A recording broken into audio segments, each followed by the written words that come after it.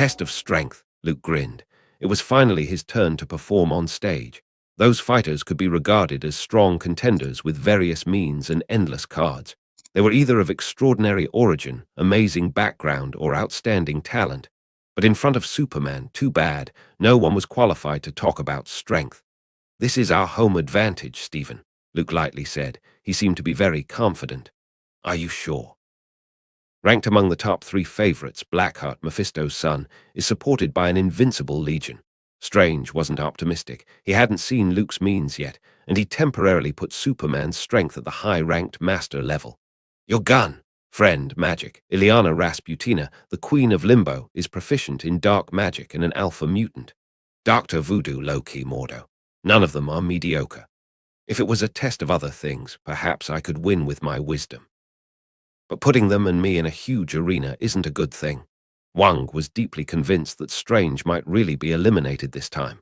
With his strength, facing any contender in combat, the possibility of defeat was very high. "Why don't you just bet against yourself?" Rocket was annoyed and began to encourage Strange to bet with him. Losing the match would be winning the bet. Losing the bet would be winning the match. Neither one is bad. Strange was a little moved, but on second thought, if he didn't have confidence in himself, was it necessary to participate in the next battle? Then he righteously refused Rocket's offer to gamble. "Then you wait for a little and work harder. I bet all my money on you." Rocket didn't persuade Strange anymore, but didn't lose heart. He turned his head and threw the winning chips at the opening in the Stars Forum. Luke took a moment to glance at the headline, Sakar Star Royal Casino, Sexy Dealers, Online Licensing, came into view. The Grandmaster's business scope was really extensive. Besides the arena and slave hunting business, he was even involved in casinos. "Just wait.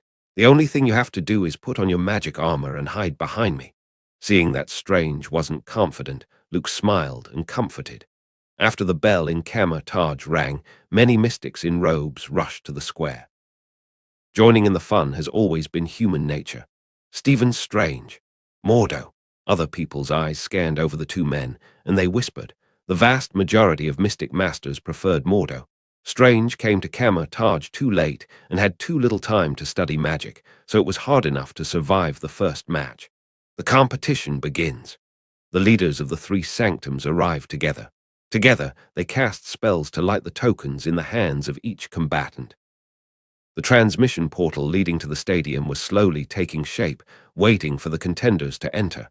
Last time, it was in the dream dimension. Where would it be this time? Strange smoothed his inner tension and stepped out. He and Mordo, who also approached the portal, looked at each other, and the latter spoke in a deep voice. "Strange, this isn't a battle you should take part in. I alone am enough to protect Kama Taj." This dark-skinned, firm-eyed new legendary master didn't know that his teacher was actually pretending to be sick and asked for leave, taking the opportunity to retire. Filled with passion, he wanted to protect the 3 sanctums and Kama Taj. Fulfilling his inner sense of mission and honor, he participated in this battle for supremacy. Luke, who stood beside him, slightly shook his head. The Ancient One's approach wasn't very good. In case Mordo found out the truth that the heir to the Sorcerer Supreme was already decided on, and all his hard work and perseverance was all for nothing, it was hard to guarantee that he wouldn't instantly turn evil.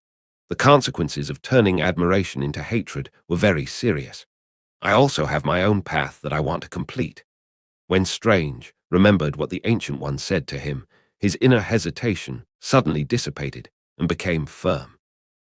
The Sorcerer Supreme extended his hand to rescue Strange when he was in his most confused and desperate state. Now the other party was approaching the end of his life and was dying. Strange felt that he should stand up.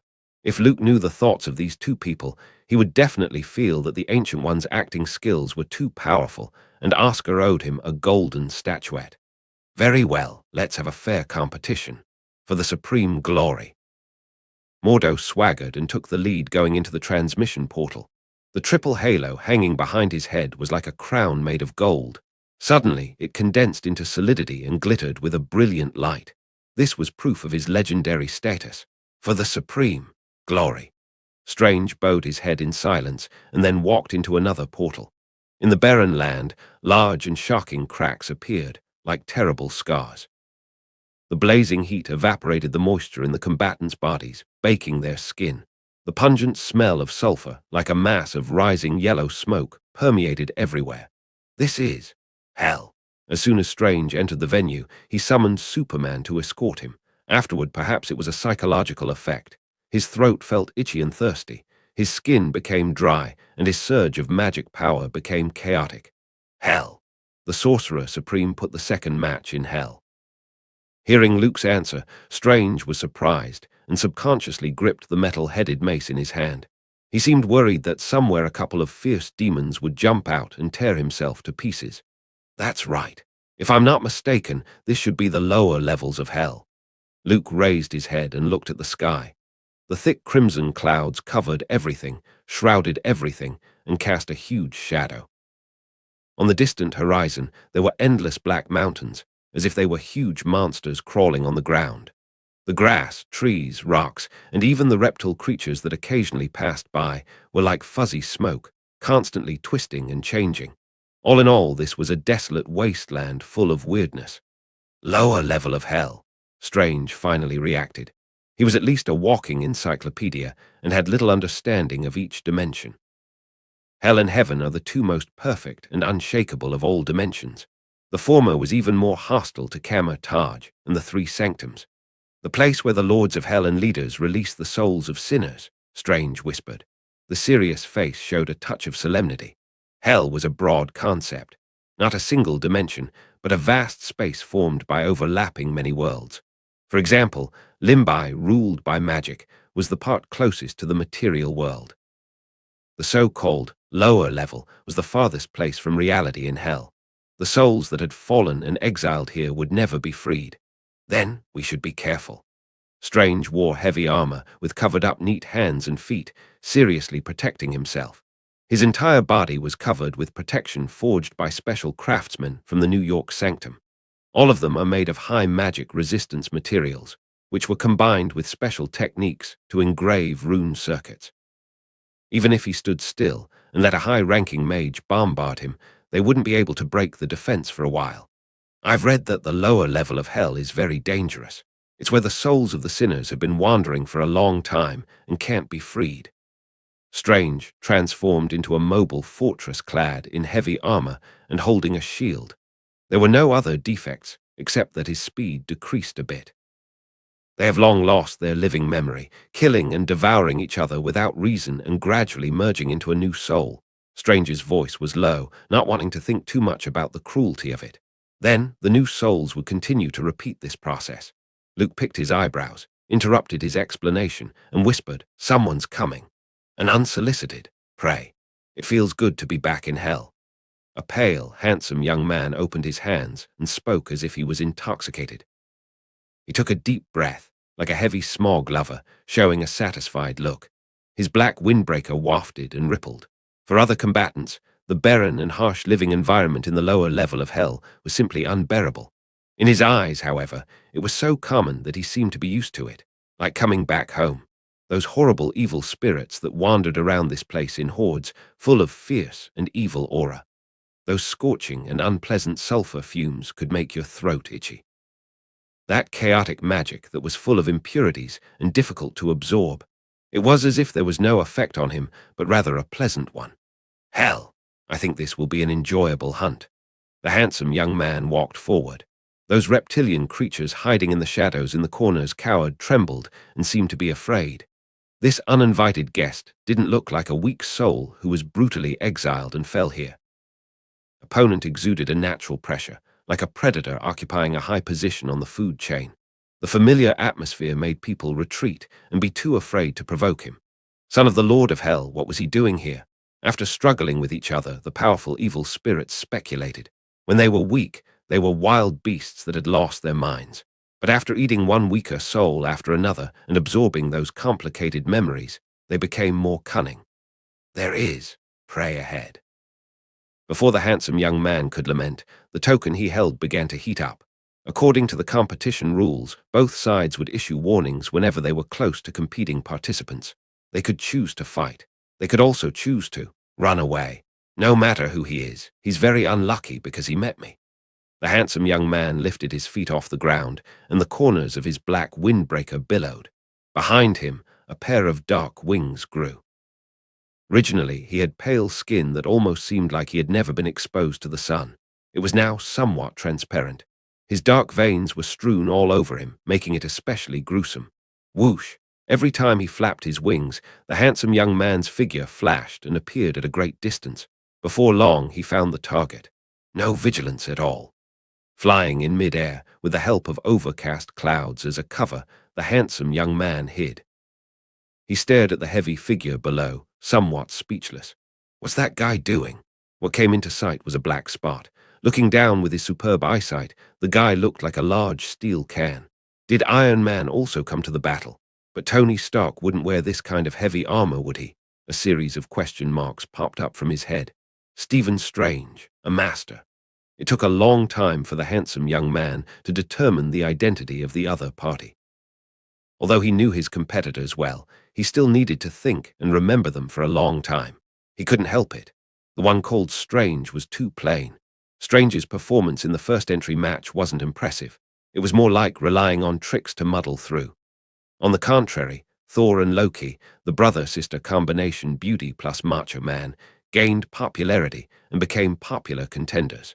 How long has it been since I tasted the soul of a master from Kamar-Taj? A wicked brilliance flashed in the eyes of the handsome young man, like a hungry person seeing a lot of food.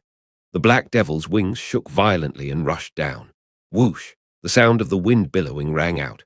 A palm covered with hard scales, as if cast in black iron, clenched towards Strange's solid, heavy armor. The handsome young man was very confident. After turning half-demon, his skin was enough to resist armor-piercing bullets, and his strength could penetrate steel. Bang! Crack! Fuck! The smile on the handsome young man's face didn't last long, then solidified. Then it turned into a twisted and ferocious expression of severe pain. His muscles swelled up, and the strong arm that was covered with scales felt like it hit an indestructible iron wall. Bending into a startling arc, the white bones were exposed, and dark brown blood flowed out as if it were oil, sticky and burning. It dripped on the ground, emitting a sizzling sound and a bit of smoke. What happened? Strange backed up repeatedly and almost fell. Without even realizing the danger, he was directly hit by a deadly attack. Blackheart! Through the crack on his steel helmet, Strange saw the handsome young man and couldn't help but step back. That's right, the guy that attacked him. It was the son of the Lord of Hell, and he was also the most popular contender for the Sorcerer Supreme seat. Blackheart, I'm too unlucky, Strange said with a headache. The most underappreciated, ignored contender met the most popular one. It was like an unknown soccer player going head-to-head with Zidane or Messi head-on. Except for a one-sided crushing defeat at the end, no one could imagine another possibility. He wondered, could Superman be trusted? This poor guy. How interesting. The strongest meets the weakest. Do we still need to think about it? Kamar-Taj's hapless master. How can someone bet on him to win all 3 matches? I'm afraid they would even lose their underwear. There were many discussions in the bar with no doors. Those who watched the live broadcast were looking forward to a cruel beating with no suspense. Blackheart, Prince of Hell, descendants of the old devil Mephisto. For a guy like him, there was no mercy or weakness in his heart. Just like a cat playing with a mouse, to torture the enemy, play with the opponent, and finally take their body and soul away. This was what the devil should do. In addition, Kamar-Taj didn't stipulate that they couldn't kill their opponent. Therefore, most people believe that with the devil's bad taste, he would never let go of the opportunity to humiliate the 3 sanctums and anger the Sorcerer Supreme. Execute and kill a masters of the mystic arts in front of them. Mephisto would be happy to see this kind of scene. Yes, it would be even more interesting if they could draw out the old devil and the Sorcerer Supreme. The guests in the bar with no doors were all a bunch of people who liked to eat popcorn, and they always held the idea of watching the fun and were unafraid of big events. They couldn't wait for Kamar-Taj to fight with Hell. The more intense, the better. Provided, of course, that it didn't affect their own safety. I'm not going to lose all my money and drown myself in the sea to pay off my debts, am I? Rocket, sitting at the table, was a little worried. He stared at the live broadcast.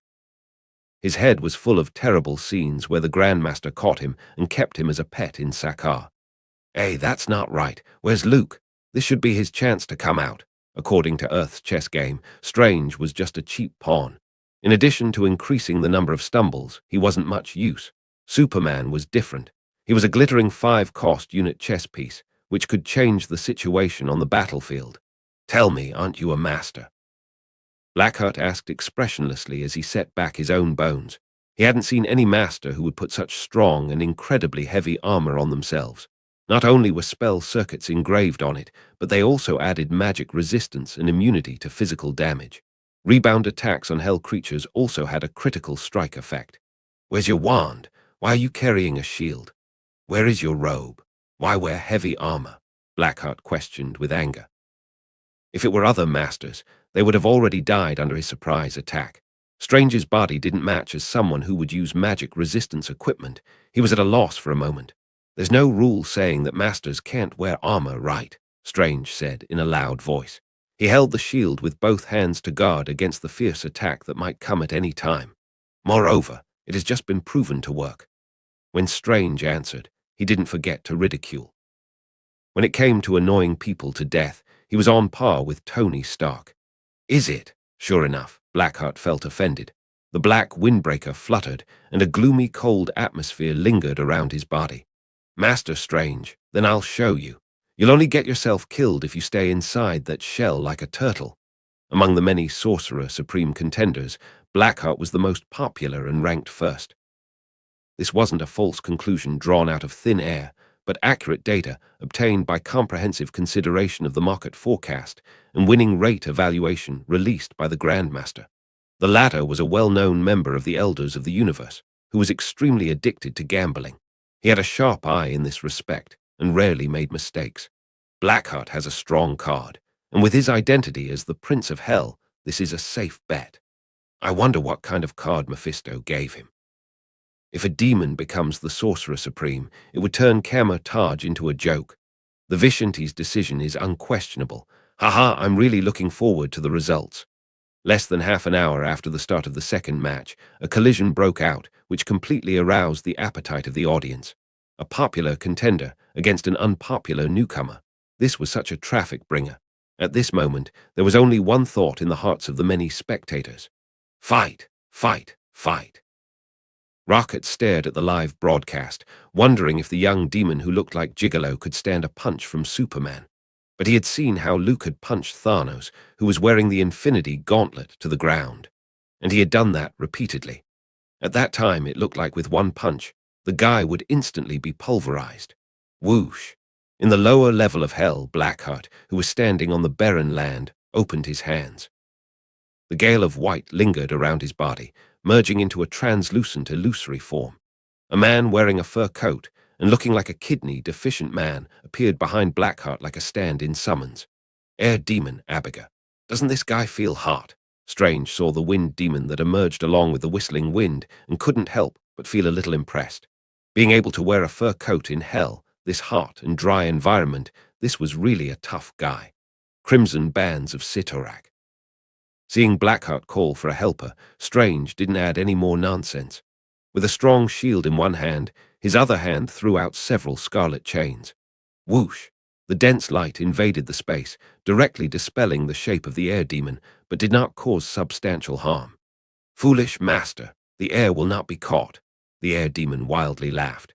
His translucent body rotated at high speed, wildly rolling up a large area of sand and dust. Instant, a terrible dragon rolled up from the ground. As if the earth had been shaken, a loud noise rumbled. The natural disaster-like terror almost took people's breath away.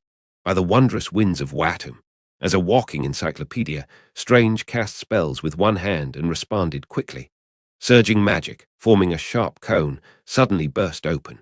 It directly broke up and collapsed Abigail's giant dragon coils. This was a high-level spell, specially designed for severe weather disasters. The wind is a stream of air and can be disintegrated, Strange calmly said, although he was very young and hadn't been in Taj long enough. But in terms of combat response, there were always some whimsical ideas. However, the fact that the first attack from Abigail was blocked didn't mean that Strange had won. At his feet, the floating dust and gravel quickly condensed into a bold man, Earth Demon Gressel. Unexpectedly, the bald man hit Strange's steel armor with a punch. Bang! The latter, like a cannonball, was hit off guard and flew out. "Blackheart, let me squash this tin can," the Earth Demon said in a gruff voice. "Don't worry, play with him for a while." Blackheart waved his hand and gave an elegant smile. Beside him, a dripping, wet, long-haired man appeared at some point. Water Demon Wallow. These were all of Blackheart's contractors, the 3 demons of hell. Each guy had the characteristics and power of a single element. The Wind Demon could control airflow and protect against physical damage. The Earth Demon had immense power and had the ability to grow bigger at any time. The Water Demon was so elusive that he had an immortal body. Being able to control these 3 demons, Blackheart thought that those masters weren't his opponents. "I want to taste this master's fear first, and then eat his soul while appreciating the despair on his face." The corners of Blackheart's mouth grinned, revealing hideous, sharp teeth. His true face was hidden under this young skin. "By the way, Master Strange, where's your contractor? He didn't leave you and ran away, right?" Blackheart didn't rush and walked slowly to the other party. The magic resistance armor was smashed by the Earth Demon, leaving a shallow mark. The strong force shook the guy inside to the core. He lifted his foot and stepped on Strange, who hadn't stood up yet, but he heard a voice from above his head. "Are you looking for me?" Blackheart subconsciously looked up and saw the tall and straight figure with his arms across his chest. "Stephen, as I said, when you can win easily, don't think about trying to do it on your own." Luke looked down at the young devil and smiled gently. "If you had let me do it earlier, you wouldn't have to be trampled by these guys." When he sensed that a combatant was approaching, Strange urged him and wanted to deal with it himself. Perhaps the victory of the first match and the thinning hair gave him great confidence. Therefore, Luke stayed quiet and witnessed the scene of the latter being beaten. "It's 2-1. Strange was indignant. He had the confidence to fight any demon for a while. Who knew these demons didn't have a shred of decency? 2 came at him at once, and they also used sneak attacks. You think it's a fair fight between cowboys in the West, each taking 10 steps and shooting at each other. There are no such rules between masters and demons." Luke scoffed unabashedly. It was time for him to teach Strange a lesson. If demons had moral integrity, would they still be demons? This meant that this new master, who hadn't graduated from Kama Taj yet, didn't clearly understand the cruelty in the magical world. "Then you look at what it means to be a true master of the mystic arts." Luke slammed to the ground and lifted up a circle of dust. Then his eyes were fixed on the bald man. "That was the Earth Demon, Gressel. You punched him. I'll have to return the favor," Luke said lightly. Immediately after, under Blackheart's shocked gaze, he clenched his right hand into a fist and swung it straight out. The terrifying force was like a solid cannonball, sending out a wave of air. Time seemed to slow down. In the eyes of the bald man, Luke's movement was like a frame of stop-motion animation. He could clearly see it, but he couldn't dodge it, as if his mind stagnated. Boom. The bald man was smashed to pieces before he could feel the huge momentum, like a landslide and a tsunami. "Fists can't kill me." A flash of fear rose in the Earth Demon's heart, but it was quickly suppressed. As long as he was on the ground and was surrounded by dirt and dust, he wouldn't completely die. This was the characteristic of a half-elemental demon. But not waiting for the bald man to finish, his body turned into gravel and was continuously crushed into powder by the violent force. Visible to the naked eye, they became smaller and smaller.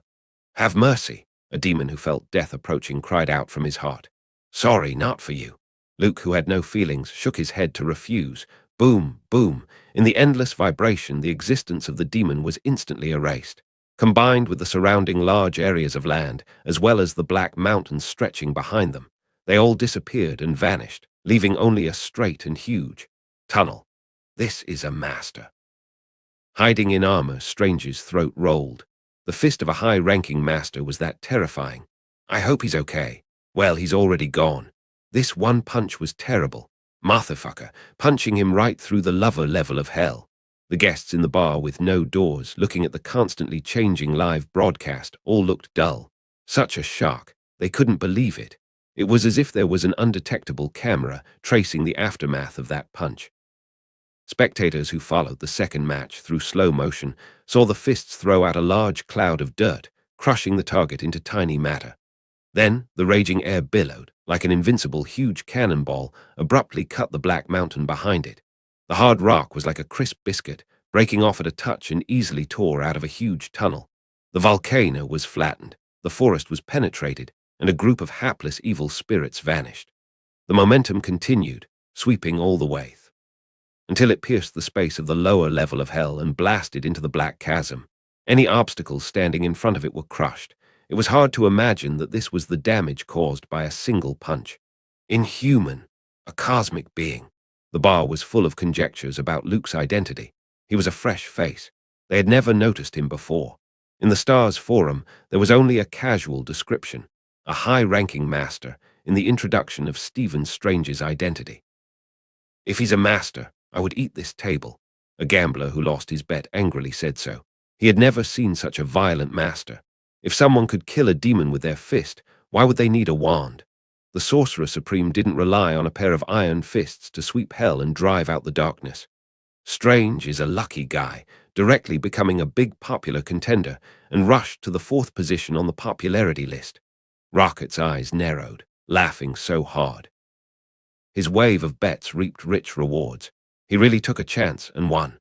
Unsurprisingly, as soon as Superman made a move, his strength shocked the four. Earth Demon Gressel wasn't a strong enemy. He could only be said to be a bit troublesome. The semi-elemental characteristics made it difficult for him to be completely killed by conventional means. Generally speaking, a master would seal them up or imprison them somewhere. Superman not only wiped out his existence, but also used a rough and visually effective way. Audiences loved this kind of thing. Unexpected surprises, and the sudden appearance of the Dark Horse would make the show more enjoyable. Except for the gambling addicts, they just wanted to win. No one really thinks that Blackheart would lose to a little master, right? No way, no way. Rocket held a computer and posted in the forum and saw this weird post. "Idiot. You're just angry because you lost a bet." Rocket also had some ability in this area, annoying people with his words. While he was busy with people online, the first collision in hell was still going on. "Let's go together. Don't be afraid. He's only one person." When Blackheart saw that his minion was punched and killed, he couldn't help but panic. However, he was still the Prince of Hell and had seen some big scenes, so he quickly told the water and wind demons to take over. Before that, such a high-profile appearance attracted the attention of the audience. If he ran away now, Mephisto would be furious. His father was very concerned about dignity, especially in front of his old adversary, the Sorcerer Supreme. People who could anger the Ancient One and provoke the Temple of the Three would be praised by Mephisto. Running away, he would turn into a joke and also incur severe punishment. Between demons, there was no such thing as fatherly love or filial piety. For example, Blackheart couldn't wait for Mephisto to retire sooner, so he could quickly get to the top. The latter was also always on guard against his group of heirs. "How do we fight him?" The wind demon showed a reluctant expression. He turned into a gale and prepared to run away. Mephisto entrusted him to do his best to help Blackheart win the battle for supremacy, but he had no intention of dying. This wasn't how the demon did things. "I don't have much combat power here." The water demon also retreated. Hell was extremely hot, just like being in a furnace. For a demon who depended on water, it meant that he went to the battlefield with nothing. "You!" Blackheart was furious. Although demons were synonymous with cunning and shamelessness, they had nothing to do with honesty, courage, and trustworthiness. But this young devil didn't expect his minions would thoroughly follow those traits. "No one is running away." Luke's eyes swept the audience. His sharp eyes were like swords, which made people's hearts feel cold. "I'll start with you." He inhaled gently, his terrifying lung capacity tugging at the airflow as if it were a ventilator on full power. The wind demon, who was the first to run away, only felt he was moving backward involuntarily, as if he was sucked into a whirlpool. No matter how he struggled, he couldn't escape. Luke was like a bottomless pit, and the wind demon was sucked in after only holding on for less than a minute. "Help!" Before he died, he also called for help from his partner, but unfortunately there was no response. "Tusk, Tusk!" Luke smacked his lips twice, seemingly not satisfied with the taste of the wind demon. The demon, both his form and soul, were swallowed together. This scene frightened Blackheart, who was barely calm. He began to wonder who the real devil was. Eating a demon raw, was this still human? Forget it, forget it. I can't afford it. Dignity was important, but life was more important. Blackheart retreated. Black wings grew behind his back. It shook violently as he flashed away. Only the water demon, who hadn't reacted yet, saw the situation and tried to slip away. But where are you going? Luke exhaled, and a wave of searing heat came steaming up and rolled down. The stellar energy in his body slowly flowed, releasing an extremely frightening heat. He was like a walking volcano, pouring heat over the poor, weak, and helpless water demon. Let me go. Without waiting for the water demon to beg for mercy, his whole body was directly vaporized and turned into a wisp of smoke. Stephen, you stay here. I'll be right back. Luke didn't pay attention to the so-called three demons of earth, wind, and water. If Mephisto could call the former fire demon and ghost rider, that would be more interesting. As for the other guys, they were too weak. Boom. The ground trembled. That tall and straight figure rose into the sky, tearing the atmosphere in a few seconds and sending out several sonic booms. Blackheart flew with his wings. His worried heart hadn't calmed down yet. An amazing blast was heard in his ear, and then a forceful palm was pressed on his head. The sound and the figure arrived almost at the same time. Blackheart was lifted without any resistance, and his dark wings flapped wildly. Thick flames suddenly appeared. Hellfire that burns the souls of sinners. Mephisto even gave you this thing. He didn't give you the spirit of vengeance, which is the most powerful weapon in the hands of the old devil. Luke chuckled, stretched out his hand, and directly tore off the wings. The clouds of flames as thick as black oil couldn't touch him. They aren't enough to judge an All-Father. Rip. The wings were reduced to ashes and dispersed with the wind. The screaming Blackheart finally showed his true face. The handsome looks turned into rotten flesh and blood. His teeth were ferocious, his aura violent. His body rapidly swelled, his skin turned reddish, and hard scales quickly covered his body. The curved horns were like iron, and the hooves on his feet were curved like bows. In an instant, Blackheart turned into a demon. He broke free from Luke's grasp, and with a roar, his eyes were filled with tyrannical killing intent. I'm going to show you what true cruelty is. With a fist as big as a millstone, he hit Luke, who was standing in the air. The latter didn't dodge or evade and stretched out his hand to receive it. Is this it? Luke shook his head, seemingly a little disappointed. He didn't even shake in the slightest. In turn, he threw Blackheart down and slammed him into the crater. Boom, smoke billowed. A devil will never be afraid of fire. Blackheart quickly climbed out of the hot magma, but as soon as he finished this sentence, he felt terrible pressure. In midair, Luke was expressionless. Heat condensed in his eyes, and he looked down. The light of destruction filled Blackheart's vision. Boom, boom, boom, boom. Terrifying energy was released and blasted into the crater, creating a volcano erupting with an even more violent sound. Lower hell seemed to have shaken a little. Those fierce evil spirits seemed to sense the danger, trembling and shrinking in the shadows. Luke watched as a huge mushroom cloud rose up. When the smoke cleared, the huge volcano disappeared, leaving only a huge crater that made people's hearts palpitate. On to the next one. Seeing Blackheart was bombarded to death, he nodded in satisfaction and quickly left. This was a quick pass through the levels. Where did Superman go? Strange, who stayed in place, waited for 20 minutes. Suddenly, the token in his hand slightly heated up and expanded into a transmission portal. The match is over. He was absolutely shocked. 6 participants were eliminated. This was way too fast. For the guests in the bar with no doors, this was probably the most boring match they had ever seen. In the beginning, Blackheart met Strange, and the Prince of Hell confronted the Master from Kama Taj, bringing his own gimmick. The effect of the show was undoubtedly exciting.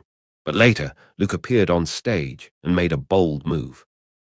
First, he wiped out the 3 demons with one punch, and then he blasted Blackheart, the most popular player in the battle, to bits.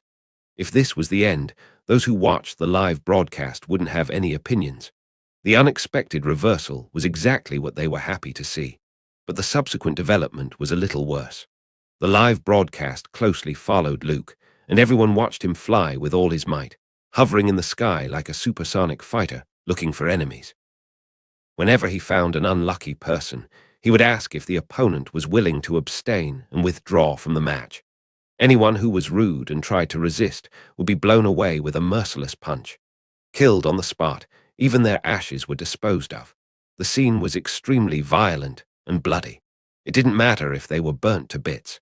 However, the most outrageous thing was that Luke would read a eulogy used by priests at a funeral afterward, letting the souls of the dead fall into hell, unable to break free. This thoughtful, superficial funeral, like a one-stop service, really stopped other people from complaining. This kind of process might still be interesting for the audience to watch at the beginning, but repeating the same thing over and over, gradually, they felt dull. On average, Luke took care of one combatant every 3 minutes. This efficiency was amazing. The fierce battle royal match was turned into a quick-pass tutorial level. It could be described as boring and dull. So, that's it. The man who said he would eat the table. Yes, I don't feel like watching the match anymore. I want to see a man eating a table show. The guests in the bar had lost interest in the live broadcast. They ordered more wine and booed the unlucky guy into eating the table. Be quiet. The third match is starting. Rocket hugged his computer, jumped onto the bar, and spoke with discontent. These stupid earthlings just knew how to shout. It was really hard to imagine that they belonged to the same species as Superman. Shut your mouths. Witness the birth of a sorcerer supreme. Monaco was indifferent to his customers, but he was someone who liked small, furry animals. Come on, have some. He pulled out a crunchy carrot from somewhere, shaking it and teasing Rocket like a rabbit. Stay away from me, you old bastard. I'll jump up and smash your kneecaps. Rocket Raccoon, who could curse like a pirate, immediately spat out. The way people treated pets naturally wouldn't work on him. What's more, he's not a rabbit. Why would he eat carrots? Why is the third match starting now? No intermission. Nonsense. The second match didn't last for an hour and a half from the beginning to the end. It must be temporary overtime. Strange, who was in the live broadcast, slowly walked out of the transmission portal formed by the expansion of the token. However, he found that he didn't return to the real world but arrived at a strange place. Where is this? He looked puzzled. Looking through his seam helmet, he looked at the surrounding environment. The land was flat as far as the eye could see, with tufts of weeds underfoot. Desolate, empty. This was Strange's first impression. The space isn't stable. It feels like a different dimension existing in the gap of other dimensions. Luke, who appeared, whispered. What came into view was a small, gloomy town. In his perception, the world was crumbling like a candle that was about to go out. This is San Venganza, a place that has long been forgotten. An old cowboy on a horse answered. He appeared like a timely NPC and answered Strange's question. Welcome to San Venganza. With his face full of vicissitudes, the old man took off his cowboy hat and gestured slightly. Luke's eyes moved slightly. He seemed to have some impression of this small town, San Venganza. I'm Carter Slade. The old cowboy then introduced himself. Hearing this name, Luke raised his eyebrows, seemingly suspecting something. Carter Slade was Mephisto's first Ghost Rider. With the addition of the town of San Venganza, things seemed to get more interesting. While he was thinking about the third match, transmission portals expanded one by one and appeared on the desolate land. Coming out of them, the 7 fighters who had passed the match, including Strange, were exactly 8 candidates. What happened? The match was over before I met my first opponent. Thor saw an acquaintance and rushed over excitedly. He was carrying his Stormbreaker with regret in his eyes. Before a great battle started, they already passed. Someone ended the match. Magic was carrying a large sword as tall as a person and looked at Luke with ambiguous eyes. Between these two people, it could be said that they knew each other's depth after a lengthy and intimate exchange. He eliminated 6 participants, so we had to go straight to the next match. The Queen of Limbo was also a popular contestant in the battle, and her words carried a lot of weight. The other candidates couldn't help but reveal their shocked expressions. Looking at Strange and Luke, there was a faint vigilance in their eyes. It looks like we're going to be targeted. Luke felt the change in the atmosphere and lightly said so. He was eager for the remaining candidates to rush towards him and give him a chance to end the competition all at once. With just a bit of thinking, he knew the theme of the third match was definitely different from the previous one. The Vishanti wouldn't let an overpowered participant pass the 3 tests with ease. Those dimensional demon guards like to make simple things complicated. Save. Holding the token, Strange lowered his voice and said, We have to save this town. This is the final test. Luke was slightly surprised and grimaced. If that's what it is, I probably won't be of much help. He was only good at physical aspects and had no say in saving other people's souls. That was the daily routine of Superman next door and Captain America. Luke was more used to erasing the existence of others and solving the problem once and for all than to convert them and give them a purpose in life. It was easier and time-saving. All the people in town sold their souls to Mephisto. Strange, like a player who received a quest, explained the details. What we need to do is to bring those people back to the right path so that they can rest in peace. The rest of the candidates were also given the same quest, and everyone breathed a sigh of relief. If it was a test of individual strength like the last match, they probably wouldn't have been a match for Superman, even if they did it together. Ha, saving a small town. A novel experience. The black-braided Dr. Voodoo walked towards the small town of San Venganza. He seemed to have an idea and couldn't wait to implement it. Mordo gave Caecilius a fierce stare before following suit. The latter sneered and walked in another direction. Loki kicked Thor. With her hands behind her back, she kicked the weeds with her restless toes. Go. She gave Luke a thoughtful look and left. See you in town. Thor scratched his head and followed Loki's footsteps. Seeing the competitors enter the arena, Strange laboriously took off the magic resistance heavy armor and gasped, "What should we do?" In the second game, he didn't use his enchanted AK-47 beast, which was a pity for him. Let's see first. What have the residents of the town who sold their souls to the devil had fallen into? Intuition told Luke that this match wouldn't be easy. San Venganza used to be a wonderful place with simple folk customs and great people. Although it hadn't yet reached the level where people left their belongings outside and didn't lock their doors at night. However, under the joint management of the sheriff and the mayor, there had been no criminal incidents such as theft and feuds for several years. It could be predicted that if we were to select the most civilized towns in the West, San Venganza would surely win the first prize. However, fate often liked to mess with people when they were caught off guard. One day, the old devil stepped into San Venganza. He deceived the mayor and bewitched the sheriff, aroused the greed of the townspeople, and amplified their inner selfishness. Finally, through a carefully planned plot, he led everyone to the path of depravity and to abandon the God they believed in. 3,000 fallen souls were sealed in a contract. Carter Slade, who was leading a horse, spoke in a deep voice. Later, Mephisto ordered me to retrieve the contract for him and open the door to hell. I ran away and went into hiding until the Sorcerer Supreme found me. Carter Slade was a young Texas Ranger. He was arrested and imprisoned because of his own greed. In order to gain freedom, he sold his soul to Mephisto and became the ghost rider chosen by the other party. What about the contract? Strange walked into town and kept looking around. Everything didn't seem as bad as Carter Slade said. The town's residents didn't react too aggressively, except for curious looks at the outsiders. They all looked so peaceful, not looking like they needed to be saved. Mephisto still has it, the old cowboy said regretfully. But he didn't open the door between earth and hell. The Sorcerer Supreme stopped the old devil's plan. But in the small town of San Venganza, 3,000 souls of the fallen will forever be enslaved by him and will never be freed. They were tainted with sin, turned their backs on God, couldn't go to heaven, and couldn't escape from Mephisto's control. Carter Slade suddenly stopped and looked at this seemingly normal, quiet town and shook his head. What you see now is just a projection of the chasm of hell. The real town of San Venganza has long been ruined and forgotten. Hearing about that past, Strange's heart was a little heavy. Then how can I save them? He asked subconsciously. I can't give you the answer. This is the Vishanti's test for you. Carter Slade shrugged, hoping that someone would give the residents of San Venganza a clean slate. The 3,000 souls that suffered hadn't been able to rest in peace. You can move freely in this small town. Carter Slade left these words and rode away. He was just the guide and bystander in this match. You're on your own, Stephen. Luke patted Strange on the shoulder, indicating that the match was up to him. Compared with the previous two matches, with a definite goal, the final test was obviously much more difficult. The Vishanti hadn't promulgated any rules, but only delineated a vague scope. The rest depended on the combatants themselves to explore and discover. By the way, a friendly suggestion. If you can't figure out what to do, you might as well look at the other competitors.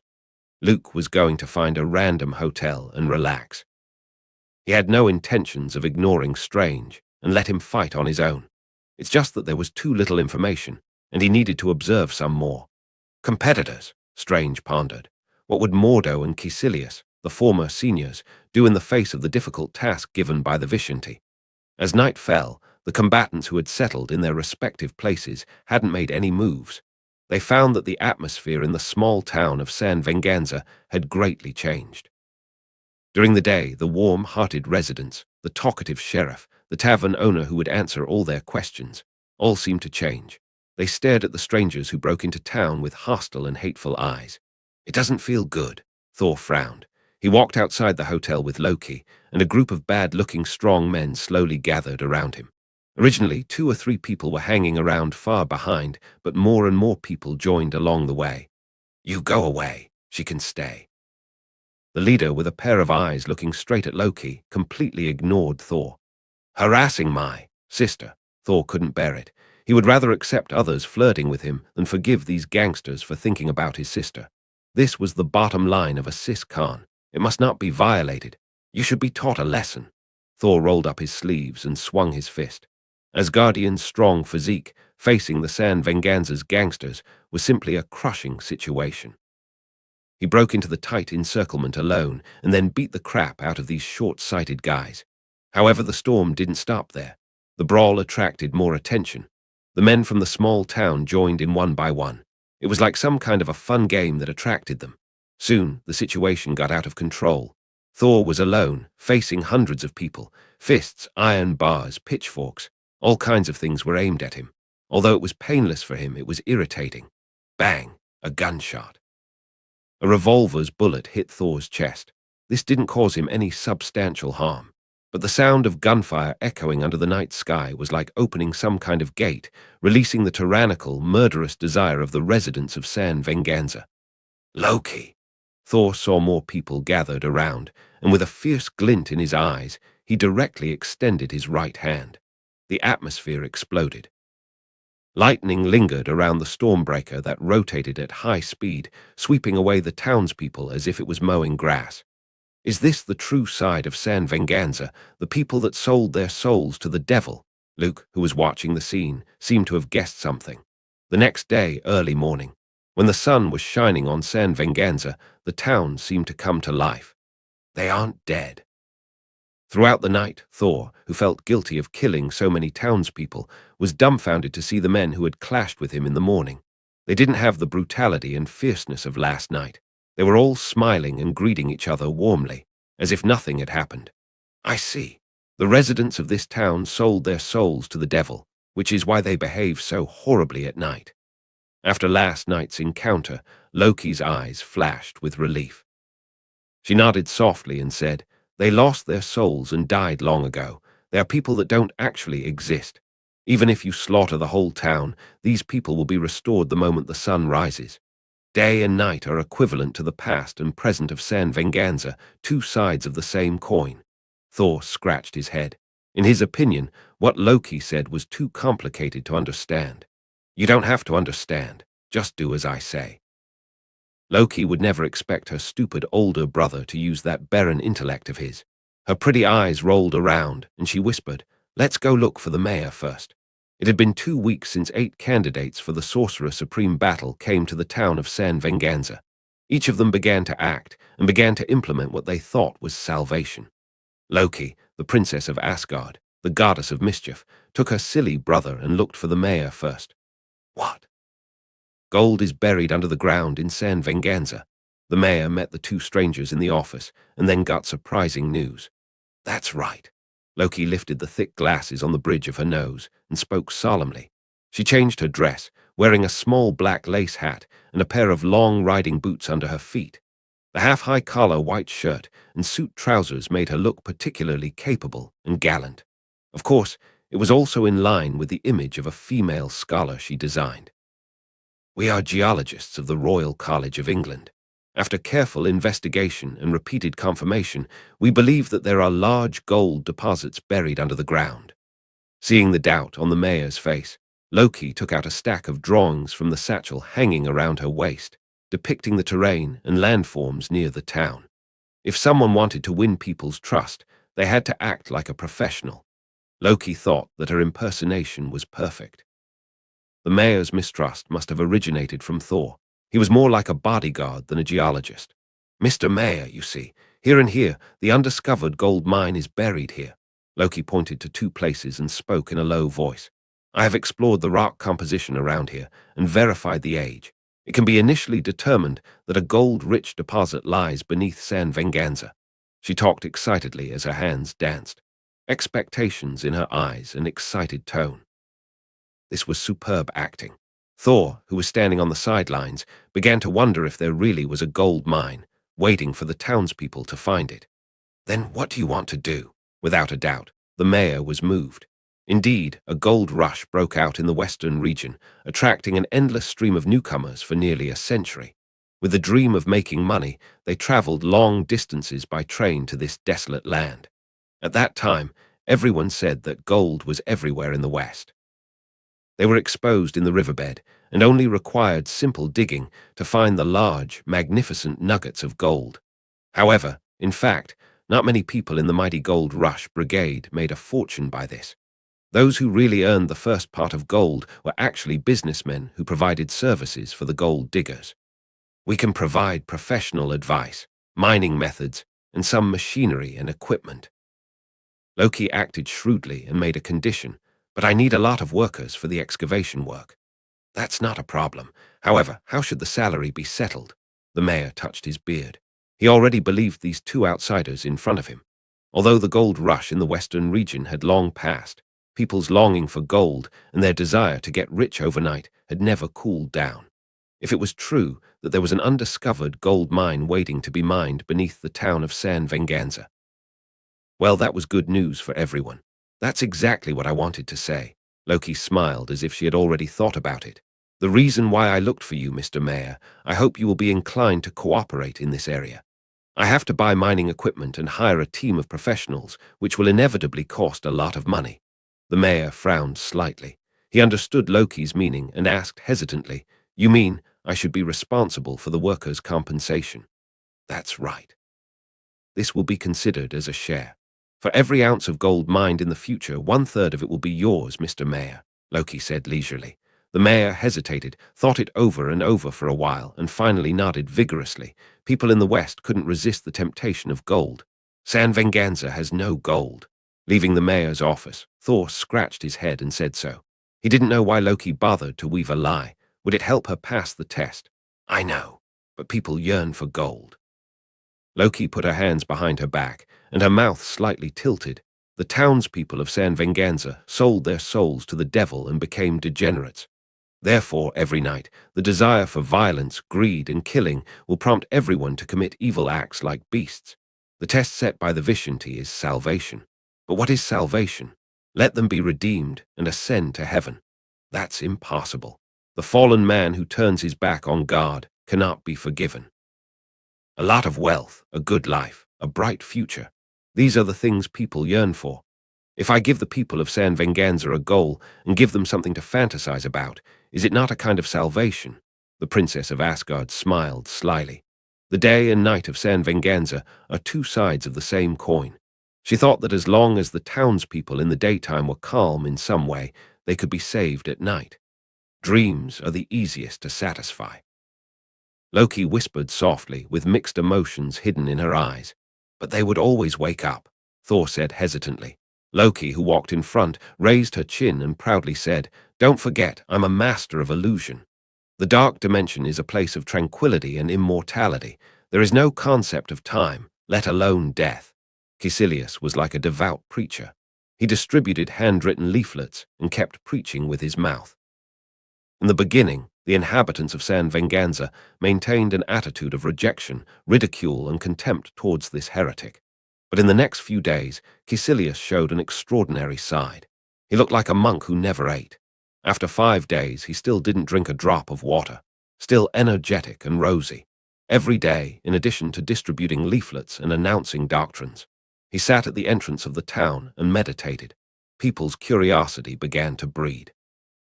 They actively approached Caecilius and asked about Dormammu and the dark dimension.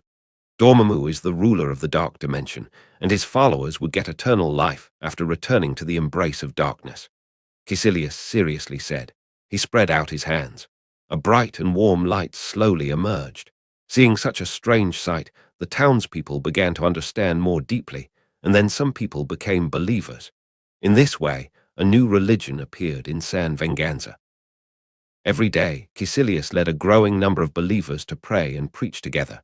It took only a week or so from the initial 3 or 2 to the later huge crowd. You learned this in Taj. Mordo stopped Caecilius, who was about to become a religious leader, and asked coldly. Behind him, the 3 halos were bright and dazzling. The powerful momentum of the legendary masters rose. Spiritual belief is an indispensable thing for anyone. Caecilius's eyes blossomed with purple-black lines as the energy of the dark dimension eroded his body, while providing him with a constant source of abundant magical power. When I was helpless, I heard about the Sorcerer Supreme in Taj, so I finally found the legendary place after going through all the trials and tribulations. When the Ancient One showed those miracles and pushed open the magic door, I thought I met my spiritual teacher and believed everything he said. But he's a liar, Mordo. Caecilius looked at his former colleague from afar, and his mouth revealed a sneer. In the commandments of Taj, it was forbidden for a mystic to worship anyone other than the Vishanti and could not have contact with dimensional demons, even with spells such as the Crimson Bands of Sitorak and the Ruby Rings of Ragador. They were just a temporary loan, not a contract, and a commitment to trust. The Ancient One broke the oath, Caecilius angrily said. Behind the Sorcerer Supreme's mask of brightness, greatness, and selfless dedication, he's actually an old liar. Mordo pressed his lips. He didn't believe what Caecilius said. A magic wand abruptly appeared.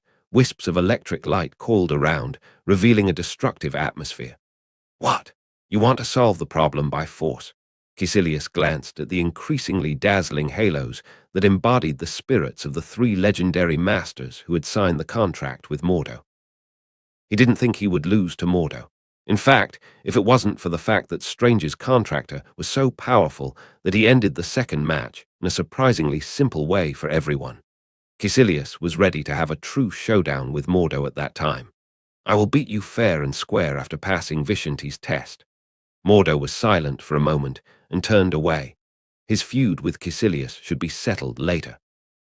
The most urgent task was to finish the last match and get the approval of the Vishanti. Caecilius used faith and religion to deceive and fool the residents of San Venganza to give them salvation. In Mordo's opinion, this is an evil path that couldn't last long. If he wanted to save those fallen souls, he could only rely on the right path. Just because your body is broken does not mean that your heart and soul are also broken. Mordo said so. He emulated the Sorcerer Supreme, giving patience, forgiveness, and kindness, striving to save every poor, desperate person to show them the way of the spirit over the body. Unbelievable medical wonders kept appearing in San Venganza. A semi-paralyzed patient who couldn't stand on their legs could actually run. A blind old man saw the light again. The disillusioned was revived. Soon, Mordo was hailed as a master and gained a solid following. Stephen, have you figured out how to practice your salvation? Luke asked jokingly when he saw Strange with a sad face and no clue. Loki regarded the townspeople as donkeys and hung a carrot in front of them. She used gold to drive the workers to work hard and put in the effort. Everything can be maintained as long as the beautiful dream is not broken. Caecilius became a religious leader, preaching, praying, and spreading his teachings every day. He told everyone that reality is full of life and death, while Dormammu's dark dimension has eternal life and tranquility. Mordo not only cured the physical disability of the people in town, but also taught them how to face life. Dr. Voodoo magic. Everyone is actively completing Vishanti's test. The more Strange listened, the tighter his brow was wrinkled. After a long while, he shook his head and said, I don't know what to do. I can't save myself. How can I save others? There was a hint of self-mockery on Strange's expression. He used to be a doctor who pursued fame and fortune and was blindly proud. A car accident drove him into the dust from the upper-class life of the elite. He lost everything and was relegated to the bottom. Then he began to reflect on his previous mistakes. I can't understand them. Strange said. The residents of San Venganza, who were deceived by Mephisto, gave up their souls. If I were the former Dr. Stephen Strange, I would feel that this was the price I should have paid. I would stand on high and laugh at their stupidity. Luke nodded his head. This was indeed the common style of the elite. Make a mockery of those who made mistakes, accuse them of being ridiculous, and express your opinion in the process. But now I'm Master Strange, a guy who has suffered and found himself. So I rightfully sympathize with them and want to save them. However, I have no idea what to do. Strange made no secret of his confusion, not thinking that what his competitors were doing would be very effective. Cheating, lies would always be exposed, blind faith was a rootless tree, and kindness rarely ever bore fruit. Saving one person was already a difficult thing.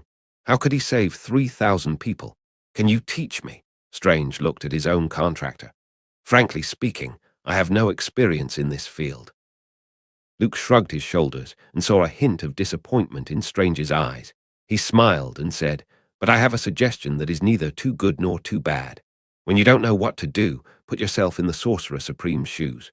Strange, silent for a long time, the frown slowly relaxed. "I see," he laughed. "You are saying that if there is no other way to save the sinful souls of those who have fallen, it's better to solve the problem directly from the source. I'm going to find Mephisto now." Strange took a deep breath, his eyes full of determination. Take back the contract of San Venganza from the hands of the old devil and free the souls of the sinners. Ah, looking at Strange, who was putting on his magic armor and opening the transmission portal, Luke didn't know if he should laugh or cry. Actually, I was going to say, forget it. Your idea isn't wrong. Anyway, a Sorcerer Supreme who hadn't beaten up Mephisto wasn't a qualified Sorcerer Supreme.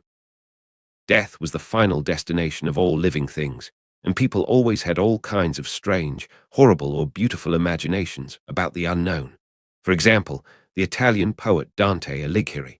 His Divine Comedy depicted hell as a funnel-shaped 9-story world with a wide top and narrow bottom. The further down, the deeper the sin of the soul itself. In the Bible, hell had an eternal fire that burned the souls of sinners. All kinds of religions had different records about it. In fact, the concept of hell first appeared in religious books. In the widely spread and well-known concept, it was the place where the soul suffered, and it was mainly used to imprison and punish the unjust people who were sinners before their death. But in the Marvel universe, hell was real. It consisted of many overlapping and parallel dimensional worlds, and there were many rulers. For example, the 9 worlds in Norse mythology. The underworld in Helheim, where Hela was located, was regarded as hell. Hades, a member of the Olympians, ruled a territory which was also hell. Of course, what was best known was Mephisto's hell. On the one hand, this old devil had more presence. From time to time, he would come out to frolic and scamper. On the other hand, the dimensional world dominated and controlled by the great king of hell was the opposite of heaven. They were just like 2 large enterprises with overlapping businesses, harvesting the vast majority of human souls on Earth by various means. The ones in the front lines were just renditions of souls of this divine lineage. Just like Thor, if he died, he would only fall into Helheim, then sink to the bottom of Yggdrasil and return to the embrace of darkness, instead of falling into Mephisto's hands. Anyway, the scope of business varied from one hell to another. It involved the complex game between the dimensional demon guards, hell and heaven, and many divine systems. Even the most knowledgeable scholars had a difficult time understanding it. It's a terrible place. Strange opened the transmission portal and arrived in Mephisto's hell. Compared with the lower dimension as the venue for the second match, it was even hotter here. The burning wind with the smell of sulfur blew in his face, making him feel like he was choking. "This is hell," Strange murmured. What greeted him was only red.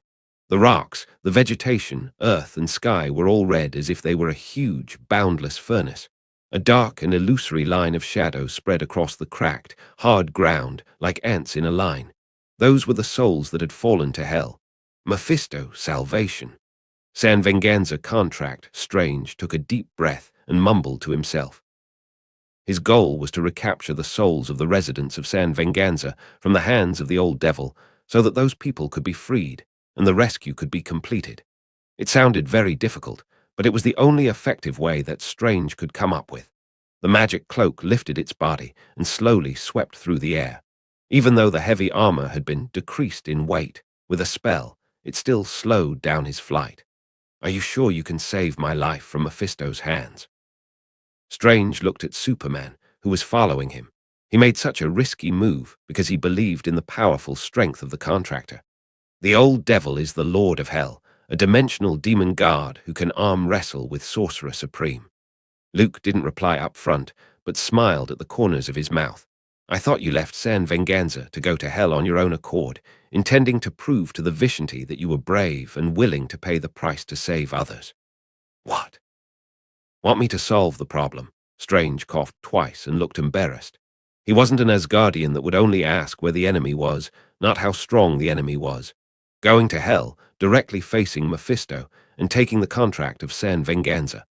The reason that prompted Strange to take this risky decision was naturally Superman. Since his contractor could quickly pass the second match in 20 minutes, he could easily defeat Blackheart, the Prince of Hell. Stalling Mephisto's cunning old devil and creating opportunities for himself might be a viable plan. Strange was very conscious of the fact. He didn't have the luxury of expecting Superman to be like the Sorcerer Supreme. Going to hell alone, fighting an amazing battle with Mephisto, and finally bringing him back intact. "Can you do it? Try to stall Mephisto, or be my only and heaviest bargaining chip at the negotiating table?" Strange asked with a straight face. "If I said no, would you give up and turn back?" Luke asked. Strange pursed his lips and shook his head gently. This was a gamble. He wanted to make a deal with the legendary cunning and cruel old devil and make a deal that he had never done before. "So, it doesn't matter if I could block Mephisto. The key is whether you are fully prepared to be cheated by the devil, lose the bet, and have no mental preparation for the consequences." Luke stared at the raging red tide like clouds. Behind that, a pair of hidden eyes stared at him. "I am willing to accept the cost of failure," Strange said solemnly. "Then just let it go. This is your test, Stephen." Luke smiled. At the moment his voice fell, thunder came from the deep clouds. A huge, deafening noise erupted, as if the drums were beating, the horn was blowing, and a great battle was about to come. "Stephen Strange. And your contractor." The gloomy voice sounded quiet, echoing in their hearts. "Do you want the contact of San Venganza back?" Strange slowed down, and the magic cloak bellowed behind him. He glanced at Luke, whose face was calm, and his inner panic suddenly subsided, like a gambler with no confidence holding the only bargaining chip. "That's right. Wise Lord of Hell, generous Lord Mephisto, I've come to bargain." Strange behaved politely, which was a necessary show of respect for the strong. "Bargain? Little mystic, what can you do to impress me?" "What bargaining chips do you have to get me to sit down with you at a negotiating table?" Mephisto sneered, and the desolate field and the empty sky suddenly shook as if responding to his question. "My soul, a soul of a Sorcerer Supreme." Strange stood up and replied loudly.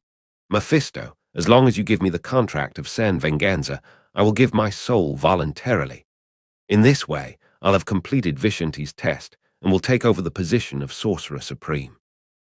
And you, on the other hand, will get the soul of a Sorcerer Supreme. Isn't that enough to impress you?" Luke was dumbfounded. He actually saw Strange use the usual tactics of a con man from the studio next door. Selling one's own soul to the devil, or angel, or other existence, this was Constantine's specialty. "The Sorcerer Supreme's soul." Mephisto's tone elongated, seemingly interested. "The Sorcerer Supreme's soul." Mephisto's tone elongated, seemingly interested.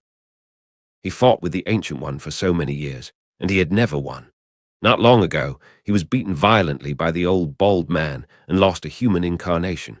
If there was a chance, naturally, Mephisto would feel happy. The successor of the Ancient One's soul, falling into hell. This was an outright humiliation for both Taj and the Temple of the Three. "That's right.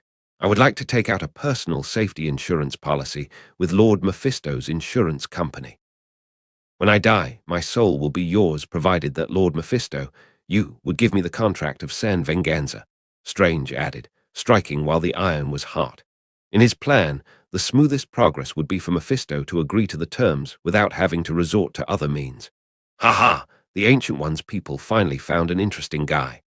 The deep red clouds gathered and drifted, condensing into a devil's face with a horned forehead and fierce features. "It sounds like a good deal." I have never collected the soul of a sorcerer supreme. But Mephisto's voice paused, and he smiled vividly. Then he continued, if you want to bargain with the devil, you must first show the strength to protect yourself. Master Strange, you are already in hell. I have countless ways to get your soul. Why pay extra? Don't you think so? Laughing like a thunderstorm, the sky shook. Suddenly, the devil's face suddenly dissipated, turning into a locust-like black wave that surged in. It seems that your negotiations didn't go well, Stephen, Luke teased. If Mephisto were so easy to fool, he wouldn't be the most troublesome among the old devils from every dimensional hell. What should I do now? Strange showed a wry smile, but the devil really didn't have any kind of moral bottom line. Take first, then sit back at the negotiating table. Prove to Mephisto that your soul isn't so easy to get hold of, Luke said with a relaxed tone and a slight smile. The evil spirits, black as dark clouds, rolled across the crimson sky. Like locusts crossing the border, they devoured all living things. Just by looking at it, people would feel that the sound was terrifying, and their minds would be shaken. A master of the mystic arts is good at fighting against evil spirits and demons. Strange nodded, and took out the AK-47 beast that finally came in handy. Da-da, da-da-da. The blue fire from the muzzle poured out a storm of demon-killing bullets. As if a long sickle suddenly swung down, sweeping away the swarming evil. By the hoary hosts of Hoggoth, by the omnipotent Ashtar, light of the Eye of Agamotto, Strange was like a ruthless casting machine, desperately squeezing out the magic in his body. One after another, high-order spells gushed out, like a fierce turret with full firepower, extremely effective in stopping the frenzied push of the evil spirits. A living soul, delicious. A huge four-hoofed demon with horns on his head suddenly appeared. He waved the fire whip in his hand, and with a swish, he broke the shield of the seraphim Strange had cast. That's a big demon, Strange nervously said. As a graduate of Kamar-Taj, he had never met such an enemy. You don't have to worry. Keep going. Luke finally showed his true level as a high-ranked master. The super-level spells in the Book of Vishanti were thrown out one after another as if they cost nothing.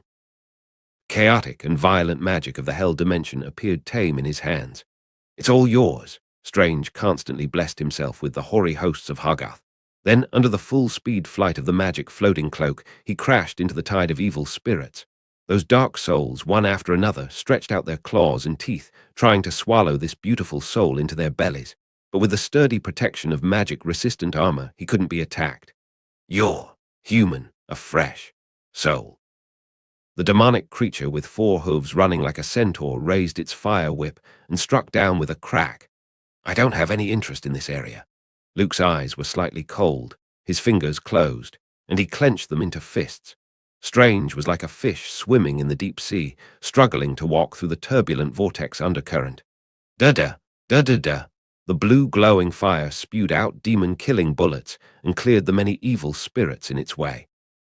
The magic-resistant armor seemed like it was almost worn out. Hold on a little longer. Strange gritted his teeth and bravely marched forward. Finally, out of the endless tide of evil spirits, Mephisto's huge body occupied his line of sight. In the Hell Dimension, the old devil didn't need to use his human incarnation. Dressed in a robe made of sulfur and flame, he sat on a huge throne, like a mountain of terror. His forehead had black horns as if it was cast from iron. Especially his eyes, burning with ambition, cunning, treacherous, and full of schemes. It was daunting. Master Strange. Mephisto called out the other's name, with a smile on his crimson face. You have proved the value of your courage, strength, and soul. Hell's insurance company is willing to tailor a policy for you. Strange saw that the old devil's right hand was holding a paper contract in which he could faintly hear the sound of souls wailing. The contract of San Venganza. In his left hand, another paper contract appeared out of thin air.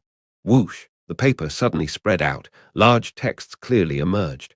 Have you thought about it? As long as you sign your name, the contract of San Venganza is yours.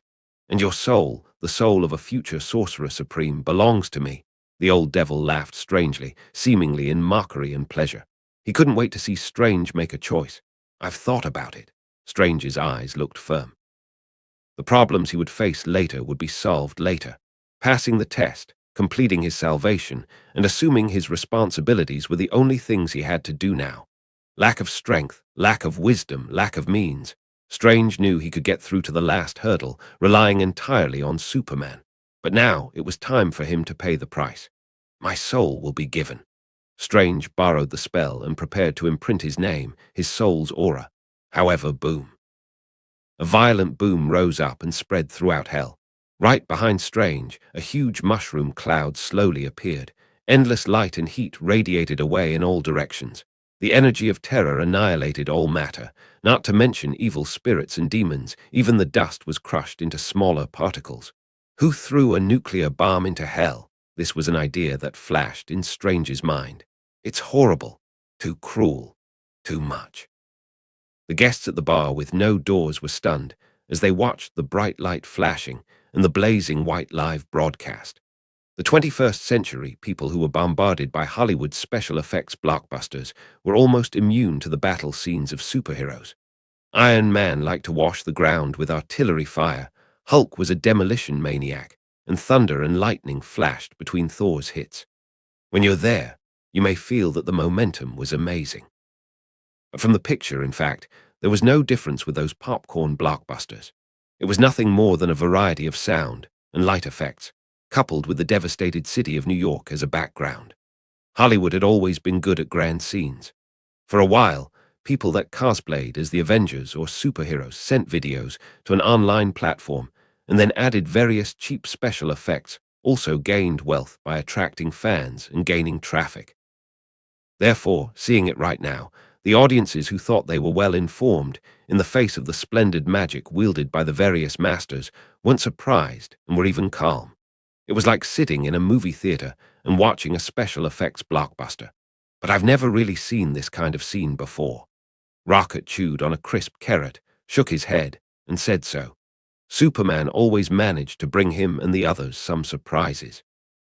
Possessing the terrifying power of destroying the world was usually just a verbal sentence. No one had ever seen that person destroy a planet and dimension by himself. But now, Superman had proved it. Why did this guy participate in the Sorcerer Supreme battle? What kind of master is he? Not making a name for himself as the overlord of the universe and participating in a competition on a backward planet. The Stars Forum, hosted by Grandmaster, had been bombarded.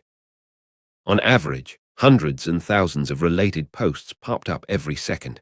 Looking at the pure white and dazzling live broadcast, Rocket stopped tapping his hands on the keyboard and temporarily put down his entertainment of trolling with people online. At this moment, no one cared about who was taking over as Sorcerer Supreme. They wanted to know who Strange's contractor was. Too strong, Rocket sighed. If it was an unsuspecting audience, people might think someone wanted to nuke hell and purify the devil. Master Strange, what's going on here? The originally calm, smiling without a word Mephisto raised his voice in anger. The terrifying pressure directly enveloped Strange, who was floating in mid-air. The cloak of levitation clung to his body with a jerk. The erected collar drooped down like a poor child shivering. Is this, perhaps, a misunderstanding? Strange said awkwardly. Behind him, a burst of bright light continuously broke out. The violent energy was like an astronomical tide. The thundering swept through, annihilating everything. Strange didn't dare to look directly behind him for fear of being burned by the dazzling, blazing white light. What did Superman do? He was very confused. Could it be that the opponent had released a heaven-defying super-level forbidden spell? Misunderstanding. Humph, who dares to run wild in hell? They won't end well. Mephisto wanted to say a few malicious words, but on second thought, it was the Ancient One who made a mess in hell last time. So far, the old man was living well, and there was no sign of him dying. So, what if he was seriously wounded? His time was coming. It was just a smokescreen put out by Taj to confuse others. Get out of the way. I'd like to see what your contractor is doing. Mephisto stood upright, like a giant standing on top of the earth, leaving the stone throne. If he continued to watch from the sidelines and ignored it, he was afraid that his home would be torn down. Rumble, the terrifying loud noise of the sky and land splitting, crushed the space into pieces. Strips of thick black cracks suddenly emerged, shocking and engulfing matter. The violent and chaotic energy tides continued to pull the land. With the strong smoke rising up, the hard rocks were ripped open with huge cracks. Crack! The great rift valley, like ferocious cracks, spread rapidly. Stop! Mephisto raised his mountain-like palm and reached into the intense light. The intense heat that burned evil spirits and wiped them out was nothing to the old devil. As if cast in iron, the huge palm fiercely closed. The dazzling light instantly dimmed like an extinguished light bulb. Not lethal, Mephisto was surprised. In this bright light, he didn't notice any aura of destruction. I only ordered an illumination spell, so why should Lord Mephisto be angry? Luke slowly said as he easily avoided the grasp of the palm. He looked extremely small, like a speck of dust, in front of the devil's body that stood tall in the sky. Illumination! Mephisto was speechless and didn't know how to answer him. The intense light released high temperature, which in turn triggered a tidal wave of energy, causing the sky to collapse like a doomsday scene. Along this line of thought, the endless light and heat, shaped like a nuclear explosion, was all just lighting. There's a lot of talent in Taj. Mephisto, the old devil who prided himself on having seen all kinds of storms, suppressed such a sentence after a long while. With illumination, you almost destroyed hell. You are much more powerful than the Ancient One. Luke smiled modestly, waved his hand, and said, No, no, no, I'm nobody. How could I compare with the Sorcerer Supreme? How could a true master not have illumination spells? However, the movement he made was a little bigger. Dare to run wild in hell. You have a lot of courage, Mephisto grunted coldly, and the intimidating pressure of a great devil was released. He didn't know much about Luke's details. Judging only from the magic fluctuations, he was at most a high-ranking master. However, the old devil had seen the live broadcast of the other party crushing Blackheart, punching him through the lower level of hell. That terrible power wasn't like a nameless high-ranking master. What else could this guy do? Therefore, Mephisto wanted to test Superman's strength. My contractee, Stephen Strange, is a candidate for Sorcerer Supreme. The powerful pressure from Mephisto's aura, which was enough to deprive people of their sanity and create fear, had no effect on Luke, who had no problem saying, the contract of San Venganza is related to whether he can win the last game. Therefore, I would like to bargain with Lord Mephisto and make a deal. Why do Taj bastards like to bargain with people? No need. I have agreed to Strange's request. He promised me his soul, and I will give him the contract of San Venganza to help him complete the test.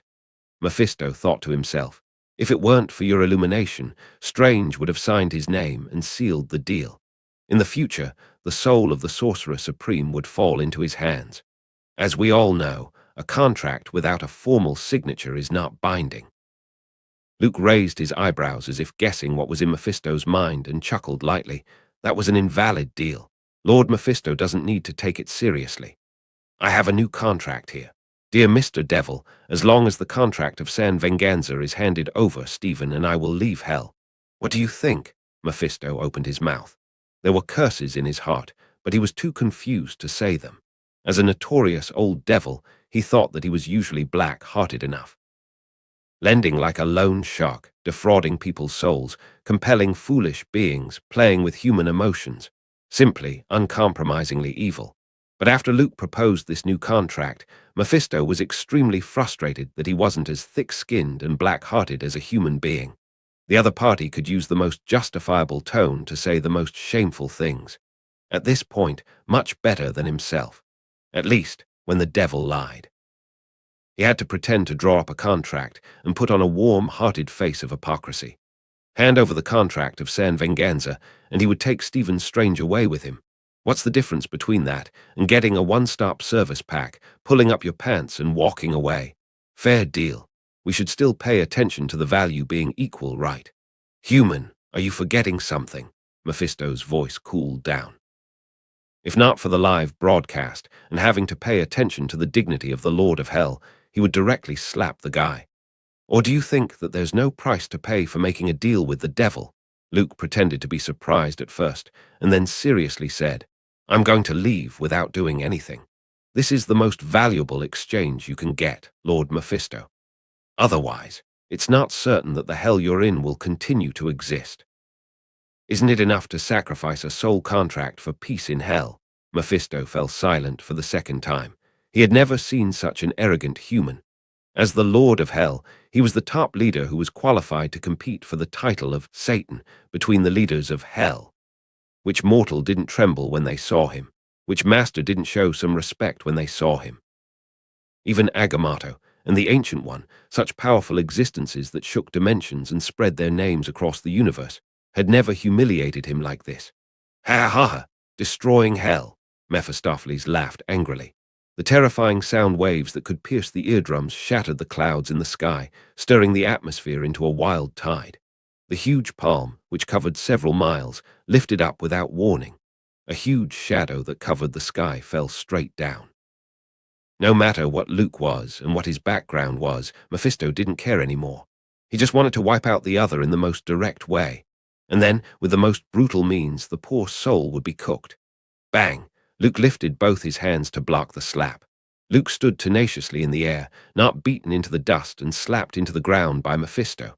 Where he stood, the air exploded. Violent ripples were visible to the naked eye. So that's the end of the deal. Luke had no intention of humiliating the old devil. His bioforce field opened up instantly, and his body slammed upwards. Like a sharp nail, he pierced through Mephisto's palm. The fist struck through the air as if it were a heavy hammer thrown at the old devil's face. Boom! Mephisto's face showed irritable pain and redness. Fortunately, with his natural red face, no one could see it. Even Sorcerer Supreme didn't punch me in the face when he hit me. Mephistopheles' anger filled his chest. A pair of dark wings popped up behind him.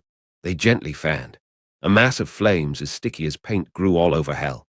After being offended several times in a row, Mephisto's anger had been fully accumulated.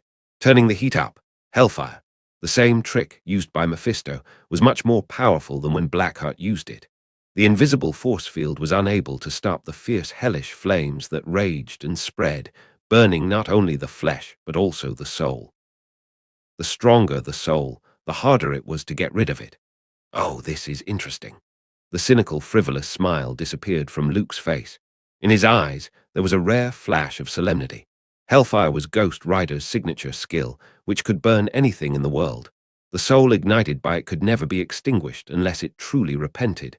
In the comic, even one of the 5 guards of the universe, Galactus, had suffered a great loss to Ghost Rider, lighting him up into a huge torch. Therefore, it was necessary for Luke to take it seriously. Stellar energy rushed through his body, and a terrifying aura swept out. Superman loaded the Devastator card, not afraid of death and injury. Come on, burn my soul. Luke ran into the thick sea of fire head-on. A sharp pain rose from the depths of his soul. It felt like it was tearing and burning up. Repent for your sins. When Luke was caught in the inferno, Mephisto burst out laughing. He waited for the bruised and tortured soul to fall into his hands. Judging me. However, a few moments later, a contemptuous snicker came out. The sea of hellish fire suddenly parted, revealing a sturdy figure. The wispy, sticky flames were attached to and around Superman's body, but it did little damage. High resistance, high immunity to physics and magic, and high adaptability. Except for the low IQ, there's nothing wrong with this card. The sharp pain looming deep in his soul made Luke's mouth slightly twitch. Fortunately, he had the Devastator card. After a short period of burning in his soul, the immunity characteristics rapidly evolved. What else can you do? Luke clenched his fist. The hellfire on his palm was suddenly snuffed out. Both his eyes were like swords, stabbing straight toward Mephisto. Hellfire, it doesn't work on you. The latter's heart shook. This was the power of hellfire that could even burn an Allfather to ashes. If it was the Ancient One, even he may not be able to withstand it. Mephisto was a little suspicious of Luke being a demon. Even though hellfire had never worked on the Sorcerer Supreme, it could still hurt his opponent, no doubt about it. Humph! The old devil sneered. At his peak, he was at least a dimensional demon who could fight the Sorcerer Supreme and Odin. How could he be bullied by a young newcomer? If this news spread, where should the Lord of Hell hide his face? Do you think these are my only tricks? Mephisto laughed furiously. His temper flared up. He raised his right hand and the power of hell surged forth. A palm strike, a loud boom. Hey, where's the live feed? Why did the screen go black? Switch the channel. That was an exciting scene. Immediately, discontentment erupted in the bar with no doors. Somehow, the live broadcast was cut off and they couldn't see what happened in hell. The old bartender Monaco petted Rocket Raccoon's head and thought, turns out the old devil had pride too. The contract of San Venganza. Mephisto was worthy of being the Lord of Hell, very decisive without the slightest delay. Remember, what happened today? Luke took the contract of San Venganza and nodded. I know. Absolutely confidential. It won't leak out. Lord Mephisto, you fought with me for 300 rounds, so much so that space was shattered, and even the power of hell was worn out. Finally, you were kind, compassionate to the evil spirits of hell, and couldn't bear to see the dimension collapse, so you voluntarily handed over the contract of San Venganza to quell the battle. The old devil shrunk in size and became a normal person. He glanced at Luke, who opened his mouth first and shook his head. This is the first time I saw a human being who looks more like a devil than I do.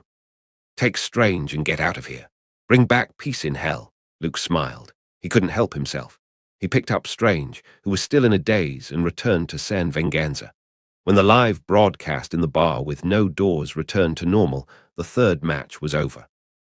The winner, Stephen Strange. Compared with the second match, which took only 20 minutes to end, the outcome of the third match was even more surprising. The audience outside the venue only saw the live broadcast screen suddenly black out, as if the camera was blown with a slap, leaving only the piercing scrambled noise. When the picture was restored, the winner was announced. It was Stephen Strange, who was plain and unpopular from the beginning. Then the match was over. The rest of the combatants were transported back to the real world.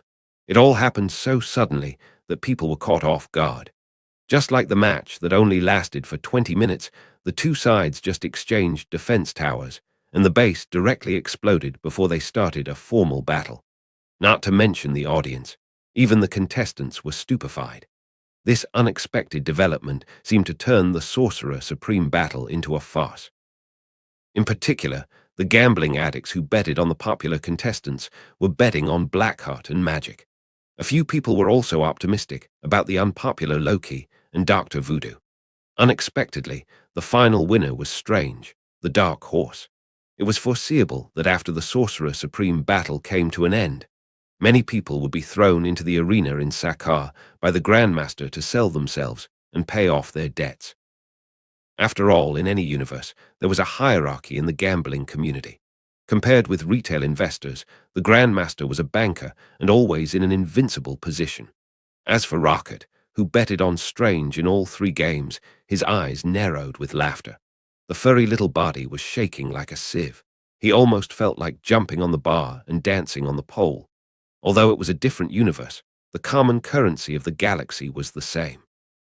When he returned to his Marvel universe, he would be a real millionaire. At that time, that bastard Quill has to call me Captain, respectfully.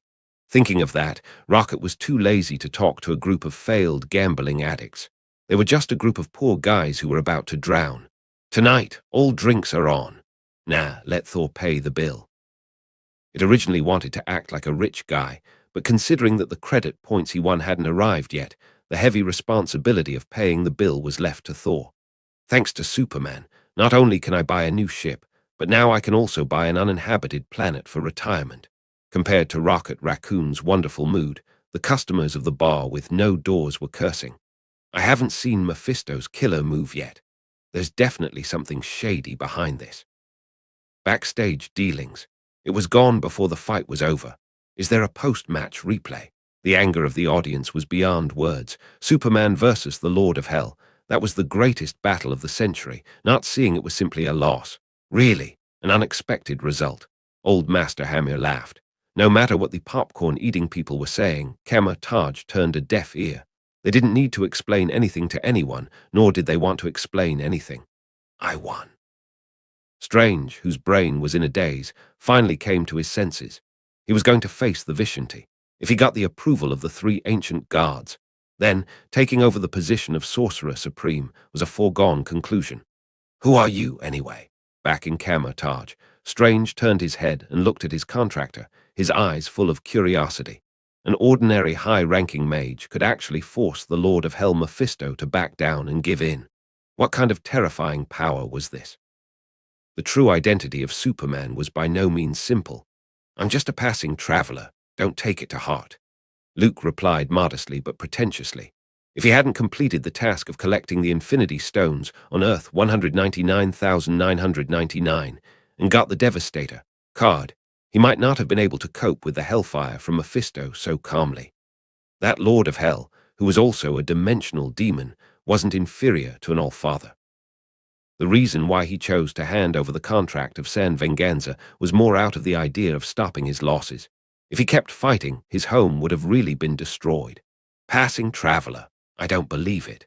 Strange was even more curious, and then began to make something up in his mind.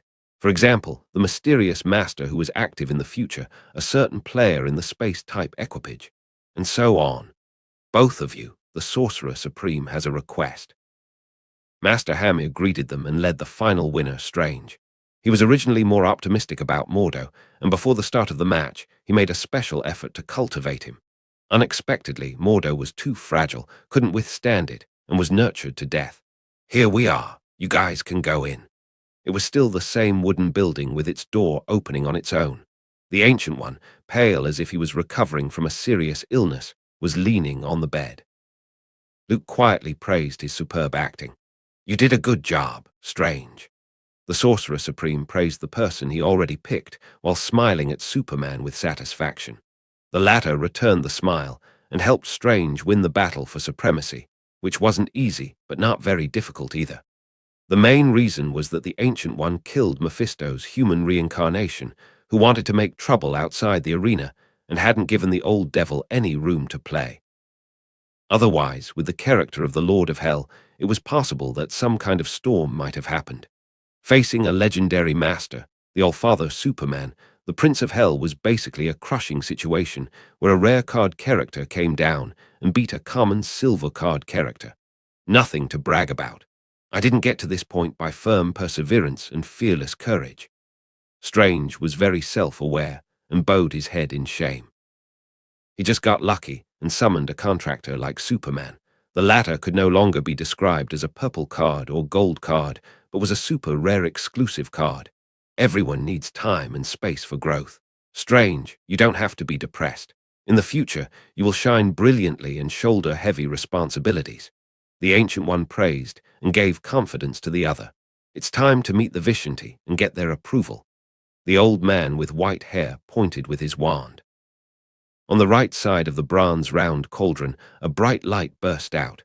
That was the famous cauldron of Kamar-Taj, the cauldron of the cosmos. The Ancient One would use it for deep meditation, experiencing the mystery of the universe and acquiring more knowledge. When necessary, he could also contact the Trinity of Vishanti with it, who were rarely seen. The strong light, like a white horse, shot out of it. The two people who won the battle for supremacy and had passed the test 3 times were suddenly enveloped. Their souls then left their bodies and flew upward into the atmosphere. The blue planet kept shrinking like a little light on a dark curtain. A gentle force dragged them to another dimension. Stephen Strange. A pleasant female voice called Strange. He opened his eyes and saw 3 pure white figures. That was the Vishanti, the supreme spirit in white magic, where Kamar-Taj's faith lies. Congratulations on having completed 3 tests and arriving here, the female voice slowly said. She was Ashtar, the oldest of the ancient gods, also the first Sorcerer Supreme, Agamotto's mother.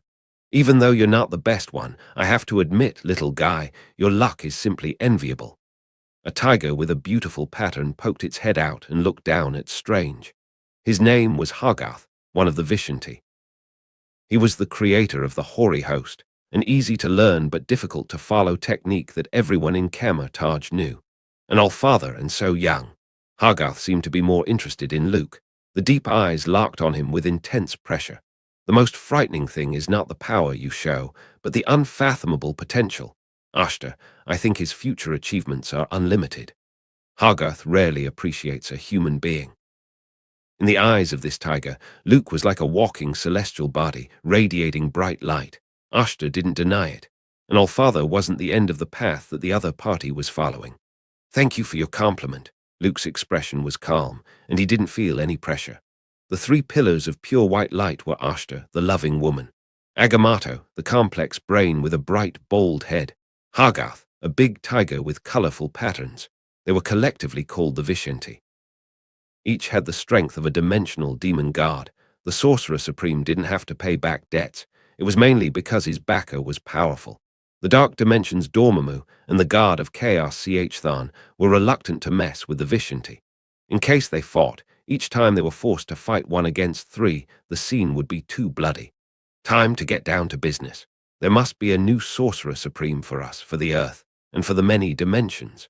Agamotto spoke up. Ancient One, who has been sitting in that seat for too long, is deeply exhausted, both mentally and physically.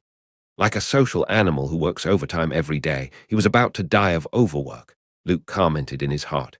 Stephen Strange. At the sound of his name, Strange's soul shook. There was the pressure of 3 pairs of eyes looking at him. It was as if he was pressed against a large mountain. The irrepressible nervousness emerged. Yes. Heaven and hell, Asgard and the 9 realms beyond, all those powers are waiting to see whose hands the position of Sorcerer Supreme will fall into.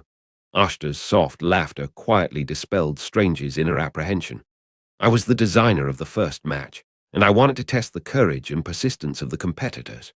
Hargarth shook his head. The tiger, full of majesty, showed a human expression. The second match is a test of personal strength.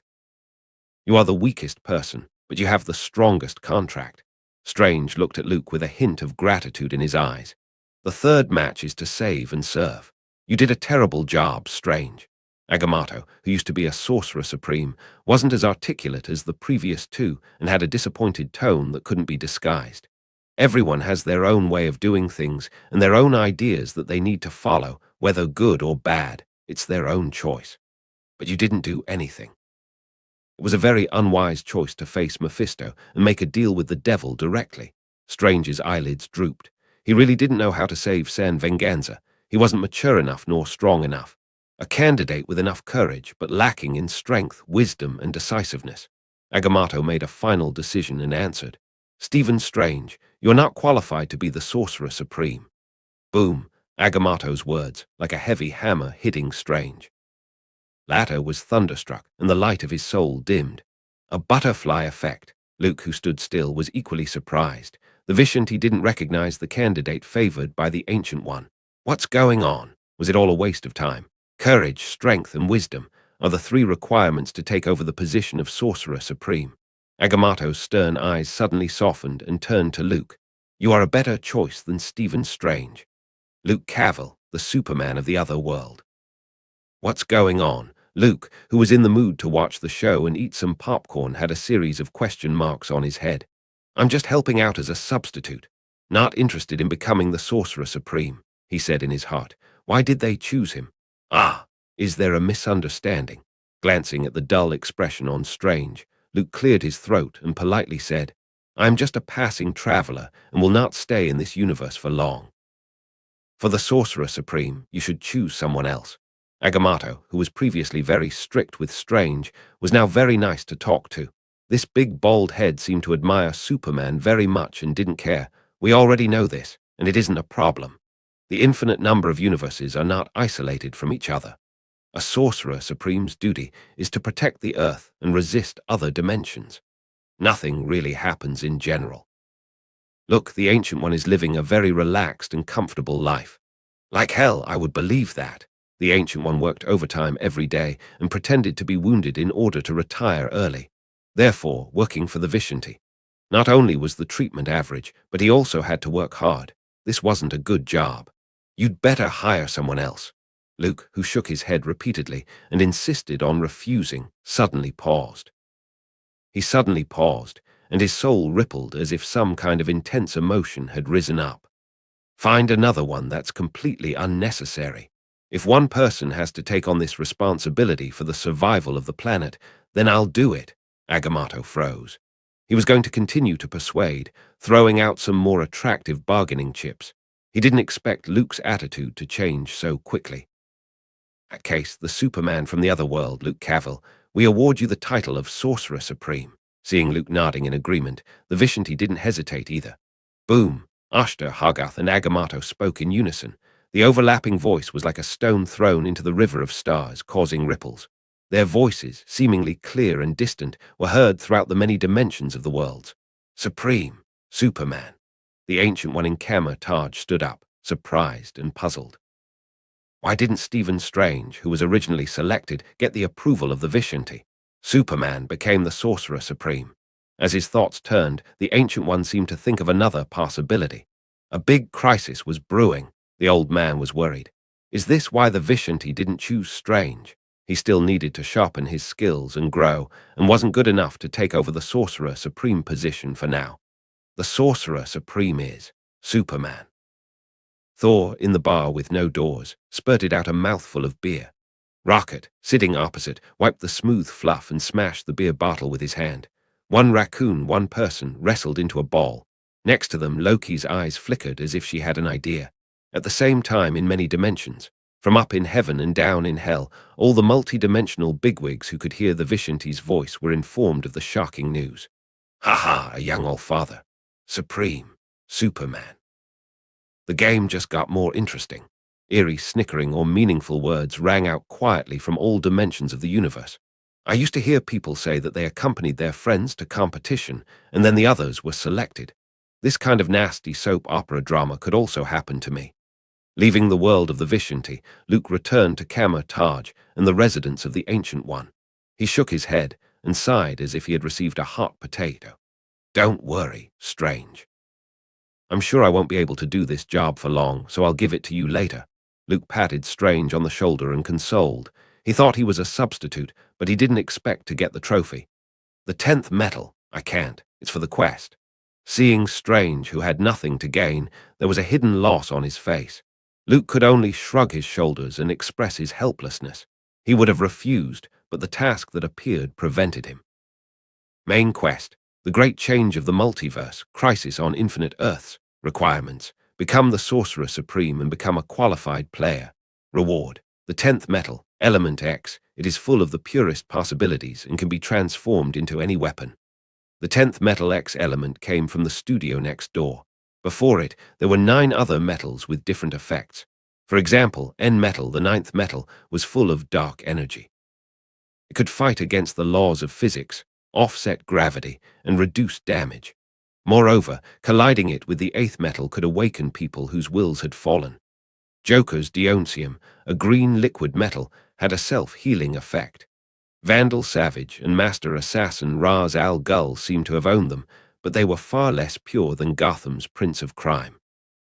The Joker was violently abused by Batman all day, and his hands and legs were easily crippled. He was still alive and kicking, even when his face was cut off. However, it was as if nothing had happened to him. It was only because the Deoncium gave him the strength. Electrum, transparent and colorless liquid metal. Batman once drank it without knowing it. This was the initial layout for Barbatos in the Dark Multiverse. The Court of Owls had always held it in Gotham, and when mixed with the inferior Deoncium, it could preserve corpses and revive others. Those claws were that dead and alive, again alive and dead, had to rely on this, repeatedly exiting and reappearing. In addition to this, if you could find the right blacksmith, you could process it. Electrum had a strong restraining effect on magical creatures such as ghosts, tree spirits, and werewolves.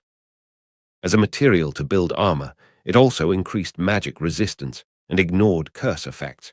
It can be said that it was a must for traveling and pillaging people. Promethium, its function, was similar to adamantium in the Marvel Universe. Deathstroke's armor was made of promethium. Without a high defense and high magic resistance equipment, even the world's top mercenaries couldn't single-handedly destroy the young Titans and fight the Justice League. Batmanium, a magical metal with an appearance like red copper, it's also a high-end casting material. It's a favorite prop for people like Zatanna, Dr. Fate, and others, and it could also be used to communicate with the Dark Multiverse. All in all, there were 10 kinds of super metals like these. They were best known for their debut in the metal event. Barbatos from the Dark Multiverse used Batman as a gateway to invade the main universe. Those metals played an important role in that great crisis. I feel like going to the studio next door can be put on the agenda. Luke, who became the new Sorcerer Supreme and returned to his residence, thought silently. He opened his palms, and a ball of silvery liquid changed into different shapes. Hammer, sword, axe, mace, AK-47. This was the most basic ability of the 10th metal, and it could be transformed into any weapon and any form at will. On the surface, it was called metal, but it actually had a cosmic origin, produced in the World Forge. The Mobius chair of the Anti-Monitor and the mother boxes of Darkseid were all made of the 10th metal. If anything, Luke's entry into the multiverse class had resulted in the mastery of conceptual abilities. Then he could easily create 6 Infinity Stones with this mass of liquid metal. This was the real reason why he would rather step into the pit created by the Vishanti and take over the position of Sorcerer Supreme. The effect of the 10th metal was far better than the other 9. It could create cosmic artifacts, endow some metaphysical concepts, and the power of origin. The World Forger from the studio next door once forged countless pocket universes and parallel universes with the 10th metal. Of course, the above uses were still relatively distant for the current Luke. He was looking forward to using the 10th metal to open the source wall. However, why should I go to that dark universe? Luke shook his head and smiled. He didn't want to be on Batman's list of dangerous people. It's safer in New York, and the weather in Gotham is too humid to be of much interest. This new Sorcerer Supreme closed his palms, and the silvery 10th metal melted and disappeared. Anyway, being able to master the power of a universe's origin was a good thing. Who knew what was going on in the studio next door? By adding more means of countermeasures, more trouble could be avoided. You should know that after the end of the Great Metal Event and the extinguishing of the World Forge, the 10th metal was used less and less. Later on, if Luke had the opportunity to meet the richest man in Gotham, Mr. Bruce Wayne, the people's tycoon. With sufficient 10th metal in his hands, he could also stand proudly over his opponent in terms of wealth, making his money-making ability ineffective. This was the power of the origin of the universe, and even the whole of Wayne Group wasn't enough to exchange for a single drop. Supreme, Superman. Sitting on the bed, Luke's mouth tilted when he thought of his new nickname. This time, it was really rewarding. Becoming the Sorcerer Supreme was equal to using the Vishanti's white magic for free. He could also find Dormammu, Than, and their other dimensional demons and take things from them. There were 3-dimensional guards behind him, and he could walk arrogantly in both heaven or hell. The elders of the universe also had to show him some respect. This was a benefit. Unfortunately, there's no free lunch in the world. Luke wasn't overly proud. The Vishanti certainly didn't look at him because of his handsome looks, a beacon of light on the earth, and the light of the right path. This kind of scheming was normal for some dimensional demon guards who were used to planning and scheming. There were always reasons behind doing anything, but whatever it was, it definitely had nothing to do with love, justice, and world peace. Oh, as a mature social animal, relaxing while getting paid has already been integrated into my bones. Luke remembered all kinds of stories about his previous life, fighting in a battle of wits with the company manager. In this regard, he really never lost.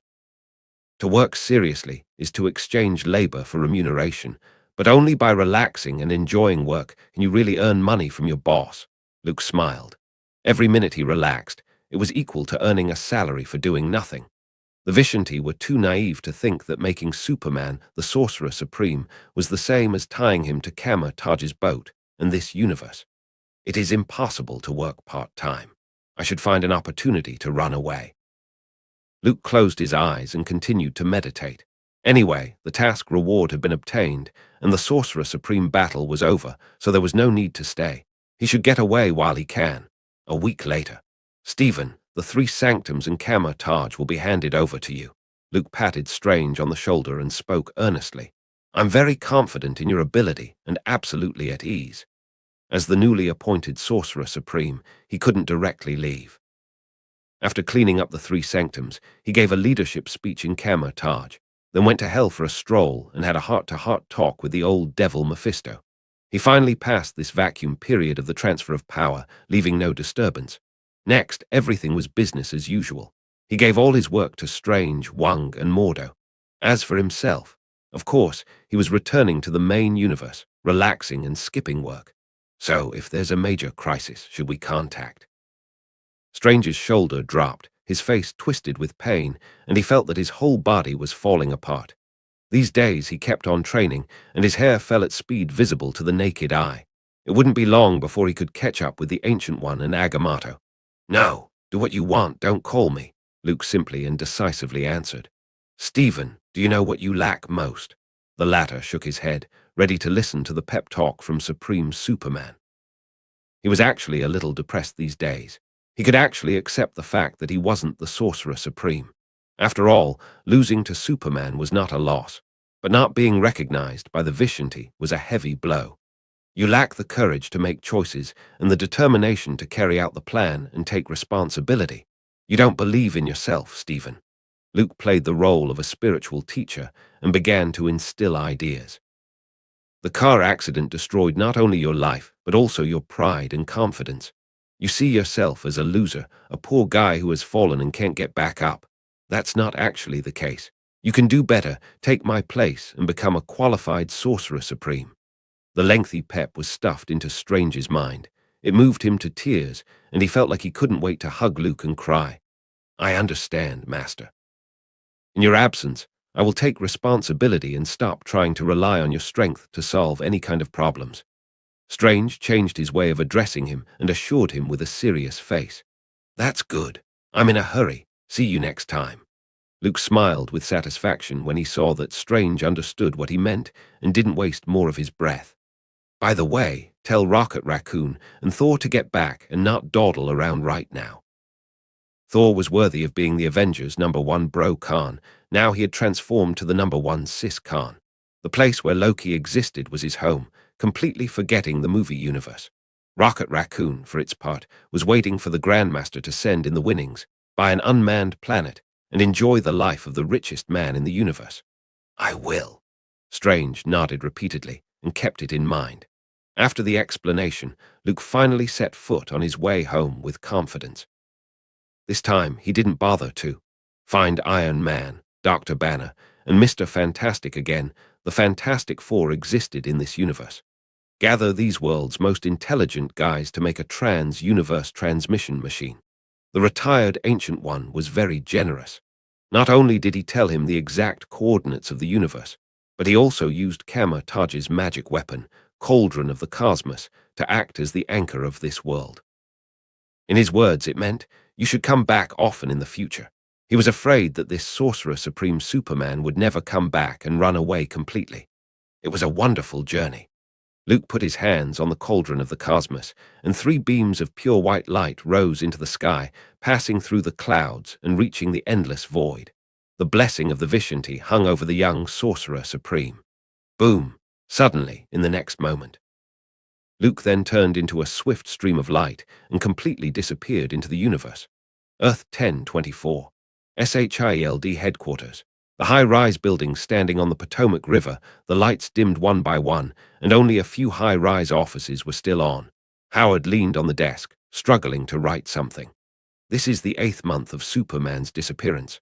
My friend, the Pentagon's Lieutenant General, the leader of SHIELD, has disappeared from this planet. I don't think Luke is dead, although rumors like this are rampant, and there's a growing trend. I also know who's behind it, pushing it all forward. Just 2 months ago, the president read an emotional eulogy in front of the whole world. So far, the military hasn't confirmed the death of Lieutenant General Luke Cavill, but our president couldn't wait to announce the news. This is really intriguing." Although he praised Superman and described Luke as a shining beacon in the human world, he also said that losing the other party wasn't only a great loss to America, but also to this beautiful world. The loss of a hero, the fall of a star, the collapse of a lighthouse, it was really touching. "I don't think the president was even this sad when his father passed away. Forgive me for using such unkind words, but when I think of that hypocritical face, my appetite would be halved. That's why I have suffered a lot recently. With all due respect, the president's behavior is like a thief who broke into the house and would always be worried about its owner's return. Even if he was sitting in the White House and was the nominal manager of the country, his inner timidity and fear couldn't be completely concealed. The situation in the world is changing." Upon learning that Superman was missing, the Soviet Union celebrated with vodka in the Kremlin that day, with the sword of Damocles that hung over their heads and could fall at any time disappearing. I believe those senior officials could finally have a good night's sleep. They didn't have to worry about Superman falling from the sky and hanging them in the Red Square. Without the important weight to maintain the balance, the relationship between the two superpowers has become increasingly tense. A month and a half ago, the White House had a heated discussion on whether to deploy medium-range missiles, the Thor and Jupiter missiles, to Italy and Turkey. The peace and harmony had long gone with Superman's departure. Only the shadow of nuclear war remained. The atmosphere of terror is spreading. I heard that Castro had asked the Soviet Union for help. Footsteps of World War III seem to be getting closer and closer, and the scale of the doomsday clock is steadily and resolutely pushing forward. Riding up to this point, Howard's tightly locked brow twisted even deeper. He sighed, put down his pen, and subconsciously touched his mustache. He reached for the glass on the table and took a sip of whiskey. In Howard's face, the cynicism of the past was gone, full of worries about the future. After Superman left, SHIELD had a hard time. Without a huge organization to rely on and support, it looked like a giant with a limp leg, stumbling and struggling. The guy sitting in the White House is actively dismembering SHIELD and limiting its power. Bastards from the FBI and the CIA loved it. I'm not sure if I'm being watched. The only people who know the identity of the president so far are probably Nick Fury, a humorless, gloomy-faced agent, and me. I've tried everything. Just a week ago, Skynet launched its first artificial satellite. I was smarter than the Soviet rocket experts, whose Sputnik 1 was 11 days behind me. But still no sign of Superman's whereabouts. I began to feel certain of my inner suspicions that Luke had probably left the planet, or even the universe. In the 5th century BC, Democritus introduced the concept of the countless worlds, which was formed by the movement of atoms. Later, the ancient Greek philosopher Epicurus said that the world is pluralistic. Leibniz affirmed and added to this view. If this is true, then Luke may have been taken away to a parallel world due to some unavoidable force. I really want to bring him back, but unfortunately, I couldn't find any partner who could communicate properly about quantum mechanics and study parallel time travel with me. They either think I'm crazy or I'm on drugs. It's worth mentioning that there is a young man named Henry Jonathan Pym whose papers were very interesting. It gave me some sparks of inspiration. I can only put my hopes on the Tesseract, but this path is also blocked, and the military is considering confiscating it in the name of taking in dangerous materials and returning it as government property. I don't know what to do. The man behind the curtain in the White House has cornered me and cornered SHIELD. The Hellfire Club can't help either, as the White House has close ties to Essex Enterprises, the latest biogenic company to emerge. The situation of the mutants isn't that good, and they have become animals in cages again. Radicals, moderates bickering, becoming tools and used. What a mess. I can't imagine how Luke handled these things when he was still here. By the way, he could still spare time for some recreational activities. I think I need to learn this practical skill of time management. After writing for a while, Howard closed his thick personal diary. This was a habit he developed recently. Sooner or later, the White House would attack, and him, whatever the outcome, he should leave something behind, to tell others, tell Superman, who no one knew when he would return. How come I didn't realize this before? It turns out Luke was that important. Howard looked up, drank his last sip of whiskey, and then stood in front of the French window for a few minutes. Realizing that it was late at night, he left his desk, took off his suit from the hanger, and took out his car keys. While flinging it round his finger with a clatter, he took the elevator to the underground garage. At this time, most of the staff in SHIELD had already left work. Underground garage, only the sound of Howard's footsteps and the softly humming tune echoed. I hate working and working overtime. He sighed with emotion and got into the car. He inserted the key and started the ignition. The newly bought Ford drove out of the garage and galloped towards the upscale hotel in Washington, D.C. The target appeared. A cold gaze was fixed on Howard, who was driving alone. And then there was the roar of an engine. The car, parked on the side of the road, quietly followed. Like a hunter, it was tracking his prey. "Kill Howard." An order came from a tiny headset. "Copy," the man replied. He glanced at the Ford driving in front of him and steered onto an overpass, ready to take a shortcut to block the other party. He stepped on the accelerator, driving faster. "Javits, what's up?" Claiming to be a friend of mine. "In the afternoon, I don't remember." Howard answered the phone while holding the steering wheel. Fortunately, he didn't know a guy named Strange. Otherwise, he would definitely know that driving while taking a call could cost him dearly. "Wait, motherfucker!" Howard, who was answering the phone, suddenly saw a car flying out. The tires scraped against the ground, making an ear-splitting sound, blocking the middle of the road. He was so frightened that he hastily braked, hitting the steering wheel hard. Before Howard cursed, a black figure, perfectly blended into the night, pushed open the car door and stepped down. He was carrying a precocious submachine gun in his hand and skipped the cliched part of monologuing and just opened fire. Da-da, da-da-da-da. The bulletproof window glass suddenly cracked in a spiderweb-like pattern. The dense bullet burst and almost turned the car into a hornet's nest. After nearly 2 minutes of violent shooting, the killer threw away the submachine gun that had emptied 2 magazines and went straight to the Ford. He tore open the bulletproof door full of bullet holes with his hand, like tearing off a fragile tissue paper. Such power was simply inhuman. It's just that before he could confirm the target, a heavy iron fist came head-on. Bang! The exoskeleton mechanical arm, like a compressed spring, tightened violently and then exploded out. Enough terrible power to break through the steel plate and hit the assassin in the chest. Crack! Without a doubt, the assassin was knocked out and crashed into the stone pier of the overpass. He saw the man's sternum collapse and spitting out blood. The body that fell to the ground twitched twice and forever silenced. "Do you really think that the small fry you sent can finish me off?" Howard, wearing portable exoskeleton armor, squeezed out of the car door and smiled smugly. Because of Luke's existence, the butterfly flapped its wings vigorously, triggering many unexpected and strange changes. For example, Captain America didn't fall into the glacier and fell asleep. Or, the first generation of Iron Man was Howard Stark, not his son. On the spur of the moment, Luke had the idea to find something for Howard to do. However, any concept and design that stayed on paper was a perfectly viable plan for a genius like the latter. Therefore, Howard developed the first series of armor as early as Superman went to Earth 199,999. The model of the first-generation armor was similar to the Iron Monger from Obadiah Stane, which looked silly with its dark and thick power deterrent armor, but gave a sense of strength and security. It was his secret weapon, placed in the basement of Stark's mansion. This set of portable mechanical exoskeleton was developed some time ago, which was used to cope with any kind of critical situation.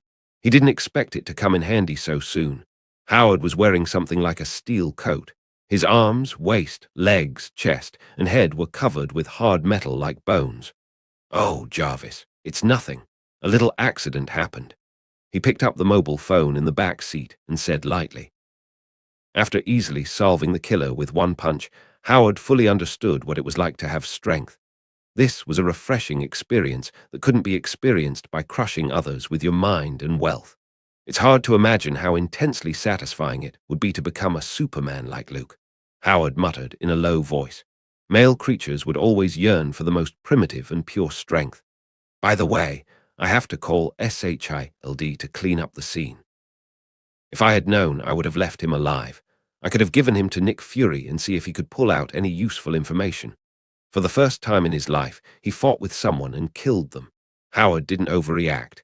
He was an arms dealer specializing in death and mayhem. He was used to seeing broken limbs and blood flowing everywhere. He already had psychological immunity towards corpses. Howard Stark. Confirmed, target alive. Continue the mission. When the first Iron Man was satisfied, 2 more people came out of the car that blocked the way. They wore the same combat uniform with a bulletproof vest over it, along with a half-cover mask and tactical goggles. "Were you hiding in the trunk?" Howard spatted. "Where did these 2 guys hide? I can't believe I didn't see them. Who sent you? Hydra, the White House, the Soviet Union?"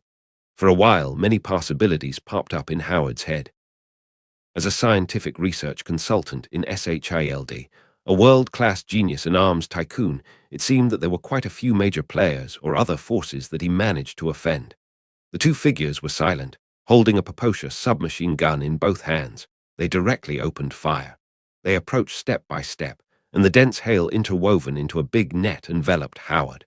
Not even a hello. The arms of the mechanical exoskeleton were raised as he moved forward against the Ford. The tires rubbed black marks on the hard ground, and the special bullet-proof body was riddled with holes. Damn it! I didn't bring my Mark I with me. If not, Howard cursed himself. This portable mechanical exoskeleton was a metal extension driven by batteries, and its combat effectiveness depended entirely on the output power of the hydraulic valves. In addition, there was an increased power electroshock device at the chest, which could release a high-voltage current. However, considering the energy loss, the exoskeleton would enter the standby state after being used twice. Facing the fierce suppression of firepower, he was a bit overwhelmed. I have to wait for a chance. Howard calmly made a decision. The hydraulic valves of the two mechanical arms opened and twisted to provide a powerful force. With a jerk, he directly overturned the Ford. Then he kicked it hard. The heavy body rolled several times and exploded with a bang. Flames spewing out, setting off a violent wave of air. Still alive. This is a super soldier, right? Howard, who was repeatedly targeted, was shocked to see two figures crossing the blazing car wreck. The opponent dropped the submachine gun in their hands and drew tactical daggers from their waist. From beginning to the end, these assassins barely said a word, like machines with no emotions. Hand to hand, Howard was overjoyed to see that there was no hot weapons fire to suppress him. The two legs stepped apart, like a rampaging mammoth galloping away, trampling on the ground. An iron fist blasted straight out. Crack! One of the assassins didn't dodge. Two hands were interlocked, and he evaded. His arm was nearly shattered and fractured, but he didn't show any traces of pain. Instead, he caught Howard by surprise and raised his knee upward, slamming it into Howard's abdomen, which wasn't covered with metal. Ah! The intense pain and muscle spasms almost made Howard vomit out his stomach acid. The other assassin came around behind him with tacit understanding. A forceful necklock position from the man forcefully stopped Howard's ability to move. The latter wasn't a trained special soldier and lacked actual combat experience. After being caught inadvertently for a while, his shortcomings were exposed. Zai zai, zai zai zai. Howard's brain turned quickly and decisively started the electroshock device in his chest. The blue arc light kept jumping and suddenly released. The assassin, who went around behind him and locked his neck, instantly gave off the unpleasant smell of being cooked and burnt. However, the other party was also a ruthless person. As that happened, he still didn't let go. Bang! The assassin, who wasn't affected by the high-voltage current, punched Howard in the chest. The powerful force destroyed the battery. Those cold, hollow eyes stared at the target, and the tactical dagger held in his right hand struck his throat. Clang! The sound of metal crashing pierced people's eardrums. Howard, who felt death coming, opened his eyes and saw that a round shield had hit the killer accurately. The copious power of the high-speed rotation knocked the other person out. The shield then flew around in a completely unscientific trajectory and returned to its owner's hand. Tall, strong, and handsome man slowly walked onto the battlefield. Long time no see, Howard. The man greeted with a smile. Captain Rogers. Howard was surprised. He tried to contact Captain America the first hour after Superman's disappearance, but was unsuccessful. Steve Rogers, who was looking for Bucky, went to the Soviet Union with members of the Howling Commandos and soon broke off his regular contact with. The sudden reunion of old friends was a bit of a surprise for Howard. Despite the darkness of the night and the blurred vision, those two strong pectoral muscles and the upright eye-catching American's ass were so obvious that they couldn't be faked. This was Captain America. Boom! The killer with the bent right arm was still about to charge. Captain America's eyes were blazing white. The terrifying energy, like spherical lightning, hit his opponent. Flesh and blood shattered in an instant. The high temperature evaporated everything without leaving a single trace. I'm sorry I heard the news of Luke's disappearance, and I should have come back sooner, but halfway through, a little accident happened. Rogers came over with an apologetic look on his face. He dismantled the mechanical exoskeleton that lost its power with his bare hands and rescued Howard. What is going on? Where is Luke? On hearing Captain America's question, Howard smiled bitterly. It's a long story. I also want to know where that guy went. The door of the car opened again while the two were catching up. Two more killers came out. Does this car have infinite space? Howard's eyes widened. 5 people already came out of there. They are Essex's clone fighters. Rogers, seemingly unsurprised, took a step forward and stood in front of Howard. His eyes sparkled with lightning. I also have a lot of things to tell you, Howard, Captain America said in a deep voice. About Bucky, Hydra, and our president, White House, Oval Office. After a busy day's work, the president left the chair that symbolized the state's power.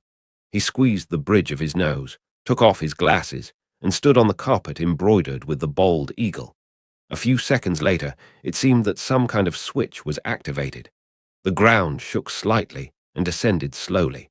The president was standing on a metal lifting platform, surrounded by such darkness that he couldn't even see his fingers. With his arrival, several laser beams shrouded and scanned him for confirmation. Welcome back. A monotonous mechanical sound quietly said so, and the induction lights in the underground space were turned on one by one. This was similar to the architectural layout of a military base, with wide spaces and cold colors. On both sides of the wall stood nutrition chambers that were as tall as a person. Each was 2/3 filled with light green liquid. A naked body was immersed in it, like a specimen in formalin. The president seemed to feel nothing and walked on, entering a room through 2 thick alloy doors. He sat on a metal chair, picked up a translucent helmet connected with many pipelines on the right-hand side and put it on. Start transmission.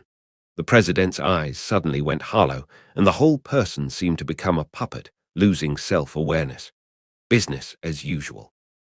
Continue to speed up the pace of the Cold War, limit the scope of power of SHIELD, and keep an eye on Howard Stark. The monotonous mechanical sound read the memory on the president's brain and then gave instructions. He is a key figure, the future formation of the Avengers. Iron Man, one of the patriarchs, is Howard's son. This guy is a world-class genius and needs to be kept on his toes, preferably wiped out if necessary. The Tesseract, which is one of the 6 Infinity Stones, is an important bargaining chip that Hydra desperately wants to obtain. A monotonous mechanical voice issued commands. The whole process, like a repeating machine type of hypnosis, lasted about 2 hours. All right. The president took off his helmet and left the room. During the period, he had no expression, like a robot that was set up. Then he took the elevator back to the Oval Office. As for Howard Stark, I have sent killers to eliminate this potential threat. A tall man with diamond-shaped gems inlaid on his forehead appeared in an underground laboratory. I've said it many times. Don't just take care of an important character like Howard Stark. It will only cause even worse trouble. In the monotonous mechanical voice, there was a hint of irritation. It's as if Hydra knew the end of World War II and then went to the past and tried to kill Captain America and Superman. Unless you plan well and eliminate all factors that may lead to failure, you will always face failure. Because they are the protagonists of this story, the goddess of luck always favors them. Nathaniel Essex, I'm an absolute expert in this field. Mr. Sinister raised his eyebrows, and a contemptuous smile appeared on his lips. He joked, Kang the Conqueror, how did you fall to this point and become a fresh specimen soaked in formalin? Following along his line of sight, there was a complete human brain in a transparent glass jar. That was Kang the Conqueror. He should have died a long time ago. Heat vision had cut off his whole body, and the lower half of his body was reduced to mush. In a few seconds, his life would have been lost. The fact that he could still talk and live was all thanks to Nathaniel Essex. Mr. Sinister, who ended up a little better than Kang the Conqueror, was an alpha mutant who was blown half to pieces by Superman, leaving him barely breathing. He took the latter's brain out and put it into a nutrition pod, where its consciousness was connected to a high-tech computer from the future, becoming a virtual being resembling artificial intelligence. Because the world is not right, Mr. Sinister's sarcastic smile aroused Kang the Conqueror's sorrowful heart. Superman never existed. At least in all the timelines that I've conquered, I've never heard of him. That horribly powerful guy. He's like an actor who ran to the wrong studio, adding a part for himself while making a mess of the original story. Kang was very upset, like a player who failed in clearing the game and was ridiculed. Okay, stop talking.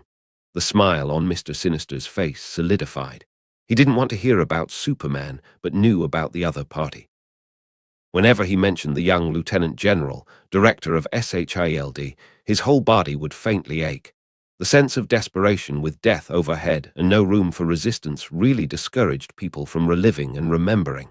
Anyway, he has disappeared, Mr. Sinister said. It was as if he was comforting Kang the Conqueror, but was actually reminding himself. Superman was a nightmare for them. We must be prepared, take precautions, and not take it lightly. Kang the Conqueror, who only had one brain left, reminded him. Although Superman was inadvertently taken out of this universe by my space-time transmission device. But no one knows where he has gone and whether he will come back. Mr. Sinister's eyebrows were slightly wrinkled. He was in a bad mood. He felt that Kang, who didn't want to take the blame, still just had to add to their worries. There were many universes, countless time and space. How could Superman come back? Don't worry, we control the president, which means we have a lot of resources. Mr. Sinister was patient because he still needed the information from Kang the Conqueror and his future technology. Essex is being supported by the government and is developing at a very fast pace. As long as I can completely control the mutants and get SHIELD's gene pool in Alkali Lake. At that time, I will not only be able to break through the limits of the alpha level and enter a higher level. I can also build an invincible army with the help of the mutant genes, like Apocalypse, becoming a god and conquering the whole world. Mr. Sinister was like a veteran general on stage, with banners from supporters planted all over his back. After Superman left this universe, he was recuperating and healing from his injuries. While working with Kang the Conqueror, he brainwashed the president and established Essex Biotech. With the help of the future technology mastered by the latter, Mr. Sinister's cloning technology had made further breakthroughs. According to the template of a super soldier, he could manufacture replicas in large quantities. This technology had attracted the attention of Hydra. Both sides were villains and had the same enemy. So they hit it off, and both got what they needed. According to Mr. Sinister, everything was on the right track and moving forward steadily. He didn't want anyone to interrupt his progress. By the way, not only Howard Stark, but Captain America and Nick Fury also, they are all key figures, Kang the Conqueror added. If you want to eliminate the instability, it's best to solve it once and for all. Mr. Sinister nodded his head, indicating that he knew. The assassination of Howard Stark was just an appetizer. What came after was the main course. Boom, boom, boom, boom, boom. A few spherical lightning containing high-temperature energy evaporated the assassins that appeared later into a mass of charcoal. It should be over now.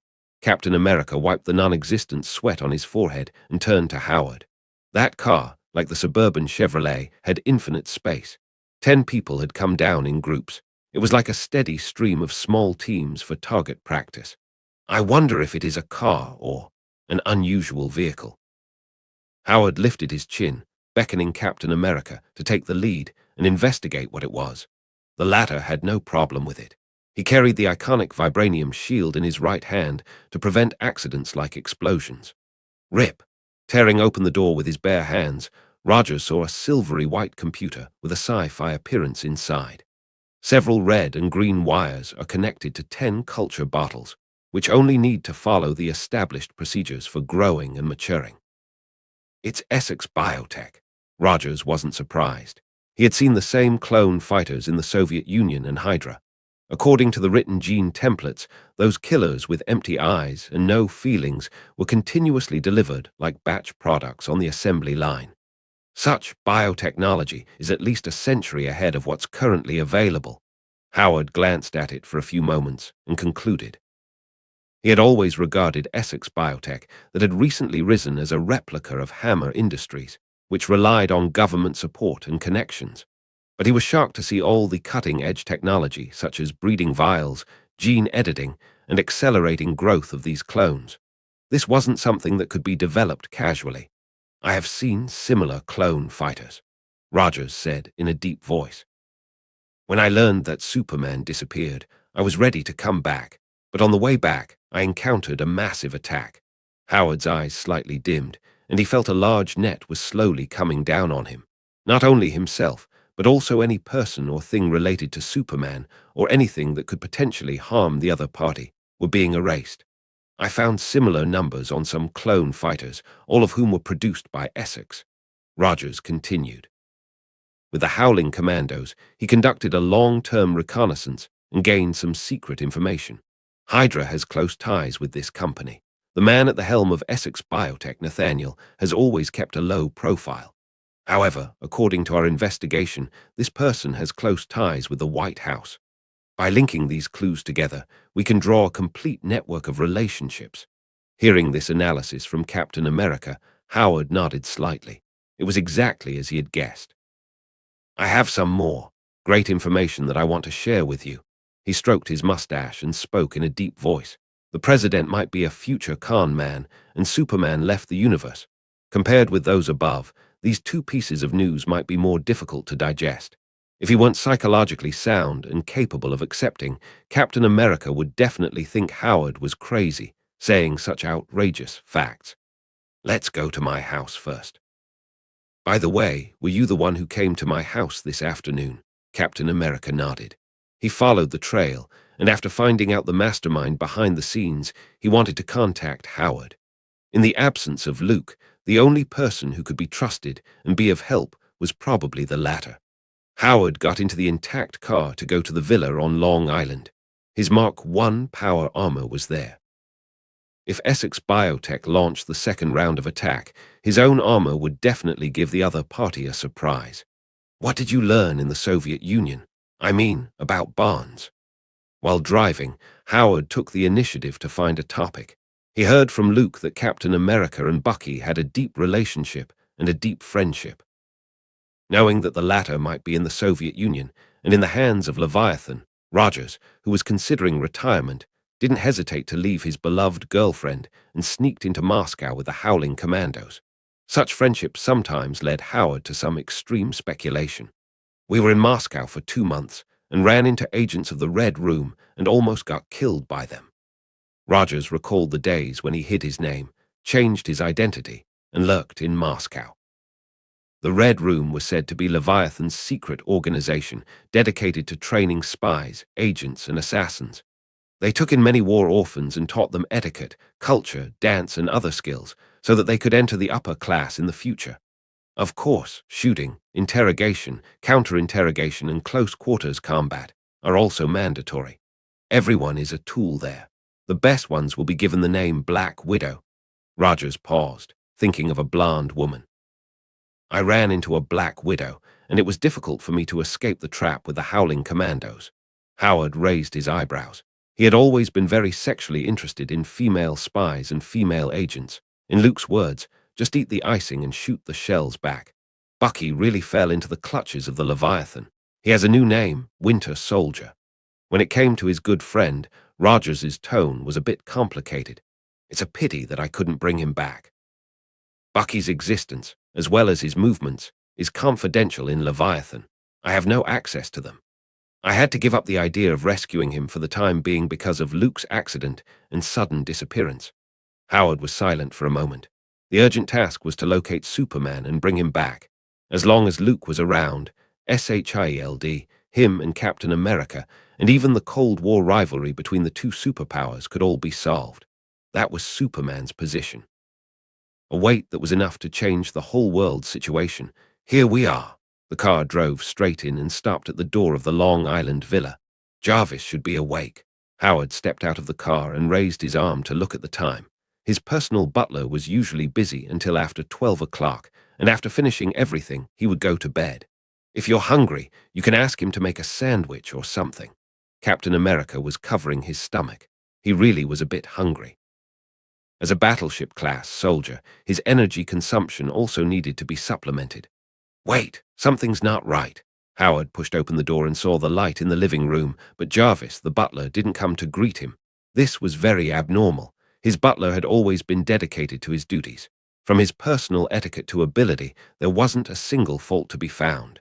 Every time Howard came home, the other party would stand at the door. Possible danger. Howard stepped forward lightly while Captain America raised the vibranium shield. The two men crept into the living room. They saw a man sitting at the dining table who looked taller than Jarvis. "I say, shouldn't you guys be more excited about meeting an old friend again?"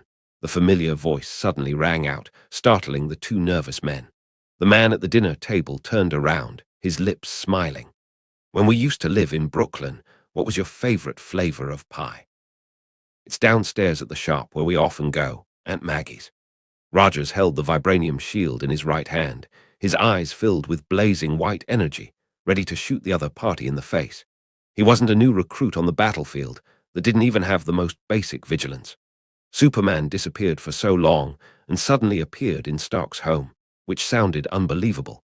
Considering the cutting-edge technology mastered by Essex Biotech, they could manufacture so many clone fighters in batches. It didn't seem impossible to make a fake Luke. "First of all, I don't like pie. Secondly, there's a flower shop under my building owned by Jennifer's family, who's a lively and cheerful young lady." Luke downplayed and pointed out several traps in Captain America's question. "Steve, if you want to test me, I suggest using the embarrassment between you and Bucky. For example, you were trapped in a corner by Jamie and then beaten. I remember once they beat you half to death. Bucky stole some bread from the shop next door and gave it to the pot-bellied Dr. Will." Luke talked about the past, glanced at Rogers with a relaxed expression, and continued, "Because of this, you had a quarrel with Bucky. You said, ever since you were a child, your father taught you to be a good person and not to do bad things. Theft, it's wrong." Rogers lowered the vibranium shield, bowed his head, and smiled. He was reminded of the past. Even in the poorest and most difficult times, his father never did anything bad that violated morality and conscience. The man who died in the war set an example and taught Captain America the most important lesson. This was also the principles and mindset that Rogers would later uphold. To be a good person, a very simple truth. "Yeah, Bucky said I was too stupid, but he accompanied me to apologize to the owner. He gave him a part-time job for a week." Captain America put his shield aside, indicating that he believed that it was his old friend in front of him. There were many things that only they knew. Essex Biotech's cloning technology was more advanced, but it was impossible to copy memory. Seeing this, Howard also sat down at the table. He stroked his mustache and looked at Luke with a calm face. He couldn't wait to ask, "Where have you been?" This was a question that the whole world wanted an answer to. Superman vanished. It once occupied all the headlines of the world for several months. About this matter, many conspiracy theories emerged. Here in America, they said the Soviet Union planned and launched an unexpected surprise attack. It intended to undermine the world's stability and provoke the fuse of war between the two superpowers. Not to be outdone, the Red Bear accused the Bald Eagle of persecuting their war heroes.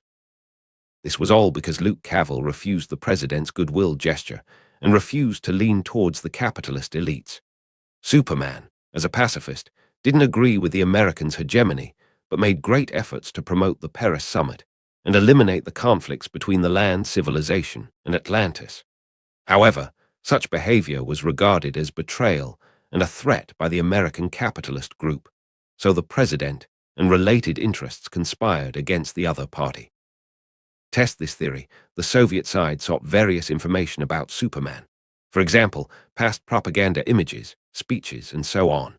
Among them, Luke had repeatedly mentioned the words world peace and unity of all mankind. This showed that Superman had the world at heart and was a beacon of light for the righteous. He was fundamentally different from America, which wanted to colonize the world with hegemony. A certain loving father even openly declared that Superman was a true red son.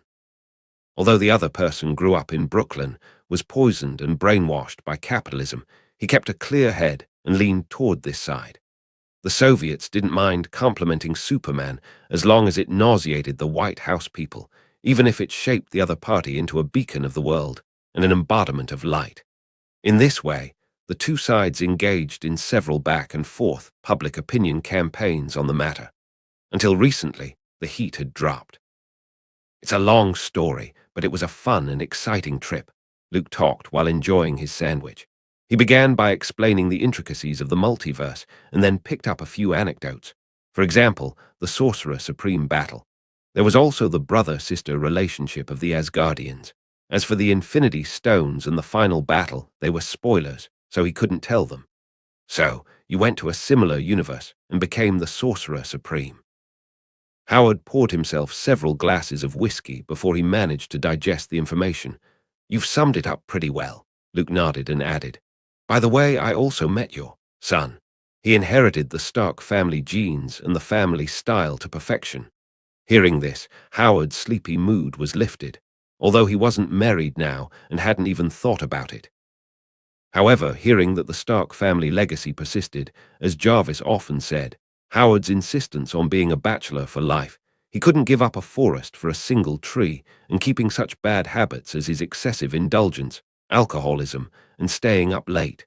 The Stark family, in all likelihood, would end with his generation. A son. I actually like daughters better. Howard expressed some dislike for Tony's existence. He's a standard daughter-first kind of man and loved cute babies who could sit on his shoulders and would say that they wanted to ride a big horse. What? Can't sons do that too? Howard curled his lips. If he got a son, then he was better off tinkering with his own toy car. He had little interest in the more straightforward paternal love. What's his name? Is he married? Tell him that the Stark men are always the best ones, so he shouldn't disgrace his father. After thinking about it, the mustached man added, If I'm not good enough there, tell him not to worry. After all, it's my first time being a dad, and I have no experience. I can only learn from the experience of my father, his grandfather. Luke was taking a sip of his bourbon and almost sputtered. He didn't expect this wave of vanity to shift the blame to someone else. You're a very qualified father, and your son adores you. So, Howard, you don't have to worry about that. Luke patted the other on the shoulder and consoled. However, in the future you will have a worse outcome. You would be assassinated by Captain America's best friend, and your wife would die too, Luke thought silently. That was the doomed ending of the movie universe. But in this world, if the Winter Soldier and Howard go head-to-head, it's unclear who would win and who would lose. With the Iron Monger-like power armor, it should be a 50-50 match against a super soldier. When did you come back? Rogers interjected. About 15 minutes ago, Luke replied. After leaving the Sorcerer Supreme universe, he once again experienced several different worlds. There was the Wolverine Old Man Logan universe, a universe where mutants had been reduced to rubble and nearly extinct. There were also the superior Spider-Man universes, where Spider-Man and Dr. Octopus exchanged souls and smashed up New York. All in all, he passed through 4 or 5 stopovers before finally finding the right way home. I was in Nepal, went to Kama Taj, visited the Sorcerer Supreme who skipped work to relax, and expressed my concern for my colleagues. Luke wiped his mouth and faintly said, After drinking a cup of tea and returning from New York, I came to see Howard about the situation. Tell me, where are they hiding behind the scenes? I could fly over right now and get rid of all the problems. What? Are you going to run to the White House and punch the president to death? Howard slightly frowned, as if he was worried that Luke would act excessively under impulse. If Superman lost his mind and became an unscrupulous existence, it would be a disaster for the whole world. Although we all know that he's fake, according to the procedure, we should find conclusive evidence before implementing law enforcement measures.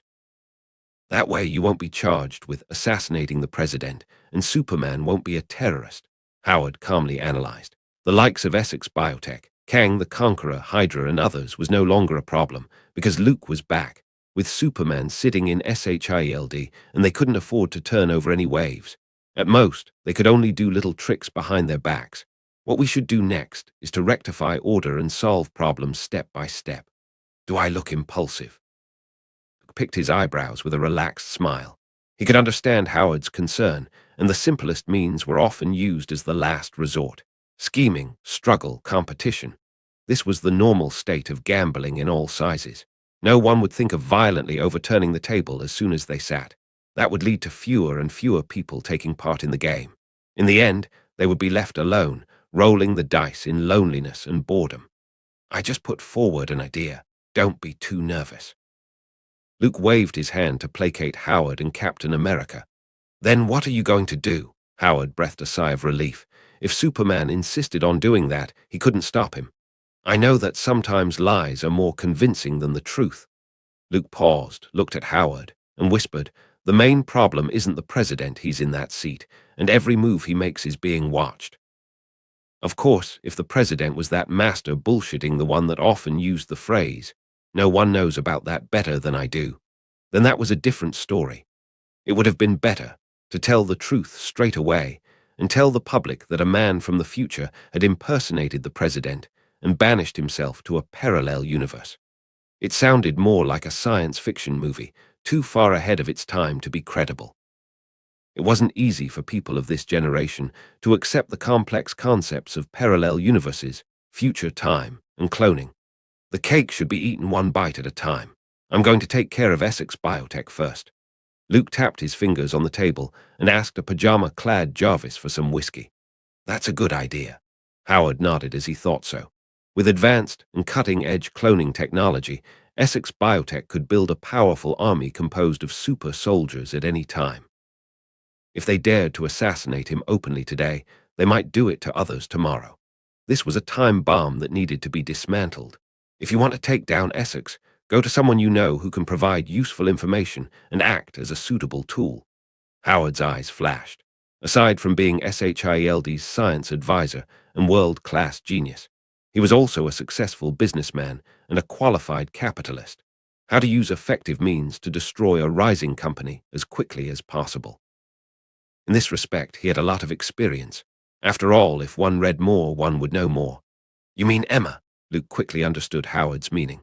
Only the White Queen, Emma Frost of the Hellfire Club, could help. Speaking of this, after returning to Earth 1024, he hadn't had time to meet those women.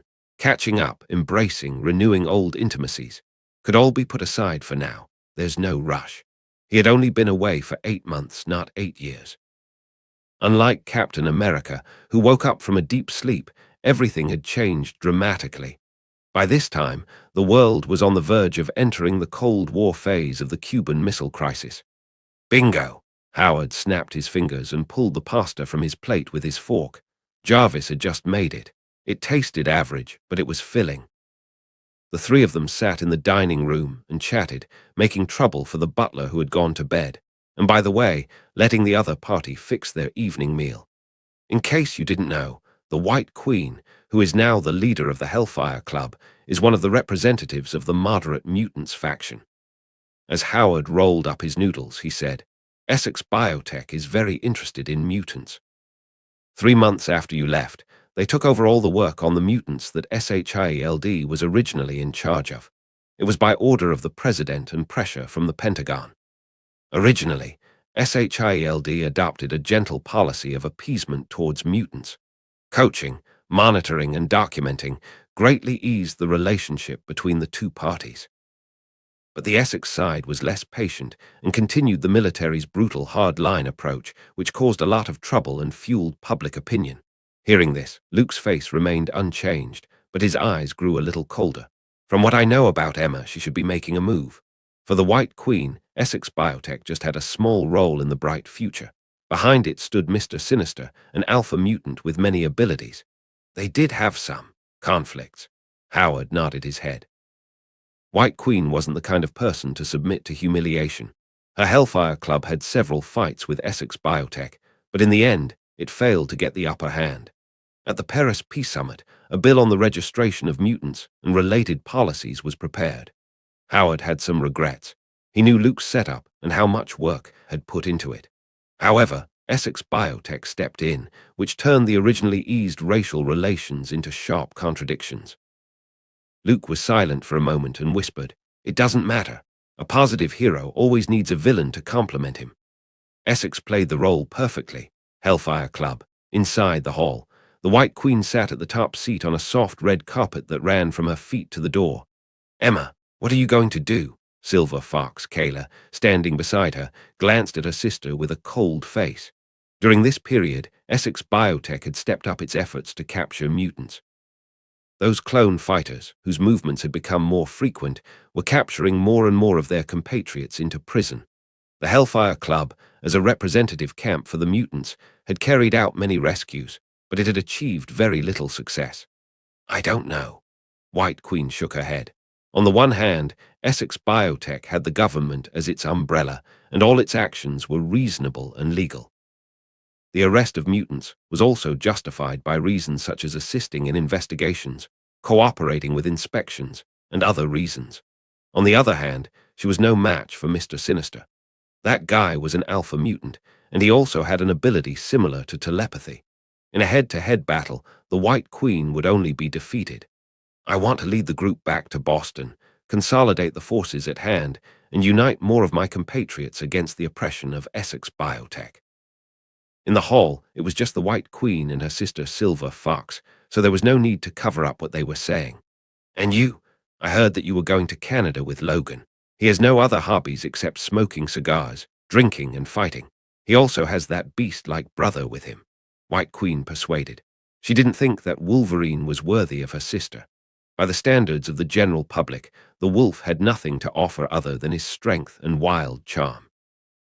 There was no money, no room, and a grumpy brother who acted as a third wheel in their world of two. If they did get together, they would definitely not be happy after marriage. You have too many misunderstandings about Logan. He's actually a very docile person. Kayla had a soft smile. She had already tamed Wolverine. The only issue that needed to be considered may be the opposing brother, Sabretooth. Out of her psychic instincts, Kayla feels that Logan's cranky older brother didn't seem to like her very much. I remember that SHILD originally wanted to build an exclusive school for mutants, and you would manage it. Was this plan shelved? Kayla changed the subject. With the disappearance of Superman, the contradiction between mainstream society and mutants became increasingly violent. The situation at the Hellfire Club had also gotten difficult. That's all in the past. The White Queen shook her head with a hint of nostalgia in her eyes.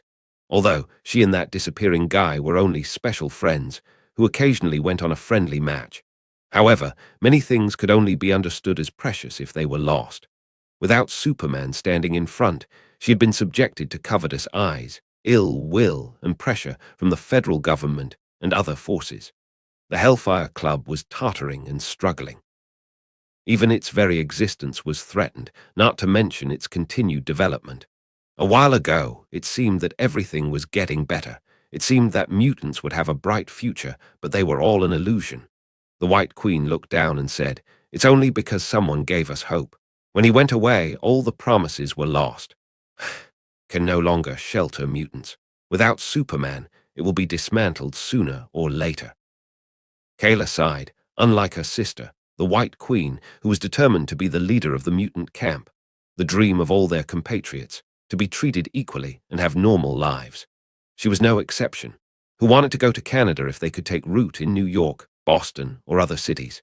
Kayla knew very well that being a driver actually had a higher priority than being a lumberjack in Logan's career planning. "So, I have such an important place in your heart. That's very flattering." The frivolous voice came from outside the hall. Under the astonished gaze of the White Queen, Luke stepped onto the red carpet and made his way to the seat at the top. "What? Aren't you happy to see me?" Looking at the White Queen, who seemed to be in a daze, Luke reached out and held her chin. The corner of his lips slightly curled up, while Kayla, who stood aside, felt that her existence seemed redundant. She was also very sensible and withdrew from the hall in silence, leaving the battlefield to the two. The two people in the hall didn't start a fierce battle, as Kayla imagined, or had an indescribable sexual encounter. First of all, their relationship wasn't to that extent. Luke and White Queen, at best, had a pure friendship of appreciating each other's skills and body, without any deep feelings. The former was interested in the driving experience, while the latter was interested in the driving skills. To a certain extent, each could be regarded as having their own needs and satisfying each other. Therefore, as soon as they met, they hugged excitedly, then shook their tongues, kissed each other breathlessly, and then talked with each other about love. This wouldn't be in line with their true feelings. They weren't the type to directly do the deed unless they were too eager and hungry. Luke wasn't a Robinson who spent 28 years alone on a deserted island, relying on handicrafts or living like a caveman to pass his days. He had a few friendly matches with magic, the Queen of Limbo, during the Sorcerer Supreme battle, and it was a wonderfully fulfilling and enjoyable experience for both sides. Without the urgent need, there won't be an impatient impulse. "Is it really you?" When the White Queen saw Superman, who had disappeared for a long time, she subconsciously released her psychic powers.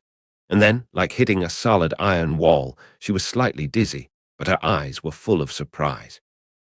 The president publicly announced your death on TV, and a few days ago, there was a national day of mourning.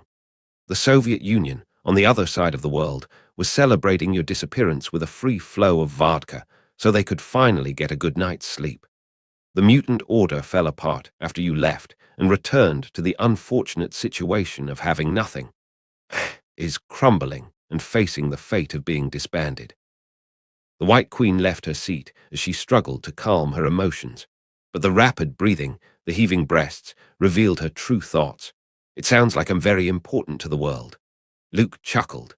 He didn't expect that the White Queen would be so excited about his return.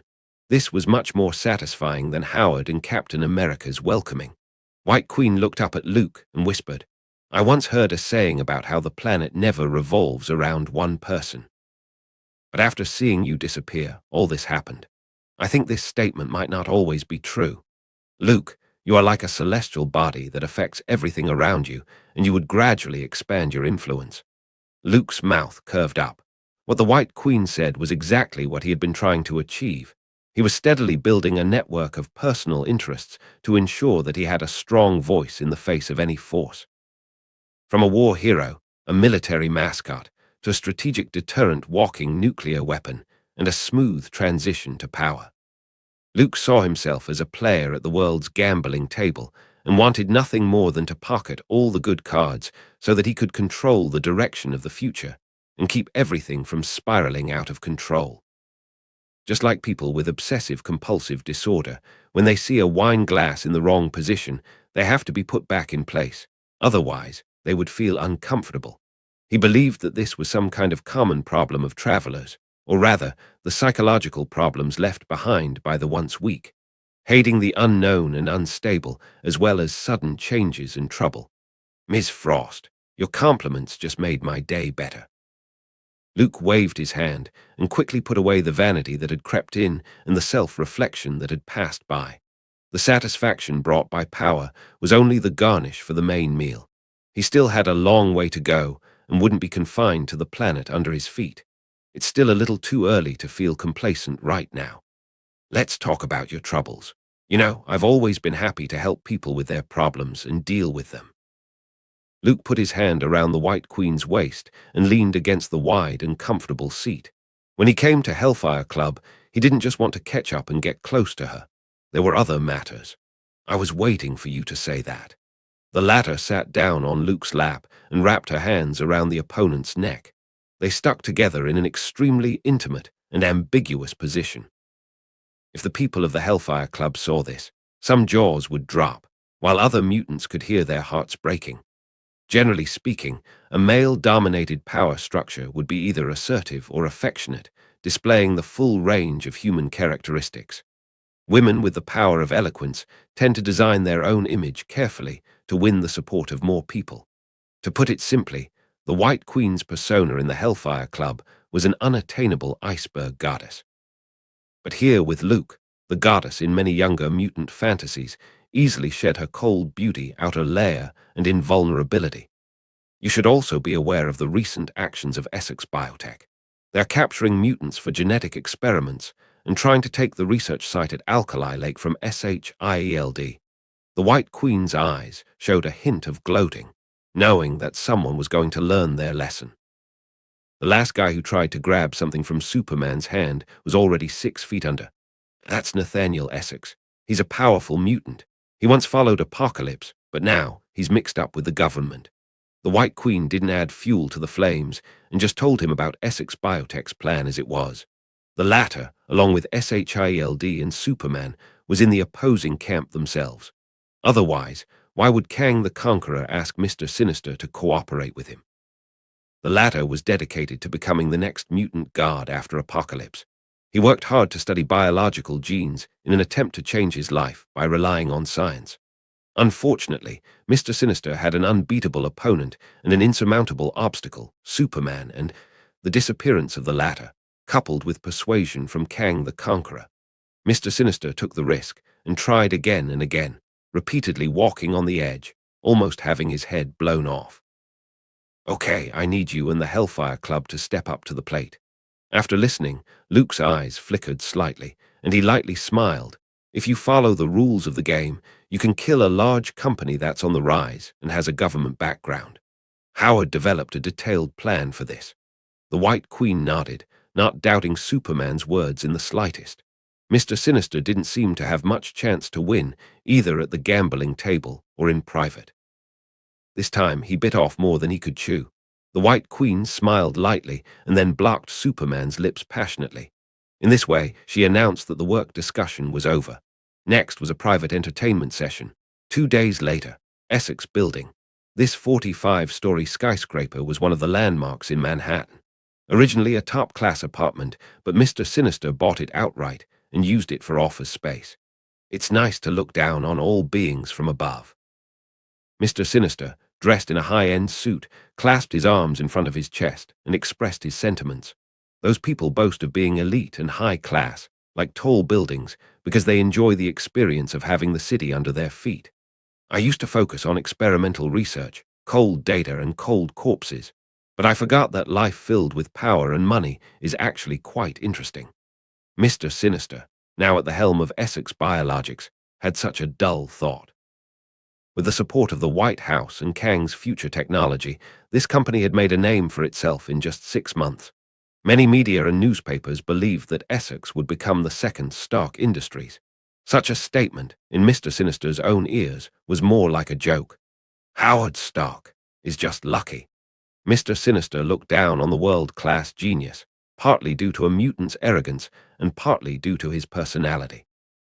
He was once a serious scientist of the same era as Darwin, but was later rejected and discarded by mainstream academia for his extreme theories and racially charged speeches. This past had made Mr. Sinister psychotic, cynical, and jealous. Since then, he hated any scientist who was sought after and approved of by the mass media, especially a genius like Howard Stark, who was recognized by the world. Maybe Kang is right. I should do it myself to make sure that nothing goes wrong. Mr. Sinister rubbed his chin. The clone fighters sent a few days ago failed. Howard Stark was obviously not as simple as he seemed. His hidden cards were unknown, and they helped him handle the clones that could all be called super soldiers. Ring, ring, ring, ring. The urgent ringing of the phone interrupted Mr. Sinister's contemplation. He turned around, approached it, and picked up the receiver. Mr. Essex, there are many mutants downstairs. They're protesting. Female secretary's slightly alarmed voice reached his ears. What protest? Mr. Sinister felt surprised. Since when did mutants have the audacity to appear in public and launching a protest? They said that the company captured and imprisoned mutants and conducted illegal, inhumane, and cruel experiments. Perhaps the female secretary had never seen such a scene before and spoke in panic. The security guards tried to drive them away but failed. It attracted a lot of reporters. I see, Mr. Sinister said lightly and hung up the phone. Did the White Queen come up with this trick? I have the support of the president. Did she really think she could shake Essex by gathering a bunch of mutants who were rejected by the public and tell them to chant a few slogans? Naive. Mr. Sinister spoke with contempt and didn't take it to heart. It wasn't until half an hour later that he saw the news playing on TV. My brother Bob has always been a good kid. He never did anything bad. Just 2 days ago, people from Essex Biotech broke into my house, and they were ready to forcibly take Bob away just because he's a mutant. Those fierce thugs, armed with a government work permit, pinned him to the ground with extreme brutality. Poor Bob, he's just a young teenager. There was no way he could have resisted. He was crying out for his mother. On TV, there was a dark-skinned man whose voice carried the bloody and tearful accusation.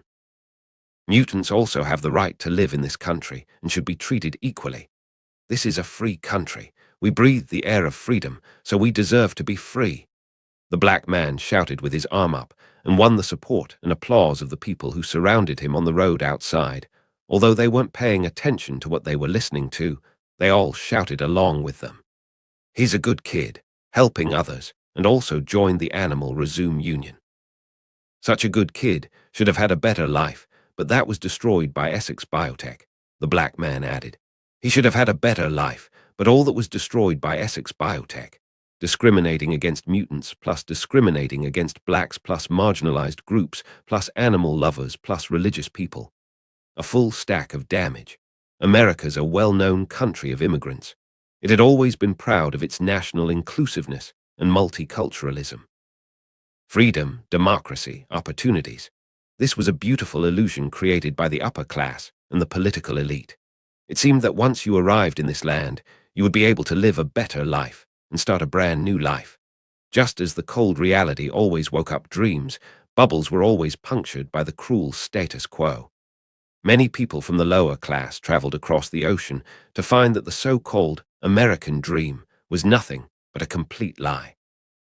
They continued to work the hardest jobs, receive the lowest pay, and were bullied, ostracized, and treated like thieves who stole opportunities.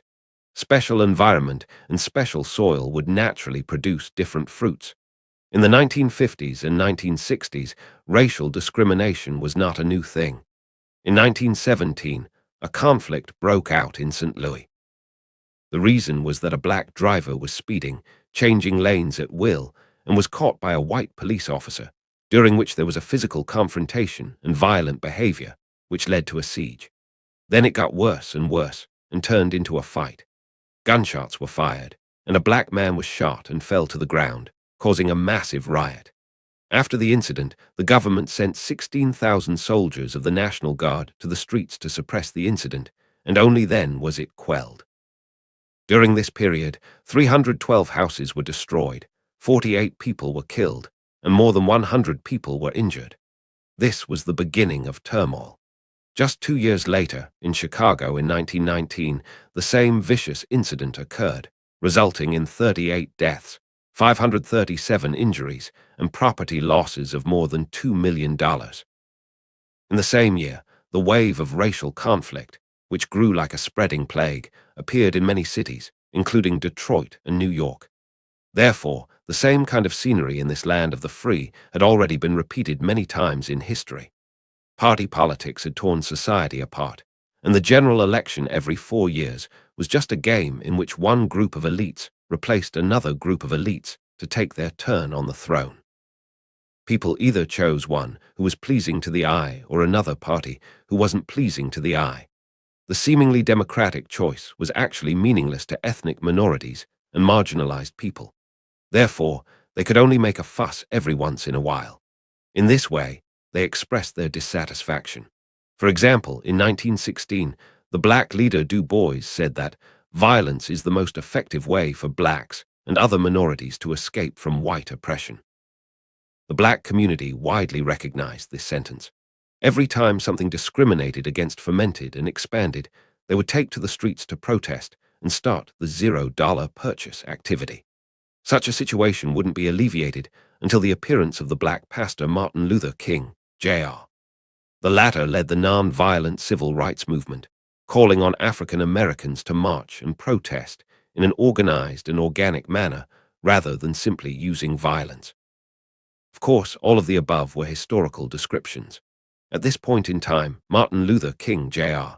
was still working as an assistant pastor at a church in Ebenezer Baptist Church.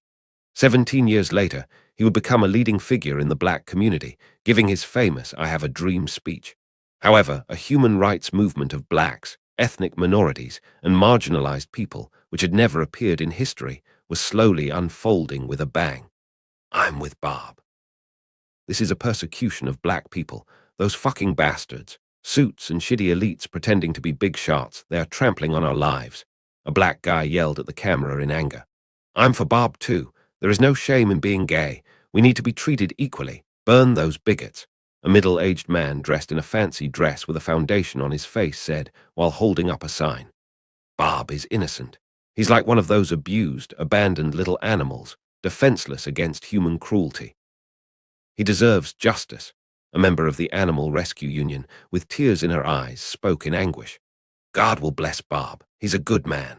A religious man blessed. The interview was streamed on TV, and in just one day, Bob, who was originally unknown, became a household name. Then a gradually expanding march took place.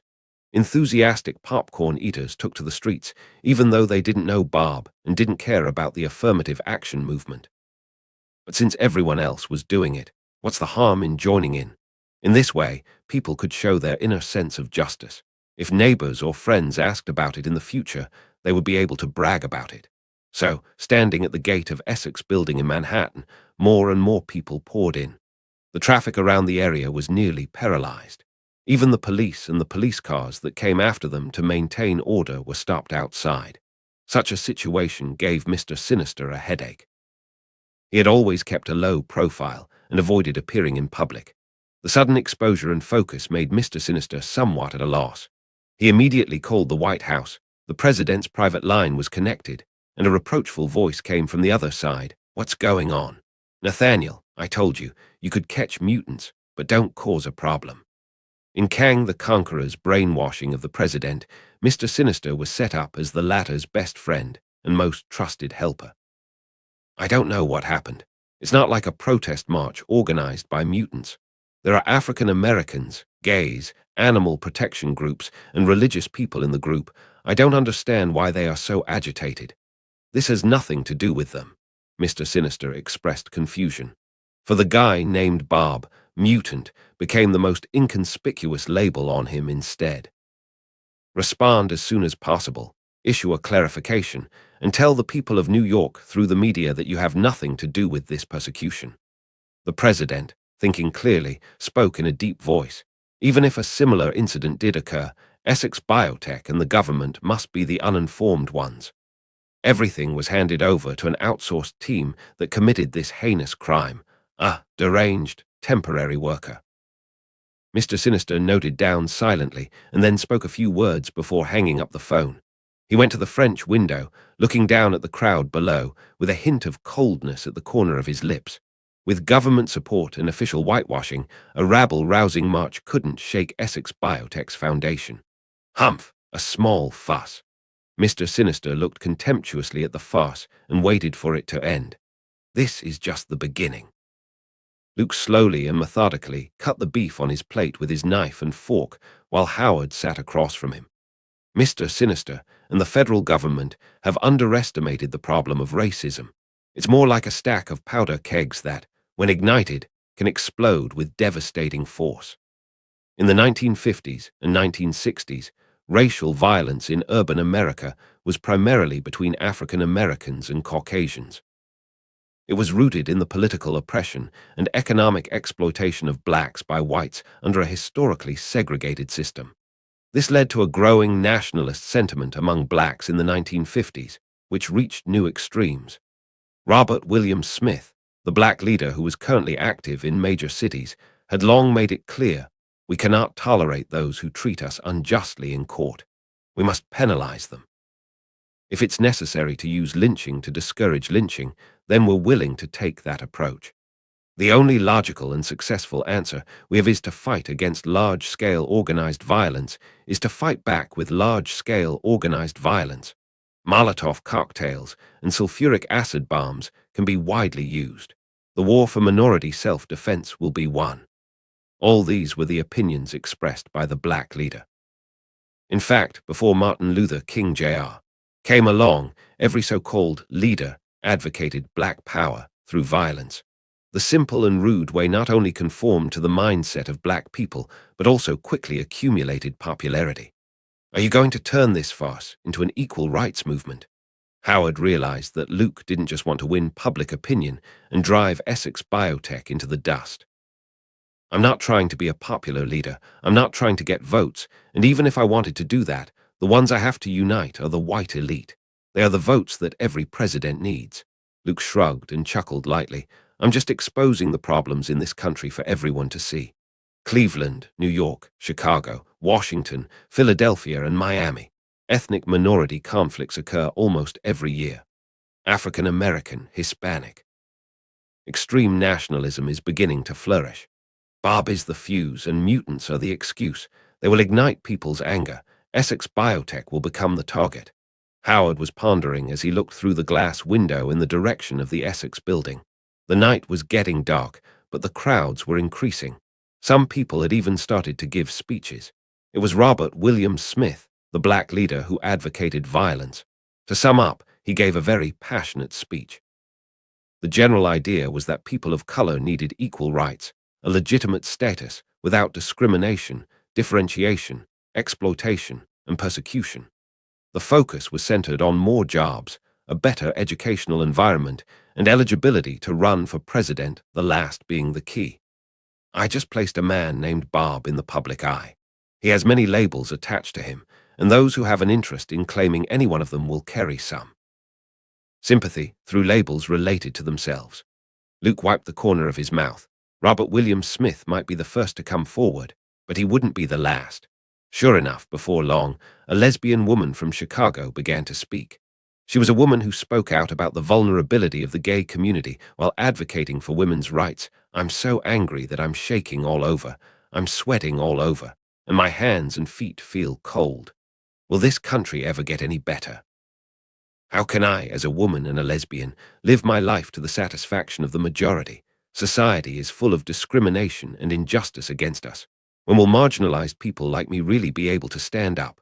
When they heard this, women who were originally there to watch and eat popcorn instantly joined the protest march. The crowd outside was unknowingly divided into different circles. I only have one question.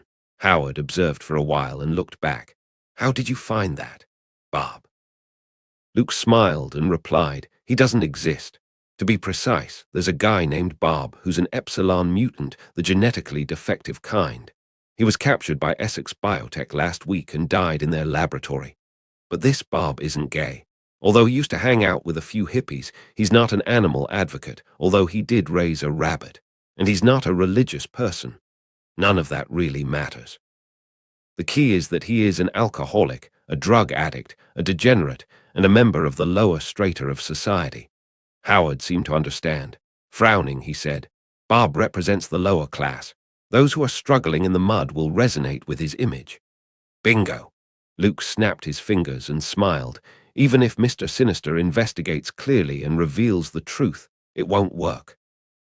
People will blame the policies of this country, white discrimination against blacks, rejection of homosexuals by the majority, and persecution of marginalized people by the elite for Bob's fall. Why? Because Bob represents them. Howard froze for a few seconds, then said, That's why you didn't let Captain Rogers get involved. That's right. The rules of these games are actually treading on the bottom line, and people like Steve can't relate. Luke nodded and stood up. Bob has a lot of supporters already, and it's time for mutants to come on stage. If the protest were confined to mutants against a large company, it would never have caused such a sensation.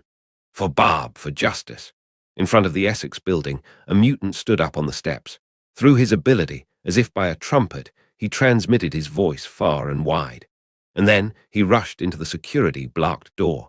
Then more than a dozen other people committed similar acts. Their actions caused a commotion in the crowd. Like a wave, they crowded into the entrance of the Essex building. Superman appears to stop the riot. This should be the last scene.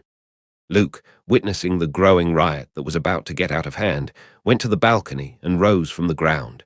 He flew straight to Mr. Sinister's office, where his high-temperature heat vision melted the floor-to-ceiling windows, and the wind poured in. Facing the other's frightened eyes, Luke whispered, My time is limited, so I won't give you the chance to leave your last words this time.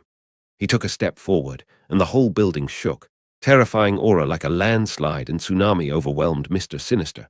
Before he could say anything, his entire body exploded into a crumbling mass of flesh and blood. It's Superman. He's back. The crowded masses of people saw the sturdy figure standing high in the sky. The dark red cloak fluttered like a flag. Luke's appearance stopped the riot that was going out of control. On his face, there was a gentle smile. Nathaniel Essex has confessed to his crimes. He harmed you, he harmed Bob, and he got what he deserved. 100 years ago, a great American said. His loud and powerful voice echoed. He began to quote, I have a dream.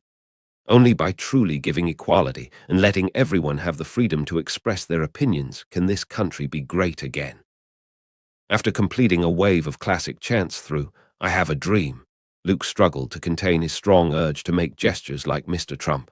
He couldn't help it. He wanted to imitate Mr. Trump's gestures whenever he quoted the famous lines. After this grand appearance, the reputation value on his character panel reached its peak again. At the right time, in the right place, Superman instantly became the light of the right path and the beacon for the world. Stopping a runaway racial riot and punishing Nathaniel Essex, who represented the elite and was a capitalist himself. Then his impassioned and powerful speech aroused the enthusiasm of the masses and calmed their anger. In this way, not only did he gain a reputation, but he incidentally announced to the whole world the amazing news of Superman's return. From every aspect, it was a win-win situation, not that both sides won, but that Luke unilaterally won twice. Making such an important contribution, Mr. Sinister should smile contentedly and die without regret. Luke thought so. Go home. Go back to your family. Go back to your friends. All your problems will be solved. Superman spoke plausible statements that could be interpreted in various ways while returning to the top floor of the Essex building. The expensive dark carpet was covered with a thick pool of flesh and blood. Limbs and organs, as if they came out of a blender, were mixed into the colorful and vividly colorful canvas. The only thing that remained intact was the demonic ruby. The bioforce field violently pressurized on it. The ruby was broken and shattered into pieces. Luke, who was already a sorcerer supreme, raised his hand and squeezed an ethereal soul. Send my regards to Mephisto. With a kind smile on his face, he opened a transmission portal with one hand. Mr. Sinister's soul was directly thrown in like garbage. Presumably, the old devil in hell would love this quality asset.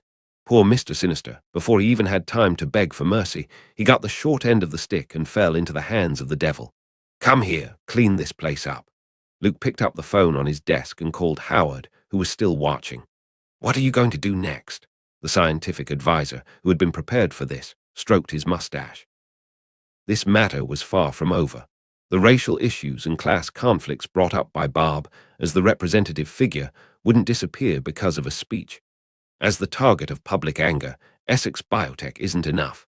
To start with, we can only calm the anger temporarily, Luke said slowly, with a smile on his face. Just bring the president out later and pass the issue on to the federal government. It's all their fault anyway, I just need to deal with Kang the Conqueror. Howard couldn't help but raise his thumb. He remembered the delicate relationship between Luke's former Irish mob and the Kennedys. Besides, the election was coming up. In this case, some things needed to be done. Did you talk to Kennedy? Howard asked curiously. How is that possible? Luke chuckled. If he wants to talk, he should come to me. I shouldn't be the one to visit him. With Superman's reputation, if he were to stand for any party, there would be no suspense in the general election. According to history, even if Kennedy took office before, Dwight Eisenhower was still standing in his way. But in Luke's eyes, the general election was just a script that could be changed at will. I think that after this fiasco is over, a lot of partisan politicians who have ideas about the White House will come looking for me. Luke smiled. He's not interested in these things. Only those who didn't approach the gambling table would be the real winners. Superman would be bound by more and more rules if he was too involved in politics. Nathaniel Essex has been sent to hell. Only the last one remains. Mr. Sinister died under Superman's iron fist. Last time, Luke only shattered half of his opponent's body. This guy, with his tenacious vitality, continued to fish in troubled waters. This time, he learned his lesson. Not only did he shatter his body, but he also threw the guy's soul to hell.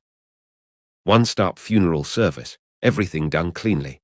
The culprit that caused SHIELD to fall into a passive situation and Mutant's tragic kidnappings had been dealt with. Only one other person was waiting for Luke to deal with him. Can you locate Kang the Conqueror? Howard was a little surprised that Superman, who had only been back for a few days, was able to grasp such important information. You haven't found Kang after so long. How could I? Luke shook his head and said, but Mr. Sinister did call the White House earlier. I heard their conversation. Based on that, I assume Kang is probably somewhere in Washington, D.C. Howard heard what he said and kept silent. He was smart enough not to ask Superman how he heard the conversation on the phone and how he managed to search the 178 square miles of Washington, D.C. He refused to give the other party the opportunity to act pretentious. I wish you success. After holding his tongue for a while, Howard replied, By the way, I arranged a press conference, so remember to make up a complete story to explain your disappearance and return. Luke nodded and hung up. Boom! Suddenly, his figure punched up to the sky. It didn't take long for Luke to appear in the sky over Washington, D.C. Supervision took a panoramic view of the city, and his super hearing captured those tiny sound waves. Superman let go of the limits of his senses and expanded as much as possible. Like a humanoid surveillance machine, he searched for the information he needed. I knew that the secret base was set up under the White House, really lacking creativity. Luke belittled Kang the Conqueror's old way of thinking. Even if he didn't have strong senses, he might be able to find the location by searching on the spot. After determining the location, Superman didn't smash the White House like a cannonball, penetrated the ground, and pulled Kang the Conqueror out. This would make him look like a powerful villain or a dangerous man. Luke preferred to solve problems in a low-key and stable manner unless it was needed. With a single hand gesture, magical sparks flickered, forming a portal that cut through space. The only advantage of being a master of the mystic arts was that they didn't need to buy tickets or own a car no matter where one went. So many clones. Luke arrived in Kang the Conqueror's underground base, and the nutrition cabins leaning against the walls on both sides were all opened. Clone fighters, all with the same face, stood in front of him. Like a neat army, it formed a solid defense line. I can smell your fear, Kang. Luke chuckled in a low voice, like the ultimate villain with a sure victory, releasing a strong pressure. If you weren't scared to death, why would you consider sending out such cannon fodder and expendable goods? In addition to looking like they outnumber me, they seem to have a visual impact. What else can they do? Delaying for a few more seconds, so you can write down your last words. The unbridled mockery angered Kang the Conqueror, who only had one brain left. In the monotonous mechanical voice had a trace of anger. How could I be afraid of you? I exist in many timelines. Even the Sorcerer Supreme can't kill me. What can you do? The near-exasperated roar made Luke laugh. He enjoyed watching his opponent, who was acting like this, losing his cool. Kang, why delude yourself? No matter what, you will be kicked out of this timeline. Those other you are not your doppelgangers or cloned copies. So if you're dead, then you're dead. Luke's eyes slightly moved, and his bio-force field suddenly activated. Terrifying pressure instantly took shape. Like a bomb detonated, those clone fighters who hadn't moved were all reduced to crumbling flesh and blood. Without resistance, the defense line collapsed. At the Allfather level, such a fragile tactic was meaningless. Luke's feet slightly hovered off the ground. Without stepping on the scarlet and pungent carpet of blood, he floated in front of Kang. Do you have to struggle? He looked at the crippled brain soaked in the nutrient solution and laughed jokingly. Do you think this is over? I can't defeat you, but someone else can. After a few minutes of silence, Kang uttered malicious words. He wanted to continue talking, but Superman had no patience to listen. Luke grimaced and used heat vision to vaporize the brain. On this planet, is there anyone else who could be my opponent? He thought so. Who knew when Luke stepped out and was ready to leave? His eyebrows slightly wrinkled, sensing something was wrong. The space was suddenly turbulent, and a phase shift was initiated. Almost instantly, Superman was transported from Washington, D.C. to a musty, enclosed space. This place is... Luke scanned around and got the answer. This place was an ancient Egyptian pyramid. Luke noticed something was wrong when the spatial coordinates were disrupted. Could have instantly opened a portal with his reaction speed and avoided the phase shift without any problem. Instead of doing this, Superman, like a predator at the top of the food chain, took the initiative to step into the trap launched by Kang the Conqueror before his death. He was curious about what kind of strong enemy the other party could find for him. In the current era, on this planet, the only people who could get Superman to treat them seriously were probably the Ancient One and Odin. Kang the Conqueror couldn't call some Omega mutants, or a Sentinel, or Hulk from the future to arm wrestle him. Oh, so that's how it is. After a casual glance at the ancient Egyptian pyramid, Luke quickly figured out Kang the Conqueror's plan. If I remember correctly, he and Apocalypse have always been sworn enemies. Seeing the ancient Egyptian pyramid, Luke's first thought was the god of mutants, Apocalypse. Kang the Conqueror once impersonated an Egyptian pharaoh and had a personal grudge against Apocalypse. Through the phase shift, Superman was brought into a pyramid. What he wanted to do was self-evident, using me as a knife to kill someone else. But why would Apocalypse do what Kang wanted? However, this is a strong opponent. Luke curled his lips. As early as the time he met the Black King, Sebastian Shaw, he had heard of Apocalypse's great name. The latter, whose real name was En-Saba-Nur, was born in the 1st century of ancient Egypt and was the first mutant in Earth's history. Even Selene, the Black Queen, the witch with a long lifespan who was active in the Roman Empire, hadn't been around as long as the other party. As for Kang the Conqueror and Apocalypse, there was a feud between them. It goes back to a very early time, during the first dynasty of ancient Egypt, when Kang the Conqueror pretended to be a pharaoh and ruled the country with great power. Apocalypse was just an abandoned baby, adopted by a wanderer. As a futurist familiar with the plot, Kang took a fancy to Apocalypse's great potential. Therefore, he intended to control the other party, accept him as a younger brother, and train him as the #1 messenger and fighter. But unfortunately, in this process, Kang messed up and unfortunately overturned everything. He was regarded as an enemy by Apocalypse. After awakening his ability, Apocalypse led the Egyptian people to overthrow Kang the Conqueror's cruel rule. When the latter saw that the situation was bad, he fled in panic. This incident had always been a source of shame and humiliation for Kang the Conqueror. Apocalypse never forgot him and always wanted to take revenge on Kang the Conqueror. Since then, the two had been at odds and hated each other.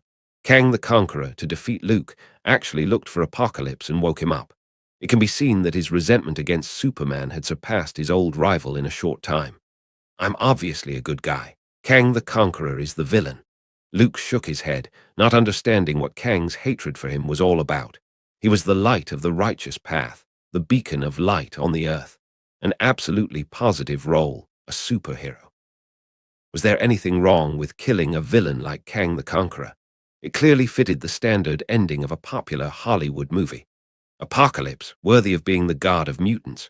Luke's mind wandered as he walked towards the bottom of the pyramid. He could clearly feel the dormant, sleeping, but still strong and abundant life energy. Apocalypse was there, and he was gradually waking up. That horrible, oppressive atmosphere, like a volcano, suddenly erupted, causing a sense of suffocation. Luke didn't choose to leave, but continued down. He still had the leisure to observe the architectural structure and cultural characteristics of the pyramid. Along the way, the murals and reliefs he saw were well preserved.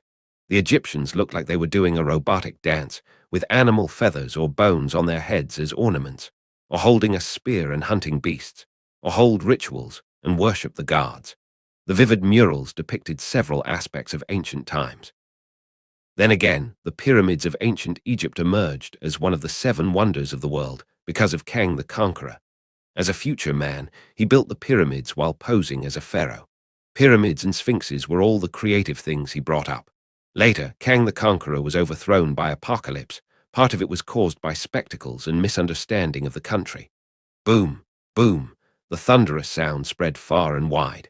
The further down he went, the more Luke could feel a strong pressure. Like sticky glue in the air, each step was a struggle for a normal person. The energy radiated out, illuminating the dimly enclosed space. "Is this the god of mutants?"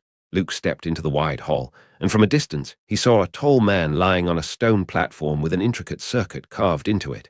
The other's skin was gray, lips were blue, and solid muscles like steel exposed without any covering. Thump, thump, thump, thump, thump. The sound of a strong, powerful heartbeat resembled the beating of a giant drum. "He looks like Thanos with a different skin," Luke spat. The body was bathed in the glow of energy. The strong and tall Apocalypse was indeed similar to Thanos, the Titan. "Up, who is?" a thick voice echoed through the hall. Sensing an intruder, the grey figure slowly sat. When he stood up, the gilded stone platform turned to dust. Then it was as if a big invisible hand molded it. It turned into metal battle armor. This powerful ability to manipulate matter was powerful enough to beat the Black King Sebastian Shaw, Mr. Sinister, and other alpha-level mutants. "Did you wake me up?" Apocalypse, the oldest mutant on Earth, woke up.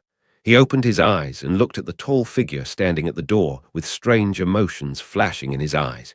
This isn't Nathaniel Essex, the human who volunteered to be a slave. In this world, there was no one but Nathaniel who knew where he slept. "The great En-Saba-Nur," Luke insincerely addressed with honorifics. "Someone else woke you up from the deep sleep. His name is Kang the Conqueror, a man of the future." Boom. When Luke mentioned Kang the Conqueror, Apocalypse, who was still in a sleepy state, immediately widened his eyes, and his anger flared. The terrifying energy impacted the void and shook the huge pyramid. It was evident how deep the hatred for that damned bastard was embedded in Apocalypse. "Where is he?" Apocalypse clenched his fists, and his eyes radiated cold light. He was just waiting for Luke to say where Kang was and immediately go punch his enemy's head off. "Great Ensabaner, Kang the Conqueror is dead," Luke replied. "Did you do it?" Apocalypse was surprised and then asked again. "Yes, he and I happen to have some personal grudges." Luke nodded his head. "Very good." The cold grey face of Apocalypse revealed a rare smile. He took a step forward and slowly rose into the air.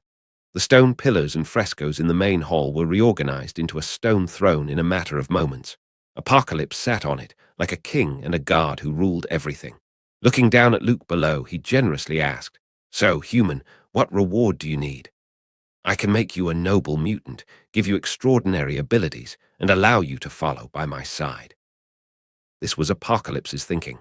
He used to be a pharaoh and a deity and had been worshipped by the world. Therefore, it was a great honor to be able to follow him.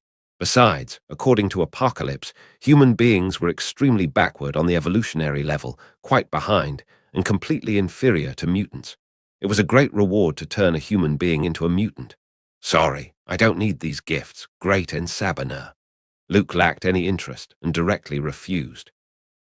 He had nothing in common with this old man, who had been sleeping for too long and had a rigid mind. "Oh, I haven't experienced the taste of being rejected for a long time," Apocalypse said in anger. He was a noble pharaoh and a great god. Others had always begged and catered to him. But this human in front of him actually showed an uninterested look. Outrageous. "My reward will never be taken back," Apocalypse said in a deep voice. Energy radiated out and enveloped Luke, who was standing in place. When he first met Mr. Sinister, Nathaniel Essex, the latter knelt on the floor, almost licking Apocalypse's shoes, before getting the opportunity to become a mutant. How could this man refuse him? Apocalypse wouldn't allow it. The energy glow attempted to penetrate Luke's body and transform him into a mutant. However, the latter directly opened his bio-force field and isolated the powerful energy glow. "Who are you?" Apocalypse was shocked, and his eyes glowed brightly. "Since you asked in good faith, then I'll—" Luke hadn't mentioned his history yet. The pyramid shook violently as if there was an earthquake. Ancient Egypt, one of the 4 ancient civilizations. It was located in northeastern Africa, in the middle and lower reaches of the Nile River, which was now the Middle East. This place could be summarized as 1 ancestor, 2 ethnic groups, 3 displacements, and 4 wars. Because of its special geographical location, it was the transportation hub between the East and West. Coupled with religious and cultural differences, this area was in a chaotic state all year round. Of course, there were also reasons for the interference and meddling of large nations. Most people's impression of ancient Egypt was probably the dark and rustic temple buildings, the magnificent pyramids, and the mysterious sphinxes. In fact, in addition to the above, the earliest mutant organization also appeared here. Compared with Europe and North America, the Middle East, where 3 religions and 9 streams were mixed and lived in groups, was actually a place where it was more convenient for someone to hide and receive less rejection and persecution. In addition, the oldest mutant on Earth, Apocalypse, was born in ancient Egypt. After he became a noble pharaoh, he turned all the loyal guards around him into mutants. Later, Apocalypse fell into a deep sleep and was gradually forgotten. But those who were transformed into mutants continued to develop their compatriots and grow in power. In the Middle East, every warlord or religious leader possessed some kind of power. More or less, they had several mutants as secret weapons in their hands. Turn back the clock to 20 minutes ago, outside the pyramid, in the endless desert of yellow sand. A team of people was actively carrying out excavation work. Looking at how they were dressed, they looked like a merchant caravan walking through the desert. But judging from their behavior, they were more like a group of tomb raiders. A pyramid was the tomb of ancient Egyptian kings, and these rulers were historically referred to as pharaohs. Due to the profound influence of religious culture, the ancient Egyptians developed a deep-rooted concept of an afterlife. They believed that the earthly world was only a temporary dwelling, and that eternity could only be achieved after death. Therefore, every ancient Egyptian, especially the noble class, would carefully prepare their graves to gain eternal life after death. The pyramids of the pharaohs' tombs, signifying the stairway to heaven, were naturally even more magnificent. When they died, they would use various precious jewels and antiques as funerary objects. Those rulers enjoyed great honor during their lifetime, and after their death, they were eager to bring their power and glory to the underworld. They just didn't know that using a magnificent building like the pyramids as tombs could not only demonstrate their own power and majesty, but also attract an endless stream of tomb raiders. For example, right now, "Are you sure it's here?" A brash man with a beard frowned and asked. "I'm looking for Pharaoh's tomb, just like Tutankhamun's tomb. One that will make a lot of money for us." Tutankhamun was also an Egyptian pharaoh. His tomb was located in the Valley of the Kings and was later discovered by a British archaeologist. The funerary objects inside were priceless. Just the gold mask, which weighed 10 kilograms and was inlaid with various precious stones, could be auctioned at a sky-high price. According to statistics, museums valued some of the antiques and gold excavated as much as £6.5 billion. It's an astronomical amount, enough to make anyone crazy. Since the discovery of Tutankhamun's tomb, the archaeologists who participated in the exploration work became rich overnight and attracted countless envious eyes. Correspondingly, the Valley of the Kings, which was dedicated to the burial of Pharaoh and his concubines, was also full of dug-out holes. Any place where there might be treasure buried had been enthusiastically visited by grave robbers. Caliban is not lying. I can feel that there's a pyramid underneath that hasn't been discovered. It's buried underground, a bald man who looked like he had albinism said in a positive tone. His name was Caliban, and he was an alpha mutant. With excellent sensory abilities, not only can he detect nearby compatriots, but also survey the terrain. He could be called a human radar. "I hope you didn't make a mistake," the bearded man said with a warning. Archaeological work in Egypt had been one of the hottest investments in recent years. Many wealthy aristocrats like to look for archaeologists and sponsor them in looking for pharaohs' tombs. If they succeeded once, they would be rewarded with a great deal of money. Just like the great voyages that once prevailed, when royalty sponsored voyagers who discovered new lands and brought back gold and spices. Caliban doesn't make mistakes. The bald man seemed to be afraid of the sun and covered himself with a hood. He was one of the most famous black market dealers and intelligence brokers in the Middle East. As a mutant, he wasn't discriminated against but also prospered. Dig down, and you will definitely be surprised. Caliban hid in the shadows. In his perception, there was a magnificent pyramid underground. Judging from the size and scale, it was definitely not much worse than Tutankhamun's tomb. His deal with the bearded man was to find the other man a pyramid tomb that grave robbers hadn't visited. He could get a generous reward, as well as protection from private armed forces. The bearded man was a major warlord in the Middle East, and the employer behind him was even more mysterious. They belonged to the class of people Caliban couldn't offend. "Found it."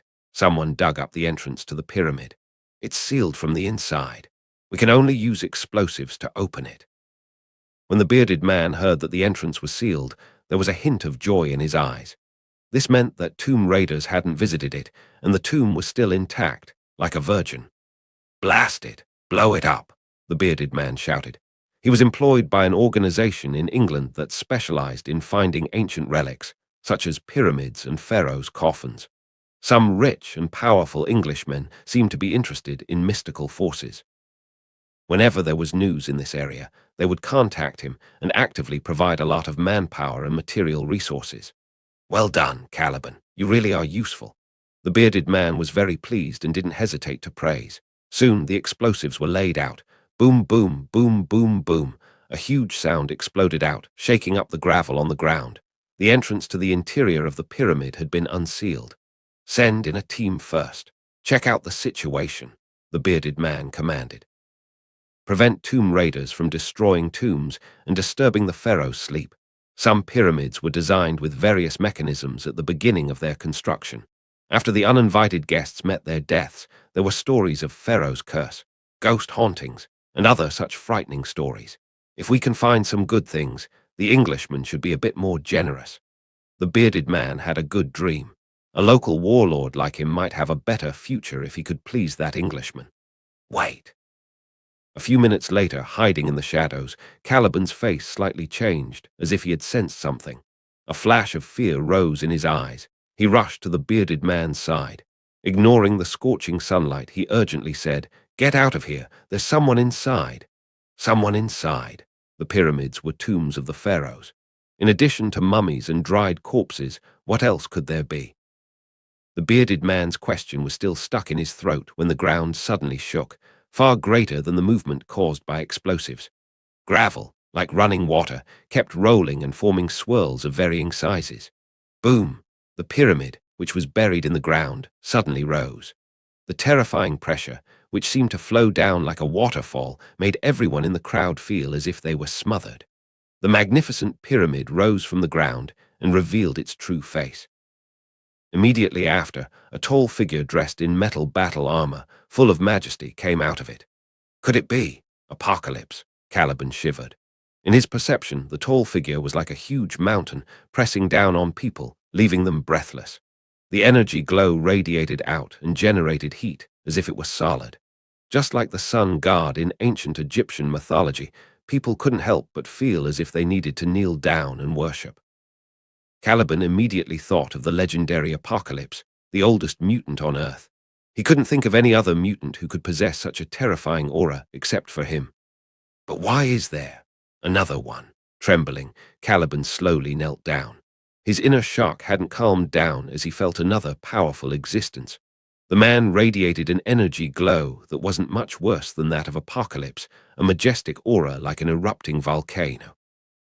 For a moment, it was as if two suns had appeared in the sky. In Caliban's mental world, the power of Apocalypse was like a destructive storm, abusive and changeable, chaotic and strong, full of ruthlessness and coldness which felt daunting, and the other person, like a celestial body, shined brightly.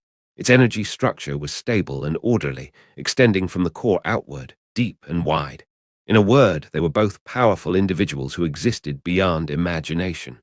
Why did they both suddenly appear? Caliban was like an ostrich, shrinking in the shadowy corner. He couldn't wait to dig a hole and bury himself to avoid being affected by the collision of two terrible forces.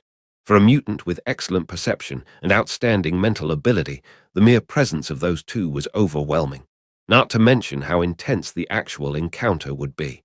This is a god. The bearded man opened his mouth wide in shock as he said so. Apocalypse, which made a grand entrance, stood in mid-air with open hands. The magnificent pyramid was rising from the ground beneath his feet. The hot sun shining brightly behind him gave the metal battle armor a layer of golden brilliance. Such scenes reminded the bearded man of ancient Egyptian myths, the legendary pharaoh's curse, the mysterious power of pyramids, and so on. Subconsciously, the warlord thought that his reckless act of blowing open the entrance angered the sleeping pharaoh. It revived the ruler of ancient Egypt from the land of the dead. Faisal, bring me the rocket launcher. Generally speaking, mortals who witnessed this miracle would inevitably crawl to the ground and beg the gods for forgiveness. But unfortunately, the bearded man was a staunch and determined materialist. In the midst of these phenomena, the thought that came to his mind was to find a way to shoot at this opponent. Even if a pharaoh really came back to life, a decaying mummy shouldn't be feared. Over the years, the bearded man had excavated more than a handful of tombs and opened more than a few coffins. Yes, boss. A few privately armed men with quick hands and feet carried the 60 M1 rocket launcher. As seasoned tomb raiders, it was normal for them to bring a rocket launcher with them. Swoosh! They fought the mysterious forces of ancient Egypt with hot weapons, overcome superstition with science. This group of raiders had such thoughts. Without hesitation, they directly fired. Several rockets with flaming tails bombarded Apocalypse, who was standing in mid-air. Small human beings and their backward weapons. Apocalypse turned up his eyes. This was one of the external manifestations of how he activated his abilities. The few rockets that came whistling immediately appeared as if they were caught in a sticky glue. They slowly stopped in mid-air and turned around. Boom, boom, boom, boom, boom. The flames of the explosion turned into a rolling wave of heat. The rockets didn't hit the bearded man and blow him to pieces but were suddenly detonated instead. Why should the great Ensabanur, the former pharaoh, have to inflict his anger on mortals? A sturdy figure broke through the tumbling sea of fire and appeared in front of the crowd. Luke was thinking about how to deal with Apocalypse. The other party was the strongest among the mutants, and undoubtedly a strong opponent. He didn't have the Phoenix Force, like the Omega-level mutant, Jean Grey. Even if Magneto and Professor X joined hands, they still might not be able to resist either. Generally speaking, strong people like Apocalypse were unwilling to communicate in a friendly manner and listen to reasoning. He had a way of doing things and a worldview that no ordinary person could shake. Because he was abandoned in the desert as a child, then discovered and adopted by nomadic people nearby, Apocalypse firmly believed in the natural law of survival of the fittest and was an extreme racist. Roughly speaking, there was no difference between Hitler, Sebastian Shaw, and Magneto, promoting the supremacy of mutants and passion about the cruel and tragic war, identifying the strong from the weak. Therefore, at the ideological level, Luke was bound to fail in negotiating and wouldn't be able to reach a consensus with Apocalypse. This was perhaps the main reason why Kang the Conqueror woke Apocalypse in a desperate attempt to create a formidable enemy for Superman. They were natural enemies. In addition to fighting and destroying, there were no other means. Why would a strong man like you care about humble ants? Apocalypse looked at the intruder who broke into the pyramid and disturbed his sleep. I used to be one of them. Luke shrugged his shoulders and spoke lightly. But you're not one now, Apocalypse spoke eloquently. When ants evolve wings, they will no longer be in the company of their fellow ants who crawl on the ground. His evaluation of this stranger had been lowered down a notch. A guy who retained superfluous feelings and didn't recognize his own existence. He could only be regarded as a rival, not a strong enemy. Ants grow wings, but they're still ants. Luke curled his lips and sarcastically said, if you're blindly arrogant and inflated inside because you're a little stronger, that would be truly ridiculous. You can't see yourself clearly. Superman's words made Apocalypse's grey face reveal a touch of anger. As a noble pharaoh and a revered god, no one had ever dared to defy him. But Luke had repeatedly touched his bottom line today. Perhaps you are strong among the humans. Apocalypse's patience ran out. He stepped forward, and the void shook. But when it comes to gifted mutants, it's not even close. The former pharaoh had great confidence in his own racial superiority. Luke's mouth twitched. He wanted to say that he hadn't only beaten mutants, but also slept with mutants. No differences were found in the physical form or in other areas. Sure enough, I can't communicate properly with a racist. Luke's eyes were slightly condensed. The radiant energy around his body gradually occupied half of the void between them, competing with Apocalypse. Ah, survival of the fittest. This is the law of nature and the true meaning of the path to evolution. Apocalypse was full of confidence, looking down on the earth. At the sight of Caliban, who was trembling, a look of disgust rose in his eyes. When I was a child, I was abandoned in the heat of the desert. Later, I was forced to become a slave, wandering on the edge of life and death every day. No one thought I would survive and grow up well. But I did it, and became the strongest of them all. I became a god, a great ruler. Apocalypse clenched his fist. His voice was cold. The magnificent pyramid under his terrifying power was instantly turned into powder. After that, those tiny particles of dust quickly transformed into fist-sized thunderbolts and bombarded the opposite side. Tens of millions of spherical lightning, like energy shells dropped by bombers, covering every inch of space Luke was in. If Apocalypse made a move, it would be a shocking move. The world you want to create is hopeless and meaningless. Luke's eyes gathered crimson light. The high-temperature energy formed a dense net while it abruptly spread. Power dominates everything, and the weak shouldn't survive. This is more like a brutal choice made by a reckless man with no power at all. After his return, he visited Dr. Zola to complete the long-awaited transformation experiment. Worden's blood gave Superman a more detailed and microscopic approach to energy manipulation. Boom, boom, boom, boom, boom. Terrifying thunder and lightning, hitting the raging high-temperature energy, immediately triggered an extremely violent explosion. In a flash, sand and stones were flying. The sky was covered. A thunderous boom came from high above, one after another. It was endless. The exuberant heat melted the sand and gravel into crystallized particles. Then they all fell down like a hailstorm. Caliban hid on the ground below, along with the bearded warlord. Faced with the horrific scene of a natural disaster and doomsday, they could only shrink their necks and embrace each other in silence. The bearded man had just witnessed with his own eyes. One of his men was affected by the violent energy wave, and in an instant their flesh turned into powder. Not to mention the corpse. Even the ashes were blown away, nothing was left. "Is that all?" Luke's voice cut through the wind and sand. Just as he finished speaking, a grey fist came crashing down. Once again, Apocalypse took a step. The spatial scope seemed to shorten, and he instantly appeared in front of Superman. The strong and powerful fist, like a cannonball out of the cannon, came straight on, bringing up the suffocating pressure of the wind. Luke narrowed his eyes. He sensed the terrible power contained in this heavy punch. Then he raised his brow. His right hand clenched into a fist and struck out with the same gesture. Boom, the atmosphere exploded, and the originally calm energy storm swept through once again. As soon as the two fists collided, the powerful force with different natures spread into a strong shock wave. The storm swept the dust and blew up the sand and gravel, forming a massive sandstorm. And the two people in the center involuntarily took a few steps back. "It seems that I underestimated you." After the exchange, Apocalypse changed his attitude and began to take him seriously. He believed that his opponent's strength might be on par with his own. If he knew what Apocalypse was thinking, Luke would definitely say, "Be confident and remove the word maybe from your vocabulary." Or, "Be more confident and swallow the whole sentence back." Apocalypse's power was in its various natural abilities, but Luke was like a warrior with strength, defense, stamina, and vitality at full capacity, and from time to time he could throw a few magic spells. It was almost impossible for him to beat Superman down. Therefore, Luke wasn't afraid of his opponent, but took the initiative to fight. As for Apocalypse's blind arrogance, it was completely understandable that an old man, who had been asleep for so long, would not adapt to the changes in the outside world and develop such an arrogant attitude. Luke had seen quite a few similar guys. For example, Nama, the Sea King, had suffered a broken back. In the beginning, he also thought highly of himself and looked down on people. After some physical persuasion and consensus, the two sides got along quite happily. Therefore, throwing punches was probably the most effective way to deal with the jerk who couldn't communicate properly.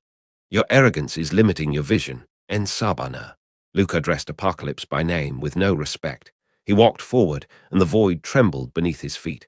"How long have you been alive? 50 years? 100 years?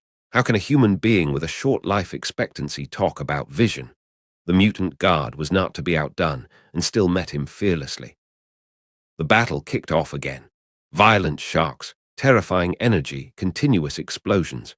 The two sides tried their best to show their control of energy, from macro to micro, each using their own methods and skills.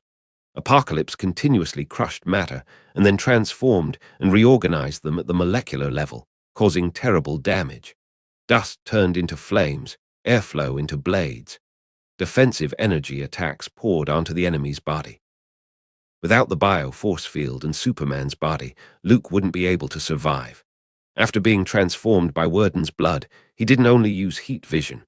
He started to use a subtler way to compress energy and manipulate matter. He had a ball of lightning and high-temperature chains all around his body, like a turret of unlimited firepower violently pushed out. Two powerful people, both standing above the earth, were fighting against each other. To the outside world, they used power to collide in the macro world and affect the micro world. People only saw strong flashes of light, the earth-shattering destruction of matter. However, no sound was heard, whether it was a towering mountain or a huge building complex. As long as it was affected by the wave, it would immediately disappear. The intensity of the battle was increasingly terrifying. Superman and Apocalypse, like two gods walking on Earth, were deeply feared. The battlefield between the two continued to expand, fighting all the way from Egypt to the Persian Gulf, spanning thousands of miles. Along the way, like a tornado, only broken walls and rubble were left. "This is a hostile attack."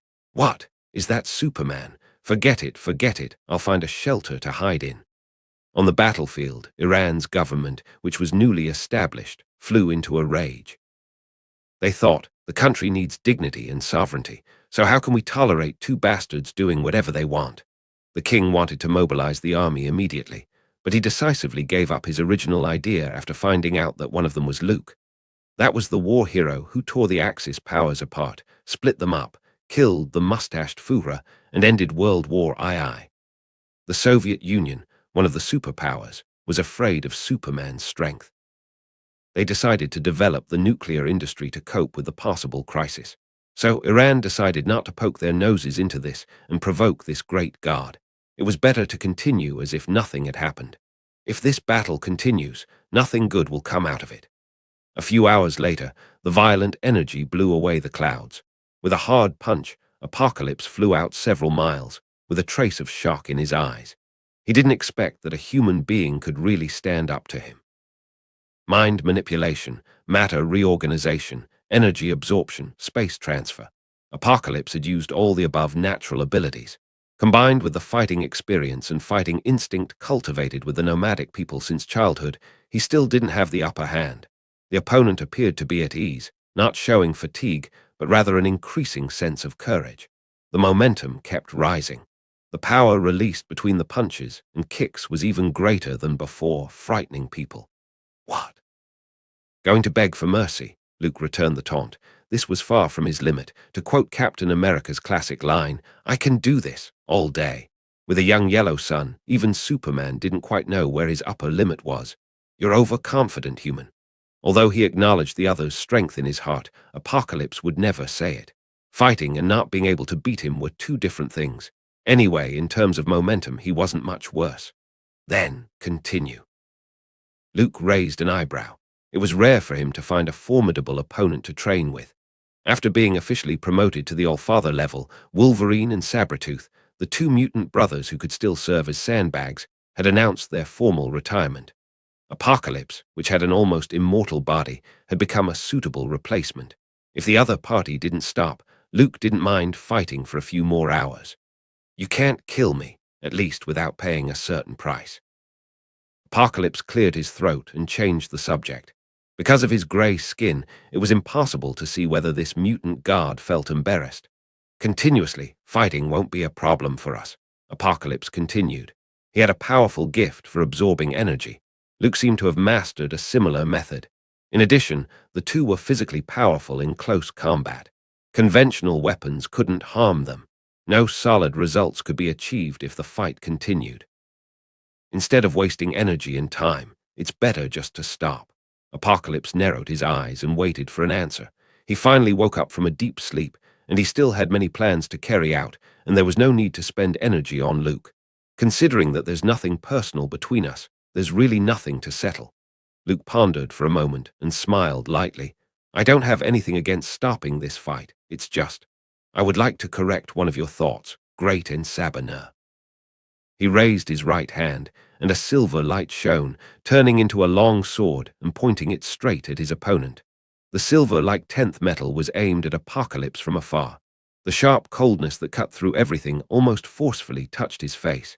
It caused the latter's eyelids to jump. Danger, the word flashed in Apocalypse's mind. I have the ultimate means to hurt and kill you, Luke said with a straight face while holding the sharp sword. So, I personally hope you could be more peaceful and not think about establishing a mutant empire and exterminating the backward human race.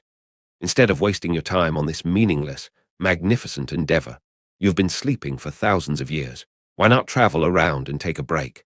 Luke started with a stern verbal warning and then changed his tone to gentle advice like a life coach. In his opinion, every villain should learn from Thanos. If one had nothing to do, he could just plant fields, bask in the sun, and feel the tranquility and beauty brought by the countryside life. Always thinking about ruling the world, building nations, destroying people, such a life pursuit was rather dull. Humph, we'll meet again. Apocalypse, who hated being threatened, looked at the sharp sword and held back his anger. Reason told him that he should keep a generous heart. No matter how rude, cocky, and arrogant this human being was, he was a magnanimous pharaoh and a kind god, so there was no need to haggle over every ounce. After some psychological consolation and self-assurance, Apocalypse dropped a malicious sentence, started space transmission, and left. He was going to find his 4 knights, gain more power, and then come back to settle the score with Superman. Lose the soldiers, but not the battle. The mutant guard still wants to save his reputation. Luke faintly smiled. He put away the 10th metal. This thing wasn't limitless, so he had to use it wisely. Just now, he took it out as a deterrent. Superman was a little reluctant to use it to cut someone down. I can't believe I survived. Caliban shoved away the thick debris covering his body and poked his head out. After making sure that the 2 horrible beings were getting farther and farther away from him, he breathed a sigh of relief and felt heartfelt joy that he had managed to survive. No one thought that a grave robbery would lead to such serious consequences. The earth-shattering battle scene was still imprinted in Caliban's mind, which was completely beyond the imagination of ordinary people. Who was the other person? Caliban shook off the dust while wondering. He could sense his compatriots and identify them. The tall man in metal armor and gray skin was most likely Apocalypse, the legendary mutant guard, more powerful than an Omega. In addition to Apocalypse, Caliban couldn't think of any mutant who could have such a powerful aura. He looked at the center of the battlefield. Sand and gravel were turned into glass like crystallized particles. As if melted by high temperature, it reflected bright light. The 2 powerful men were beyond human imagination. The aftermath of their fight almost turned the desert upside down for miles around. The terrain changed dramatically, and the buildings caved in as if a natural disaster had struck. Apocalypse really exists. Caliban wrapped his robe tightly around his body. If this news got around, it would definitely cause quite a stir. Mutant organizations active in Europe and America might move to the Middle East on a large scale to meet the legendary deity. If I can find Apocalypse, Caliban sensed the value of this information. He was a mutant, and if he could successfully gain Apocalypse's recognition, maybe he wouldn't have to be bossed around by Middle Eastern warlords, and he wouldn't have to remain a nameless black market trader. A brighter future, a broader future awaited him. What do you want from me? Just when Caliban's eyes were twinkling, and he was contemplating how to suck up to the guard, a deep voice suddenly rang out. The tall figure clad in metal battle armor took a step out of the space passageway and looked down at the alpha mutant. Caliban's legs were weak and trembling. In front of Apocalypse, he was like a weak lamb. Great, sovereign, great Ensabanur, great Apocalypse, I want to be your servant.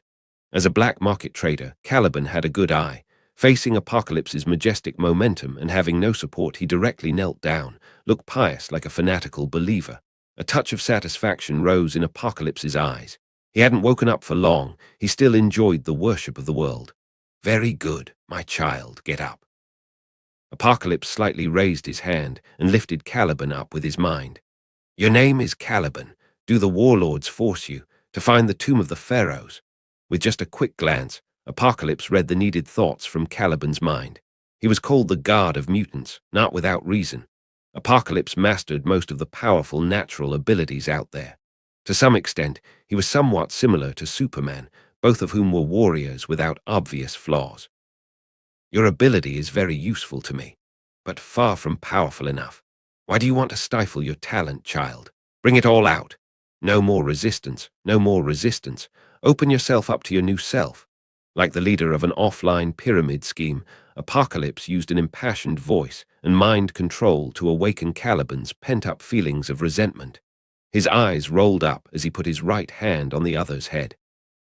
Forces acting at the microscopic level were rapidly modifying the mutant genes in Caliban's body. The albino, sun-fearing black market dealer. In a few breaths, it got rid of the defects rooted in his genes, and his ability reached a new level. I've been strengthened. Caliban was breathing heavily like a drowning man. He lifted his hood, and the ultraviolet rays shined on his body. It no longer caused a burning sensation. His mental power was like a radar network, radiating out in a wide range. The red dots that represented mutants were reflected in his mind, one by one. The entire capital of Cairo was within Caliban's perception. This was something impossible for him before. Seek more of my people, and tell my people. Apocalypse paused for a moment, and then said, Their God has returned. Apocalypse was busy developing believers and searching for his 4 horsemen. Luke was on his way back when he saw an archaeological team being attacked by armed men. With the battlefield moving, he and Apocalypse had long fought from Egypt to northern Iraq. After the latter proposed to stop fighting, Superman didn't intend to pursue it further. To solve Mr. Sinister and Kang the Conqueror, SHIELD was still waiting for him to return and rectify the order. Just as Apocalypse didn't want to waste his strength on fighting, Luke was too lazy to fight with an old antique. Flying in mid-air, he saw a team of camel riding, clearly differently dressed locals, crashing into terrorists on patrol in the desert. There was a fierce gun battle between the two sides, with many bullets shooting and dust splashing. Meet acquaintances here. Luke couldn't help but stop and look down at the team. His eyes slightly condensed, while a wisp of free energy bounced out like a chain of lightning. Crackle! In less than 2 seconds, all the militants were turned into a mass of charcoal and fell down. Lucian, long time no see. Luke slowly landed, placing his feet on the ground, and greeted him. In the desert of northern Iraq, he actually met Lucian, the Lycan leader. Perhaps this was a special destiny. General Cavill. Lucian was surprised too. After Superman disappeared, he still kept in touch with SHIELD Selene, who went to North America, had established herself in New York, Boston, Detroit, and other places, and turned it into a solid base camp. On the other hand, Lucian was in charge of the European continent to provide solid support for the future construction of the Magic Congress. I just contacted Howard Stark an hour ago and got the news of your return. Please forgive me for not being able to meet and greet you in the first place. Lucian's attitude was quite humble. Even if he were already a Lycan leader in Europe, when he saw his master, he would still turn into a husky. Superman's speech in front of the Essex building and the shocking killing of Mr. Sinister were broadcast by TV stations and spread all over the world. It looked like the red bear of the Soviet Union would soon burst into flames. The senior officials, who had easily slept for a while, would start to panic again. Since when did werewolves take up security work? Luke ignored the looks of surprise and curiosity from the others and directly asked. He was interested because there were 4 young werewolves in this team besides Lucian, who seemed to act as bodyguards, and their employers were all human beings. This was very strange. General, I'm sorry you had to see a joke. Lucian was a little embarrassed. He was the Lycan leader of Europe, and becoming a bodyguard was too embarrassing to talk about. They are from Prodigum, a large organization with considerable strength in Europe and all over the world. If the werewolves wanted to grow, they had to create good connections with political forces. The vast majority of the people in Prodigum's group were high-ranking officials from European countries. Otherwise, Lucian wouldn't have degraded himself to act as a bodyguard. If he wanted to expand the werewolf clan, he needed the support of the upper class. Prodigum was naturally a good connection. Prodigum. Luke glanced at them, as if he understood something, and asked, "You are not looking for the tomb of the Egyptian princess Amenet, are you?" He didn't expect that the Dark Universe, which should have been a failure, would be surfacing. Egyptian princess, Lucian paused. The Prodigum group said they were looking for Haram, which was the taboo knowledge referred to in the Egyptian language. There was no mention of an Egyptian princess Amenet. General, perhaps. They are hiding something from me. Lucian's eyes shone with cold light. What werewolves hated the most was deception and betrayal. He sincerely wanted to have a good relationship with Prodigum, so he didn't hesitate to come and act as a bodyguard in person. But those people treated him as a fool, intending to trick him and use him. This made the Lycan leader very angry. He felt as if he was humiliated. He silently noted down this debt in his heart. Who's the leader of this team? Luke scanned the members. Apart from Lucian and the 4 young werewolves he brought, there were over 20 people in total. Among them, the strong men who looked vigorous, armed to the teeth, and guarded the perimeter should be specially trained mercenaries. The people in the middle were probably the members of Prodigum. That man, Dr. Henry, is the leader of Prodigum. Lucian turned his attention to a middle-aged man with white sideburns and a beard. I joined the team to protect him. Luke looked around for a moment and whispered, "Take me there." With his status, no matter who it was, they had to show him some respect. Not to mention Prodigum, even if Hydra came, they had to be obedient. Dr. Henry, this is. Lucian brought Superman to the middle-aged man and then started his long list of titles. No matter which parallel universe, power represents power, and identity shows status, both of which are all powerful credentials. The mysterious organization Prodigum, which Lucian described as being able to cause turmoil in Europe with many big names standing behind it, was no exception. After learning that Luke was the Superman who disappeared, the leader, Dr. Henry, immediately underwent a dramatic change in attitude. At best, he was able to influence the political climate of Downing Street in England and was considered a prominent figure. But the young man in front of him, laughing and joking with the British Prime Minister Winston Churchill, could influence the world's situation. The difference in level was as big as a chasm in the sky. It turned out that the previous earthquake was the aftermath of General Cavill's battle, and I thought it was a sudden meteorological change. From his appearance to his demeanor, Dr. Henry fitted the image of an old English gentleman. He spoke slowly and carefully, and with good manners in speech and behavior. He was a sociable person who could easily gain the favor of others. "I haven't thanked you, General. You helped us get rid of those armed men. It's a gift that's impossible to repay." Dr. Henry spoke kindly, but there was a hint of caution in his eyes. When facing Luke, he felt a heavy pressure that almost triggered the other personality in his body. "Dr. Jekyll, do you feel distressed by the split in your consciousness?" Luke wasn't impressed by the compliments. He could tell right away that Dr. Henry was not human, not a normal human being, to be precise. In his mind's eye, beneath Dr. Henry's physical shell, there were two core personalities that emanated different emotional fluctuations. One was sensible, sober, and maintained goodwill. The other was cruel, violent, and full of evil thoughts. "What did you say? I don't quite understand." Although Dr. Henry tried his best to hide it, his face still revealed a strong sense of shock. He had a secret that no one else knew, another personality. "This isn't a psychological problem for you, but an aftereffect of biological transformation, right?" Luke once again dropped a heavy bomb. Dr. Jekyll and Mr. Hyde, how could he not have heard of it? Henry Jekyll, from Robert Louis Stevenson's short story, was the first dual personality figure in the history of literature. The story was about Henry Jekyll, a successful academic and well-known philanthropist who invented a potion. After taking it, he split his own evil personality, Edward Hyde. Such a classic image had been brought to the screen many times. In the failed Dark Universe, Dr. Jekyll and Mr. Hyde were an important link between monsters. He found Amenet, the Egyptian princess, and liberated Set, the god of death. Similar to the Invisible Man, Frankenstein, Werewolf, and Dracula, they all belonged to the Dark Universe. Prodigum was a scientific organization that specialized in studying all kinds of monsters and myths. Hiding under the Natural History Museum of London, England, their nature was similar to that of Shield. Luke didn't expect that in his Earth 1024 there was still a hidden branch. Therefore, when Dr. Henry gave his name, Superman turned this man's bottom line upside down. "I know a guy in a similar situation as you." Luke patted Dr. Henry on the shoulder consolingly and smiled. Whenever he loses his temper, his body would be possessed by his angry personality. He can't control his destructive impulses and starts to wreak havoc. "Dr. Jekyll, symptoms and conditions like yours aren't uncommon.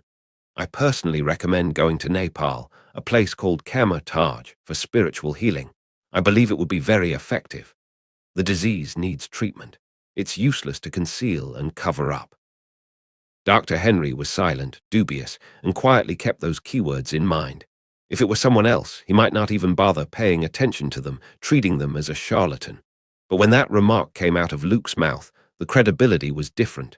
This was like an ordinary person saying that they don't like money, have never touched a penny, and money can't buy you happiness. Most people would scoff at it, and for some rich people, that feeling was very different.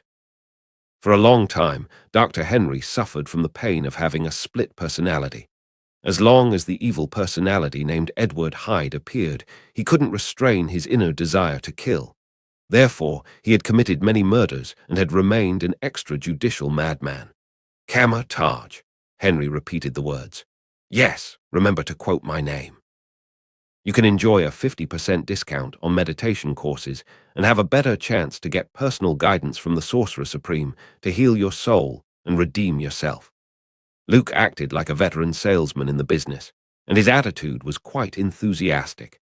Dr. Henry, a patient whose mental strength exceeded his physical capacity, thus splitting into a strong personality, was Kama Taj's favorite kind of apprentice. With a little training, he would be an excellent master of the mystic arts.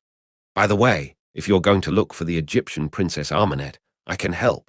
Luke, seemingly unconcerned, stated the real purpose of the other party. Dr. Henry knew everything about Superman and had become accustomed to it. Considering that the other party was the leader of SHIELD, it wasn't surprising that they beat Prodigium's level of information gathering. You're such a generous person, General. I'm very grateful, Dr. Henry smiled. He wanted to refuse, but in the end, reason prevailed. The Egyptian Princess Amenet has always been the focus of Prodigium's research. The team continued on its way, with Dr. Henry sitting on a camel, slowly moving forward. Egypt had long been a key surveillance area for Prodigium. According to Dr. Henry, back in 1923, a young soldier named O'Connell, together with a female archaeologist, Evelyn, discovered Hamunaptra, the legendary city of the dead. And then, the resurrection of the high priest Imhotep, as well as the legions of the undead, had caused a surprising amount of commotion.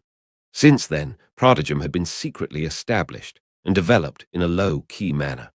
That was the first time that Prodigium saw the mysterious power. Beneath the surface of this world, there are many things that humans have never understood and that science cannot explain. Dr. Henry lamented. We call those monsters, or dark forces. In the Natural History Museum of London, there were still two magical books, Black Book of the Dead and Golden Book of Amun-Ra, which could bring people back from the dead or detain their souls in Hades. O'Connell and Evelyn were also honorary members of Prodigium. The legendary story of these two people could have been made into several series of movies. There, it should be the place where the Egyptian Princess Amenet was imprisoned. Dr. Henry pulled the reins and stopped the camel. Luke narrowed his eyes and expanded his vision to see a huge tomb buried underground. General, sir, Amenet killed the pharaoh and committed a great crime. She was erased, expelled from Egypt, and buried in northern Iraq. Dr. Henry had already informed that Amenet was the daughter of a certain pharaoh, who was to inherit the throne and rule the country. However, even though her father was old, he was vigorous. The old tree sprouted another branch and gave birth to a son. According to the Egyptian system, that baby would likely jeopardize Amenet's position.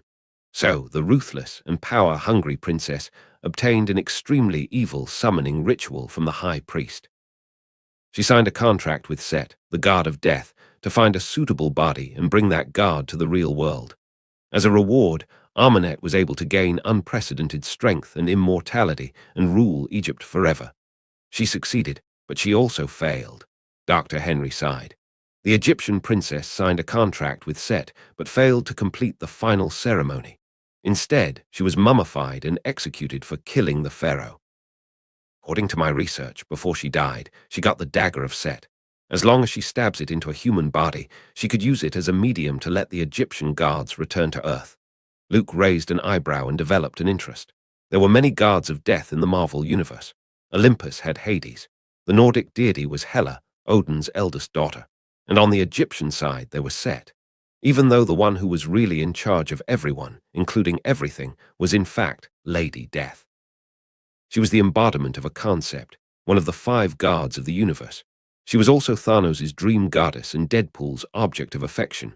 But on Earth, there were quite a few gods who had the power of death. You want to find Amenet, unseal her, and let her finish the contract. Luke figured out that Prodigium had other plans. Or rather, the Brits were planning to try it again and again, on the verge of death. It's not an easy game to mess with a god of death. Dr. Henry, to some extent, like Nick Fury, the hard-boiled egg director, both loved to use trouble to solve the trouble.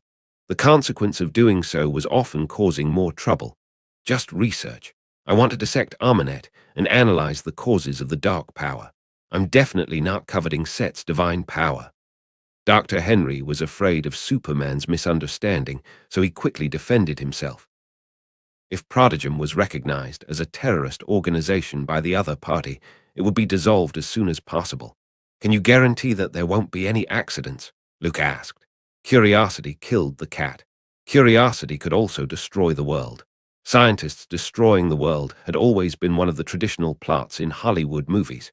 Prodigum and his group still wanted to study the mummy of the Egyptian princess. If Set came, how would it end? So, in your opinion, what should we do, General? Dr. Henry asked. Whether it was him speaking or Superman. They were representing Prodigum and SHIELD. Both sides weren't qualified to negotiate, so they could only surrender their right to speak. I think that in order to ensure safety and avoid accidents, Luke cleared his throat and said, the Egyptian Princess Amenet and the dagger of Set are better off in SHIELD's hands. Dr. Jekyll, as you may not know, we are preparing to set up a magic congress to handle such incidents. Isn't this daylight robbery? Henry pushed down his inner thoughts and tried to negotiate the terms. So can Prodigum participate in the research or join Magic Congress? No problem. Regarding the establishment of the Magic Congress, you can ask Lucien. The werewolves have a seat. Luke generously agreed. In the Marvel Universe, measuring strength below the level of an Allfather was to see who had the highest energy output and strong defense. Above an Allfather, it was to test the degree of manipulation at the micro level, as well as the understanding of some concepts and laws. Considering that it was possible to face the 5 gods of the universe or the living tribunal of the higher level in the future. Luke thought that there was nothing wrong with preparing in advance, such as studying the concept of power and improving yourself. Simply put, he wanted to pull the wool over Set's eyes. Here we are. The burial place of the Egyptian princess was in the northern province of Iraq. Prodigum had long established a relationship and hadn't encountered any obstacles except the group of militants they met on the road. Amenet is down here. Let's set up the explosives along this circle and blow up the passage. Dr. Henry jumped off the camel and began to issue orders. I don't think it needs to be that troublesome. Luke brought the map over and walked around the worksite where the perimeter was set up. Roughly confirming the position, he stomped his foot. The dust tumbled up and the ground instantly fell apart. The bioforce field exerted heavy pressure and grinded the broken soil into dust. A neat entrance path opened up. Okay, let's go in. Luke floated in mid-air, calling them over, and then slowly descended into the darkness. Dr. Henry's throat rolled a few times, trying to calm his inner shock. In his opinion, perhaps the most interesting monster on this planet was Superman. Unfortunately, Prodigum would be insane if they tried to put their hands on the other party. The tomb of Princess Amenet in Egypt was actually a huge underground cave. It wasn't as magnificent and large as a pharaoh's pyramid. Rather, it was very gloomy and horrible. Luke entered first, followed by Dr. Henry and his archaeological team. Lucien, the werewolf, and his compatriots had now become dispensable and unimportant. Because of Superman's existence, the magical journey that was originally frightful and full of dangers was turning into an outing and a leisurely trip. Everyone looked relaxed as they slipped down the strong nylon rope. The hollow underground chamber was filled with the sound of the wind, emitting a shrill howl like a wolf's cry. Mercury. Dr. Henry followed Luke as if he felt safer this way. A muddy drop of liquid hit his shoulder, slid down, and rolled onto his palm. Just as Emperor Qin's tomb used mercury to simulate rivers and lakes, the ancient Egyptians also used this chemical element called mercury extensively to build their tombs. In their perception, mercury could suppress the souls of the dead and also serve as a means to prevent tomb raiders from breaking in. Because it was a neurotoxin, it could damage the brain and nerve system. Many tomb raiding teams who entered a pharaoh's mausoleum and accidentally inhaled too much mercury vapor would go insane and die of madness. This was also the reason for the frightening rumors such as Pharaoh's curse and evil spirits. In that ignorant era, people often attached mysterious and grotesque explanations to unknown things they didn't understand. Mercury drips from above and then falls into these holes. Dr. Henry turned his flashlight to the ground. At regular intervals, a square hole similar to the entrance of a sewer was arranged. This means that there's a complete pipeline system in the tomb of the Egyptian princess. We can follow it to find the sarcophagus. The corners of Luke's mouth twitched slightly as he listened, thinking that Prodigum was a tomb-raiding organization with extensive experience in committing crimes. Those archaeological team members who came with him, some were arranging lighting equipment, while some explored the terrain. It seemed that it wasn't their first time committing grave robbery in the name of archaeology. Even more shameful was that, according to Dr. Henry, their harvest would eventually be turned over to the country and placed in the Natural History Museum of London, a place that originally belonged to Prodigum. It was the same as insider trading. Luke could not help but feel that in terms of shamelessness or capitalism, they had a good method. This is the antechamber of the tomb, where Amenet's mummified body is located.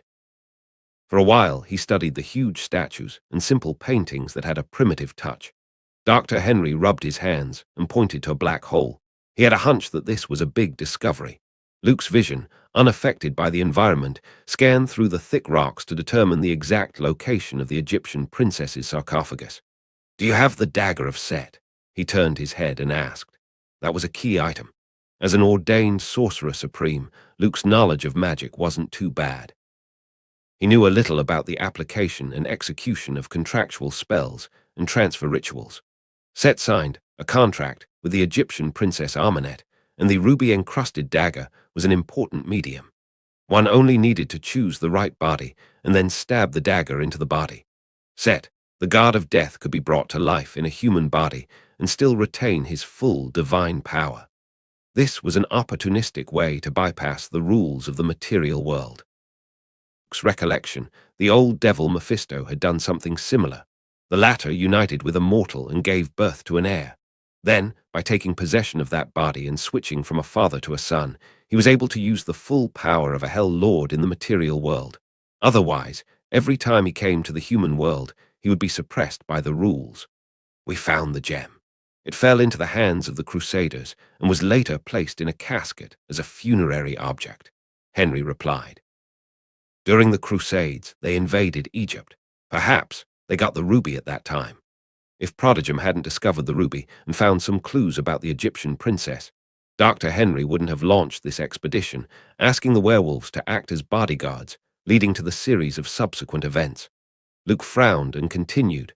"So, only Amenet herself knows where the dagger is." Dr. Henry nodded. "Otherwise, he wouldn't even think of unsealing the Egyptian princess's sarcophagus." Only when the dagger and the ruby were combined could the final ritual be completed. Fighting monsters with monsters was the policy that Prodigum was founded on. If they could study the power of death or control Amenet, they could use it for themselves. Prodigum had taken a big step on the road to darkness. What? Consequences. We couldn't expect a senior with serious psychological problems and an evil personality to make a wise decision. From the structure of the tomb, we can assume that Amenet was imprisoned here as a sinner. A large amount of mercury was poured over the opening of the shaft, suppressing her soul and preventing her from resting in peace or being reincarnated for eternity. Generally speaking, where the sarcophagus is located, there should be a dog-headed guardian to warn intruders. The 6 guardians were looking at the mercury shaft to suppress the dead mummy, nothing else. Dr. Henry, in his customary academic style, concluded, "Underneath, there's an evil spirit that had suffered 1,000 years of darkness, torment, and resentment." The Prodigum crew heard this and moved closer to Luke's position. The latter acted as usual. He had been to hell and bargained with the old devil. If any evil spirits and demons appeared in front of them, he could instantly send out a set of demon removal spells and send them on their way. "Take out the sarcophagus," Luke ordered. Dr. Henry observed for a while and found the opening mechanism. Rumble, rumble. With a violent sound, the underground cave started shaking. A bronze sarcophagus slowly rose and was pulled out of the mercury well by some chains. Then came the densely packed camel spiders, which felt strange as they moved like a layer of black carpet covering the rock walls. "Fortunately, they aren't scarabs." Luke curled his lips. Those things were the standard for Egyptian tombs. The bioforce field suddenly opened up and isolated the camel spiders that were crawling over. "Get a helicopter and pull the sarcophagus up." Dr. Henry deserved to be a senior member of Prodigum. He was able to get a helicopter in Iraq in no time. After thousands of years of darkness, the sarcophagus used to seal Armanet was finally revealed. Large flocks of crows hovered in mid-air, seemingly attracted by some mysterious force, like a gathering of dark clouds. Set's power is beginning to show. Dr. Henry looked solemn. The crow was a symbol of death and a messenger of death. Armanet completed the summoning ritual and signed the contract, so she has immortality and can only be sealed. It looks like it won't be long before she comes back to life. Luke didn't care. Not to mention the dead Egyptian princess. Even if Set appeared in front of him, it wasn't a threat. The strength of those Egyptian guards was probably similar to those dimensional demons. What Luke was actually interested in was the conceptual power of death. Although Set was only the god of death of Egypt, he couldn't control other boundaries. Asgard, Olympus, heaven, hell, all had nothing to do with him. But getting that power was equivalent to having a part of death's authority. I wish she could wake up sooner and lead me to the dagger. Luke saw yellow sand on the horizon and heavy smoke rolling in. A huge sandstorm was coming for the helicopter. Set, seemingly unable to come down, wanted to stop Prodigum from taking away the sarcophagus of the Egyptian Princess Armanet. "General, sir, then I will return to London." Dr. Henry glanced at the coffin and felt a little worried. They landed at a nearby airport where a transport plane was ready to take off. Luke was about to nod when the rusty sarcophagus, with its coils of chains, shook violently. The sharp sound of fingernails scratching abruptly sounded. In the distance, one could also hear a woman's crying and shouting voice. "Leave him alone." An archaeological team member with empty eyes leaned toward the coffin like a puppet, and Luke stopped Dr. Henry. The latter was thinking of bringing Armanet back to London, then conducting research to find out the dagger's whereabouts. But in Luke's opinion, it was all the same. Waking up the Egyptian princess as soon as possible seemed to be a little less work. The archaeological team members near the sarcophagus appeared to have fallen into a hallucination and were deprived of their consciousness. They uttered awkward, odd syllables and sliced through the dark chains that were wrapped around the coffin. The large murder of crows hovering in the sky was like thick clouds covering the sky, blocking the blazing sunlight overhead. A withered hand grabbed the edge of the coffin. The slender figure, wrapped in tattered cloth, slowly sat up. The mummified Egyptian princess, Armanet, came to life. She turned her head somewhat mechanically, the pair of dark eyes staring at the people there. Before Armanet could say anything to create a more frightening mood, Luke said, "Princess, do you think I am suitable? Can you be the god of death, Set's human form?" After 1,000 years, were human beings now so direct? The Egyptian princess Armanet had just woken up. She originally wanted to use her eerie voice, with the female ghost-like appearance, to set the mood like a horror movie effect. Unexpectedly, Luke directly offered to become the mortal vessel of the god of death, Set. It was completely unconventional. Armanet froze for a moment, and her brain had just rebooted. The muddy face, branded with hieroglyphics, showed a hint of interest. She stared straight at Luke, sweeping back and forth with a look of measuring goods. "Strong, young man." Armanet licked her blackened lips like a hungry female beast trying to swallow her opponent whole. There were no criteria for this Egyptian princess to choose the body of the god of death to descend upon. Simply put, it was probably the right age, not too old. The endurance should be sufficient, with strong abilities, preferably both firm and long-lasting. And they shouldn't look too bad. The work wasn't too strict, so she could prioritize her preference. When the above conditions were met, it would pass. Don't get it wrong, this wasn't what Set had stated, but Armanet's personal interest. After all, before completing the ritual, she had to communicate with the man of her choice, spiritually and physically, to achieve great harmony. In certain places, her requirements couldn't be lowered. "The great Set should be pleased with you." Armanet sashayed her waist and approached him leisurely. In her eyes, there was only Luke. Dr. Henry was too old and had been ruled out. Those werewolves were non-human. They didn't need her consideration. The rest of the archaeology team looked inadequate in front of Luke. After a rigorous screening process, the only person who met the requirements was the young man who volunteered. "Really?" Luke made a surprised expression as if he was excited about being elected. And then the corners of his mouth curled up, and he softly said, "In that case, Princess, let's finish the ceremony as soon as possible. Where is the dagger of Set?" As the one who signed the contract, Armanet had a hidden connection with the ruby and the dagger. As long as it's in the vicinity, she could sense it. To Luke, the Egyptian princess was just a tool to find the dagger. Armanet was silent as she approached the young man. She sniffed the other side's vibrant soul aura and showed a satisfied look on her face. "Let me see." The Egyptian princess gently lifted Luke's shirt as if she wanted to inspect the goods first. Boom! The latter mercilessly threw a punch. There was a horrible hole in Armanet's chest. Fortunately, she was a mummy, and her internal organs had already rotted, so there was no bloody scene. "Princess, please behave yourself." Luke looked righteous. His actions told the other party that he wasn't that kind of casual guy. He just wanted to know the whereabouts of the dagger of Set, but if he had to sacrifice his body for that, it wasn't worth it. Armanet was certainly a rare beauty with an exotic look, but that was 1,000 years ago. After being mummified, she was sealed in a sarcophagus and dangled in a well full of mercury. The merciless years had destroyed her beauty, and nothing was left. The Egyptian princess standing in front of Luke hadn't had a bath in thousands of years. With flesh and blood rotting and covered in mud, it really wasn't flattering. To let Luke and such a woman achieve great harmony was something a little difficult. In a nutshell, he rejected her because of her looks. "I'm only interested in Set, not in you." Armanet felt offended when she heard his answer. She became angry. She opened her hands, and the intense aura of death attracted a large number of crows. They swept in like a black storm. Thousands of crows with sharp claws and beaks pecked away at the archaeological team. Snap! Luke snapped his fingers. The exuberant energy in the air, like an explosive that had its fuse ignited, exploded violently. Boom, boom, boom, boom, boom. The dark crows hovering overhead suddenly burst into flames and turned into a sea of fire. This spectacular scene shocked the archaeological team members, and at the same time, they had a better understanding of Superman's strength. "Most of the time, I am very polite and courteous to women."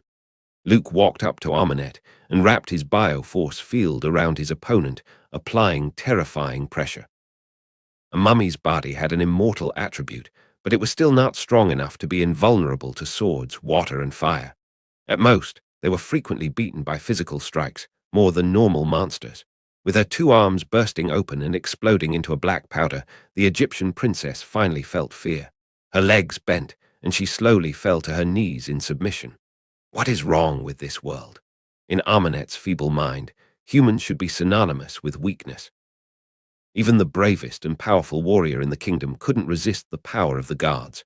But now it seemed like something had gone wrong. The young man standing in front of her was horribly strong. That's the right attitude. Luke put away the bio-force field, looked down at the Egyptian princess who had sobered up after a beating, and asked again, "Where is the dagger of Set?" A few hours later, Luke arrived at a monastery near London, England, with a team of archaeologists from Prodigum. According to Armanet, during the Crusades, they invaded Egypt and plundered a lot of gold, jewelry, and antiques, among which was the dagger of Set. "Find it and bring it to me," Luke gave orders. The Egyptian princess, who was originally ambitious and arrogant, had been conditioned by him to be obedient. Before long, she brought back the dagger of Set from the monastery. It was made of black crystal and had a long, slender shape, and was cold to the touch. And the ruby. Luke turned to look at Dr. Henry, who quickly handed over a box. He knew that Prodigum couldn't resist Superman and SHIELD, so he changed his mind and actively cooperated, trying to leave a good impression. That Magic Congress proposal was very tempting. A huge organization in charge of the dark creatures and the underworld. If he could join, maybe Prodigum wouldn't have to worry about how to deal with those monsters. They would also learn more about the dark world, shrouded in mystery. What spells are needed for the ceremony?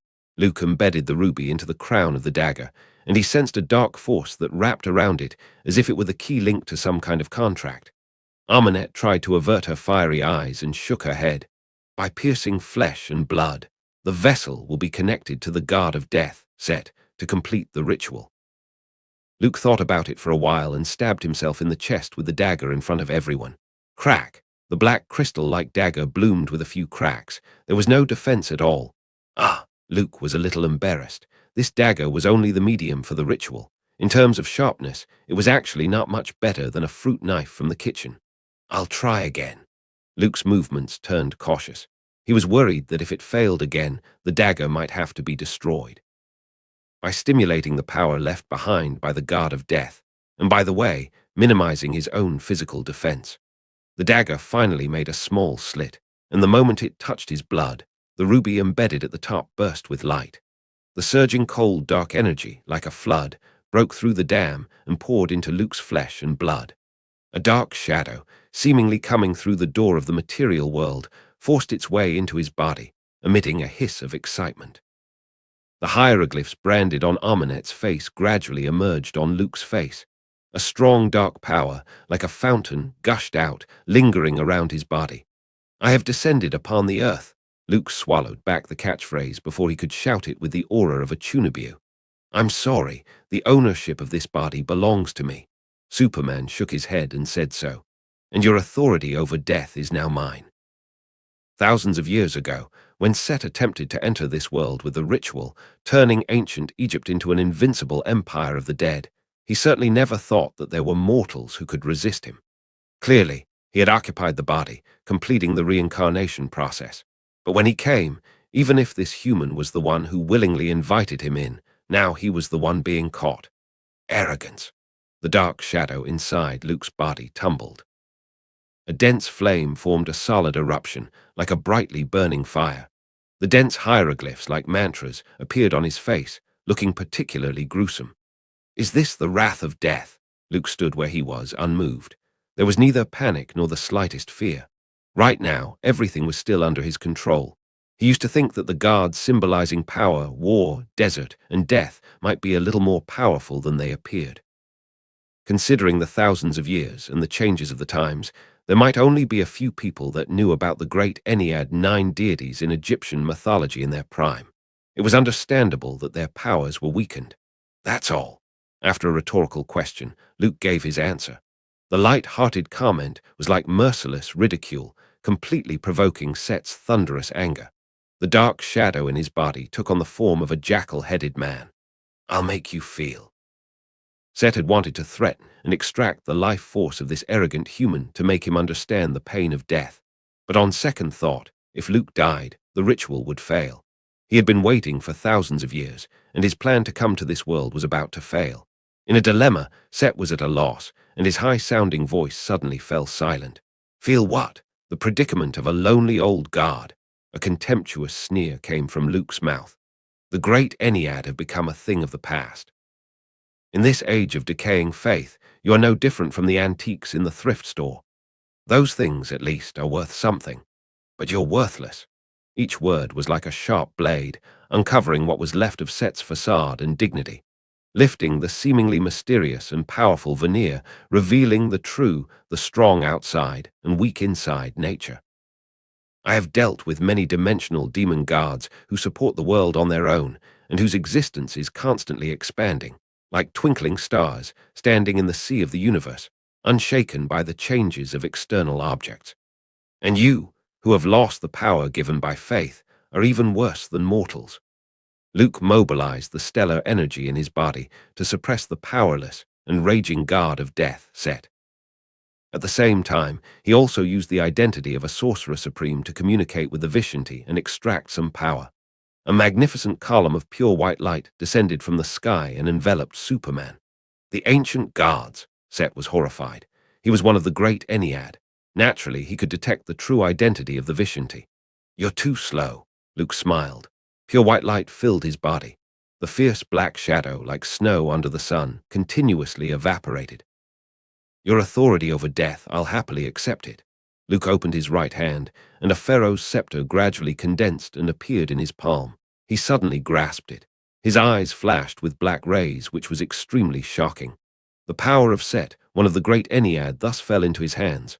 "I curse you, with my life, with everything I have." The dark, shadowy figure was dragged, pulled, and slowly detached from Luke's body. However hard it struggled, however hard it rejected it, everything was useless. "Don't be like that. Your name, your image will always exist in history." Luke laughed softly as he felt the power of the scepter. "I'm just a god of death by proxy. I have no followers, and I'm not worshipped in a temple. Think about it differently. I'm actually working for you. You're my boss." "Set, does that make you feel any better?" The Egyptian god of death, seemingly shocked by the shamelessness of mankind, fell into a long silence until the dark shadows left his body completely. Hiss, hiss, hiss, hiss, hiss. When Set was exposed to the sun, he instantly turned into a wisp of smoke. Thick black oil like flames raised a large fire. The wailing and hissing of anguish disappeared along with the hideous form of the god of death, Set.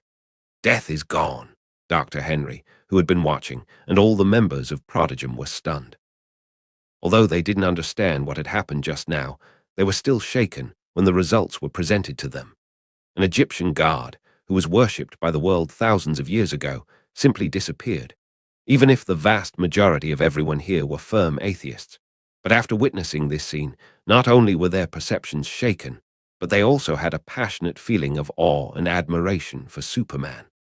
The constantly refreshing and rising reputation value was the most obvious. The gods won't completely die, Luke corrected Dr. Henry's misconception. In his eyes, every life form had an illusory line of varying length. That's the length of life. He could try to cut off or renew someone's lifeline with the pharaoh's scepter held in his right hand whenever he wanted. Of course, it wasn't easy, and there was a price to pay. As long as their names were remembered, and as long as the traces in history aren't completely lost, Luke stared at Amenet, the Egyptian princess, who was trembling with fear and had almost her entire face covered with terror. They will have the opportunity to be resurrected and come to this world. Maybe hundreds of years, maybe thousands of years, Set, who has fallen into a new slumber, will appear again. D. Henry listened carefully. He couldn't help thinking, if Set went to sleep in the dark, then isn't Superman, holding the pharaoh's scepter, the same as a living god of death?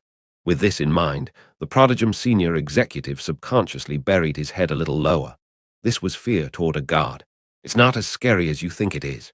Luke seemed to have guessed what Dr. Henry was thinking and slightly shook his head. He didn't explain too much. Those complicated concepts were too complicated for ordinary people. The belief system of this world had long been divided among many gods and deities. Olympian gods, Greek gods, Norse gods, ancient India, ancient Egypt. In addition, the two camps of heaven and hell. The souls of those believers were labeled the moment they knelt and prayed to a particular deity. When they reach the end of their lives, they become a bargaining chip for their gods. Those dimensional demon gods, at best, only picked up some little leftover scraps of food. Relatively speaking, the chips weren't as important to them as the gods were. To Luke, the earth was like a huge casino. Those gods who rarely appeared in this world were bosses who hid behind the scenes. The competition was to see who had more chips and who had a stronger background. Lord Death, Amenet, who was silently trying to blend in the background, made a little noise. What can I do for you? According to the original contract, she would help Set, the god of death, descend into the human world. In return, not only would she live forever, she would become his partner and rule over a large territory. But what was happening right now was completely beyond her and Set's expectations. The dead aren't welcomed in this world, Luke said lightly. Amenet trembled and fell to her knees. She had a hard time getting rid of the thousands of years of darkness, the seal of the sarcophagus. If she were to return to her original situation and suffer that kind of torture, it would be worse than death. However, considering my underworld, I need someone to manage it. The corners of Luke's mouth curled up, evoking fear in the Egyptian princess. Then he wiped it off with his own hands. Are you ready to work for me, Amenet? The ups and downs of life made this Egyptian princess feel like she was on a roller coaster ride. She breathed a long sigh of relief, and excited tears were almost falling from her eyes. I will take good care of the underworld for you, Amenet assured. I hope so. Luke held the pharaoh's scepter, and his eyes turned black. Rumble, rumble, a loud disembodied sound like chains twisting and gears gnashing sounded. A magnificent portal branded with hieroglyphs slowly opened. That was the underworld, the kingdom of the dead. At the moment when the underworld was opened up, Luke seemed to have a subtle connection with the kingdom of the dead that existed in a different place. His vision, through the barrier of space, saw a cold world full of humid fog. Then a graceful figure in a green cloak came into view. Is that Hela?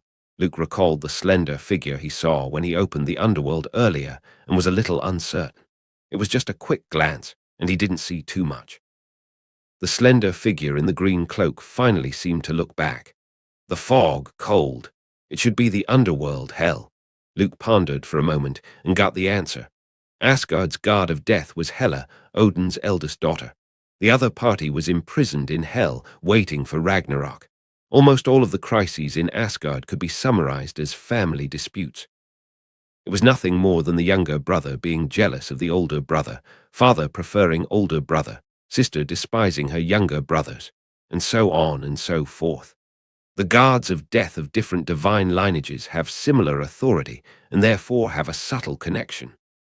Luke put away his thoughts and stopped thinking about them. If he had an opportunity in the future, he should go to Asgard. Compared to Loki and Thor, he felt that there was more room for cooperation between himself and Hela. They were both gods of death. They should get along, more or less. I'm the sorcerer supreme. I won't lose my confidence in front of Odin. Luke believed that in terms of strength, he was already qualified to compete with the king of the gods and wouldn't be treated as an insignificant mortal by Asgard. As a representative of Earth and the sorcerer supreme, his status wasn't much worse than Odin. The Asgardians are notoriously bad at communicating in the Nine Realms.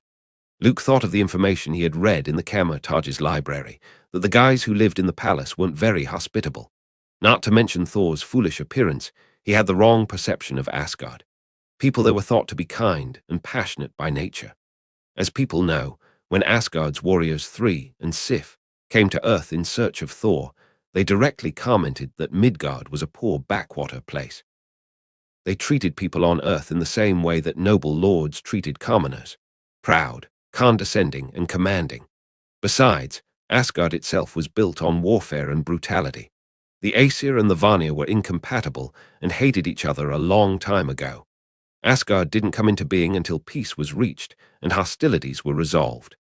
Later, Asgard, which was unified internally, had the ambition to compete for the throne of the Nine Realms.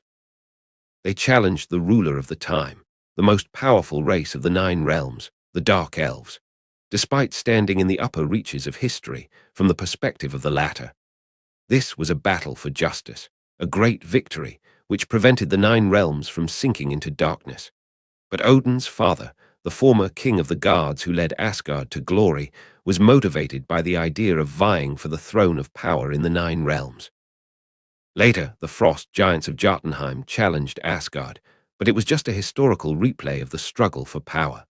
The challenger was replaced by someone else. In short, Asgard was a warrior race that revered force, expanded its territory through war, and eventually ruled the Nine Realms. It would be overly naive to have any wonderful fantasies about them. Luke himself didn't rule out the possibility of a future conflict with Asgard. According to his character, running into that kind of condescending, despising asshole would always stir up more trouble. This is the end of the discussion about mummies and the Egyptian gods of death. The pharaoh's scepter that Luke was holding slowly disappeared as he threw Armanet into the underworld to work for free. The dense black light in his eyes, which was frightening, also quietly dissipated. Dr. Henry, who wasn't breathing well, finally breathed a sigh of relief and no longer felt the pressure. I have a somewhat premature suggestion about Prodigum. Thinking back to the outside world, Luke spoke in a negotiating tone. SHILD has a similar division and will contact and cooperate with the Magic Congress in the future. If Dr. Jekyll and the people behind you have no objections, they can consider joining them.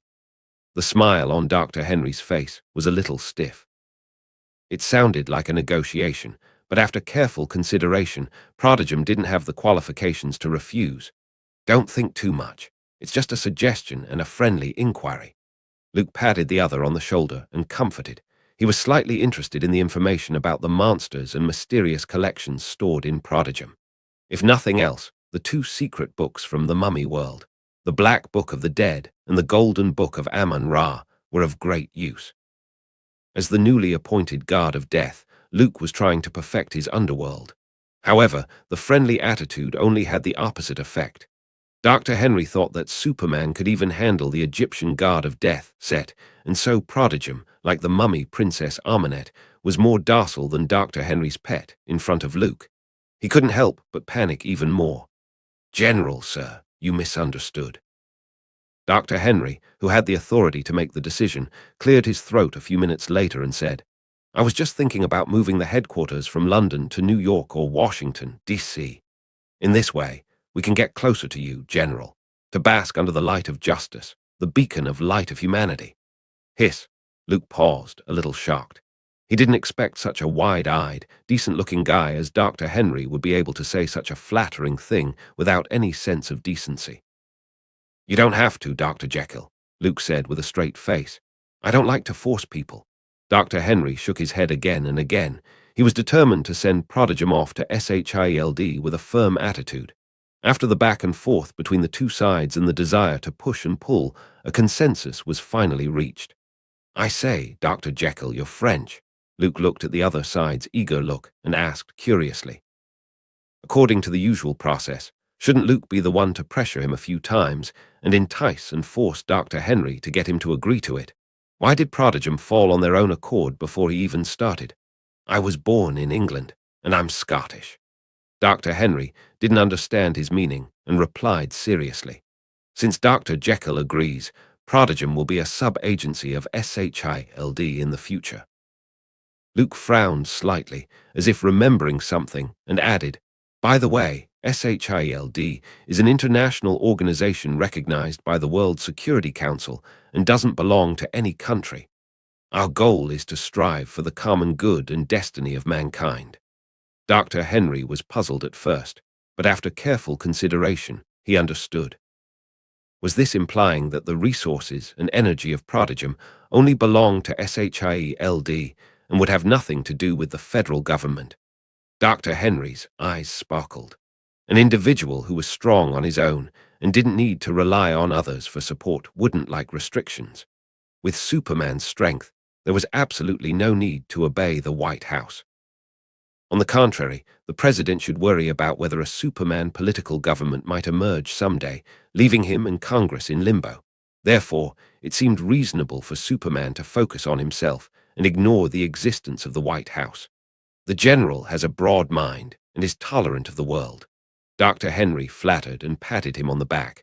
Luke smiled and ignored it.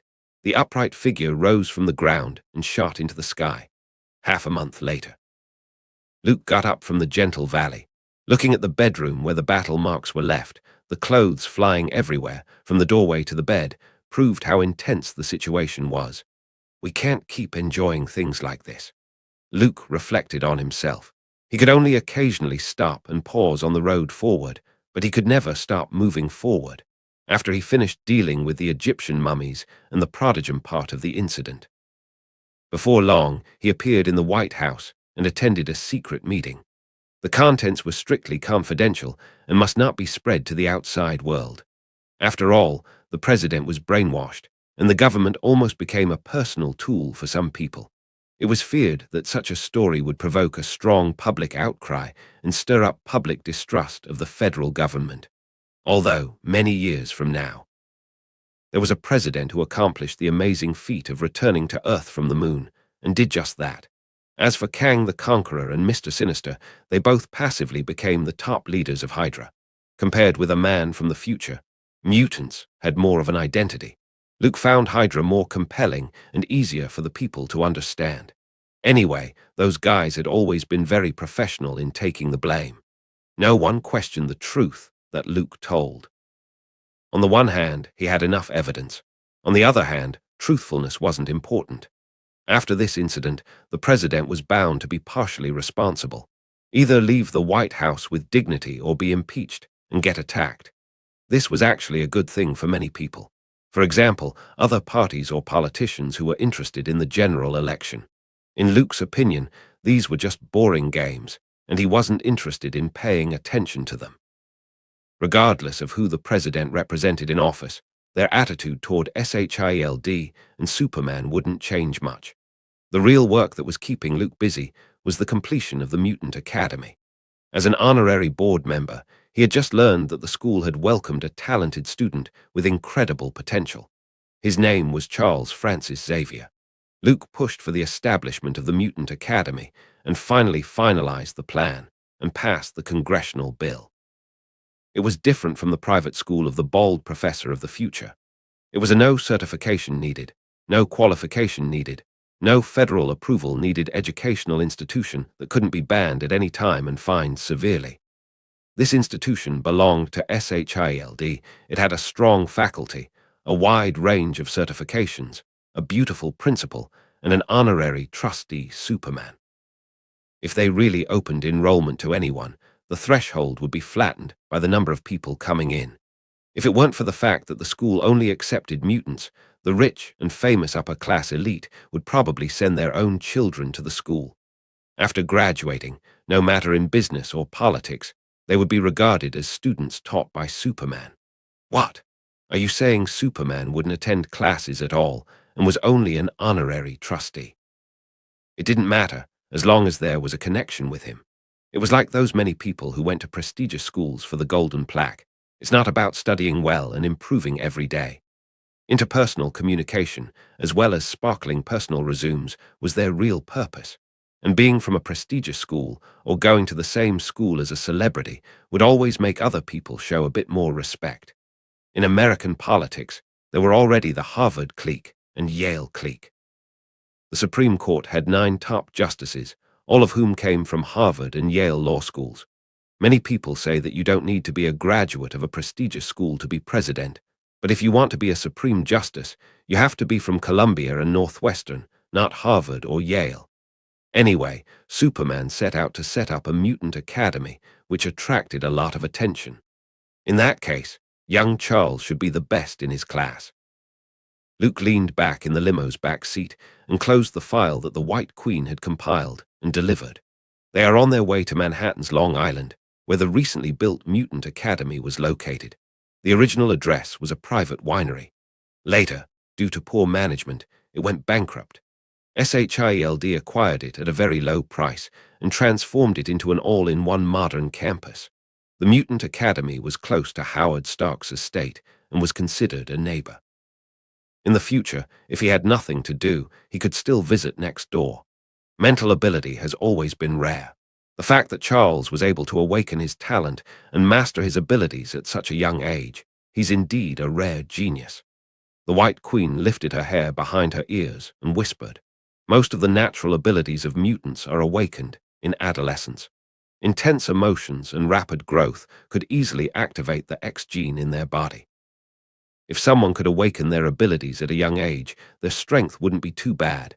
Just a few people, Professor X, Magneto, the Phoenix Jean Grey, Mr. Fantastic's son Franklin, they're all powerhouses. The worst was an alpha-level powerhouse. By the way, he has a younger sister, called Raven, who's also a mutant." The White Queen seemed to remember something and added, "She can change her own cellular and tissue structure. Simply put, she can morph and take on the appearance of anyone, even subtle things like irises and fingerprints." Luke raised an eyebrow. The future Professor X and Mystique had become his students. The few leaders of the mutants, only Magneto, hadn't appeared. Speaking of, he always thought that Professor X was someone with a protagonist role, inherited his parents' wealth at a young age, and adopted a sister who wasn't related by blood. Both parents died. He got the car and the house. He had a beautiful sister and a best friend who shared affection and dislike for each other. He's more of a protagonist than I am. I read that young Charles was born into a wealthy family in New York, and his father, Brian Xavier, was a scientist, who later joined the business community and became rich. Luke put his mind at ease and asked, how could he accept that his son is a mutant? Or, to put it another way, how could he accept that his son is enrolled in a school for mutants? Such an approach, to use an inappropriate analogy, was tantamount to an elite sending their son to a school in the slums. There was no doubt that they would bear some strange looks and criticism. Although on the legislative front, Luke had already started to secretly push for the passage and implementation of a Mutant Registration Act and was ready to change the public perception. This wasn't something that could be changed and achieved overnight. It took time to accept. I made a visit and met Charles's parents. White Queen was studying hard on how to be a qualified principal. Since she ran away from home, she hadn't had a proper occupation or career. After joining the Hellfire Club, he shouted slogans with Sebastian Shaw every day to brainwash their compatriots. It didn't give people a sense of satisfaction and self-identity at all. The White Queen was grateful to Luke for leaving the management of the Mutant Academy to her. That night, when she sat there and shook her waist, her movements were much more vigorous. Charles's parents were more open-minded and accepted their son's mutant status very early. White Queen shook off the embarrassing picture in her mind and went on to say, "That child is much more mature and quiet than his peers. He has his own ideas and is very smart." The decision to adopt Raven was also a decision his parents made after he convinced them. He personally believes that a mutant academy is more appropriate than an ordinary private high school or an elite school. Luke nodded his head. A psychic like Charles could listen to their hearts and read their thoughts. It was too easy for him to guide the behavior of others. What's more, he had been behaving like the perfect child, studying hard and listening quietly. Every governess in charge of teaching young Charles had expressed the same sentiment: this was a true prodigy, a genius. With very different family backgrounds and childhood experiences, it's no wonder that those two people would take opposite paths in the future. Luke remembered the personal file he had just read and let out a chuckle. Born into a wealthy family in New York, young Charles was a lucky kid who grew up with a silver spoon. Living in the castle-like mansion in Westchester, he had servants to take care of his daily life, and his future best friend and partner, Magneto Eric Laneshare. However, because of his Jewish identity, his family was persecuted. He was placed in a concentration camp and felt the cruelty of war. There was a saying, "Unfortunate people spend their lives curing their childhood, and lucky people spend their lives being cured by their childhood." The two leaders of the mutants, Professor X and Magneto, couldn't be more appropriate for this. Magneto, who saw his mother die in front of him, saw and experienced all the terrible things on Earth, such as racial persecution and slaughter. Naturally, it was hard for him to understand Charles's pacifism and conservatism, and thus he thought such behavior to be cowardice and weakness. However, Charles, who had a happy family and a happy life, could only sympathize with Magneto's miserable childhood, but couldn't feel it. Such a concept led to the division of the mutants and the confrontation between the two camps. "How many students have you accepted this year?" Luke talked about the main business. He started to build an academy. In addition to wanting to give mutants a place to live, he was also taking into account the rapid changes in the future.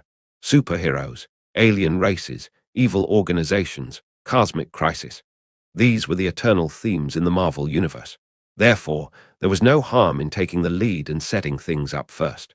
The total number of eligible candidates is 31. White Queen smiled a little helplessly. On the one hand, many families still held conservative ideas about mutants. On the other hand, about 30% of the mutants had significant genetic defects. Either their appearance was much too different from ordinary people, or their ability was uncontrollable. They were not eligible for enrollment and were referred to medical institutions at most. Not bad. There will be more and more in the future. Luke was very satisfied. In his opinion, this wave of enrollment attracted future Professor X and Mystique to the door. It was quite successful. It was equivalent to drawing 10 times in a row and acquiring 2 legendary golden cards. Here we are. 2 iron doors opened up, and the limo slowly entered a vast private estate. On the nameplate at the door were the words, "Cavill's School for Gifted Youngsters." That's the official name of the school.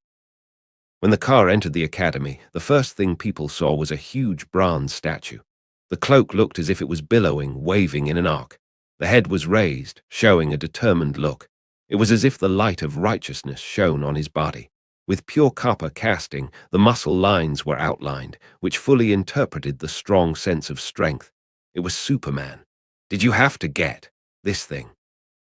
Luke walked out of the car and found his statue standing in the most conspicuous place in the academy, feeling a little awkward. Frankly speaking, I'm not a big fan of creating a cult.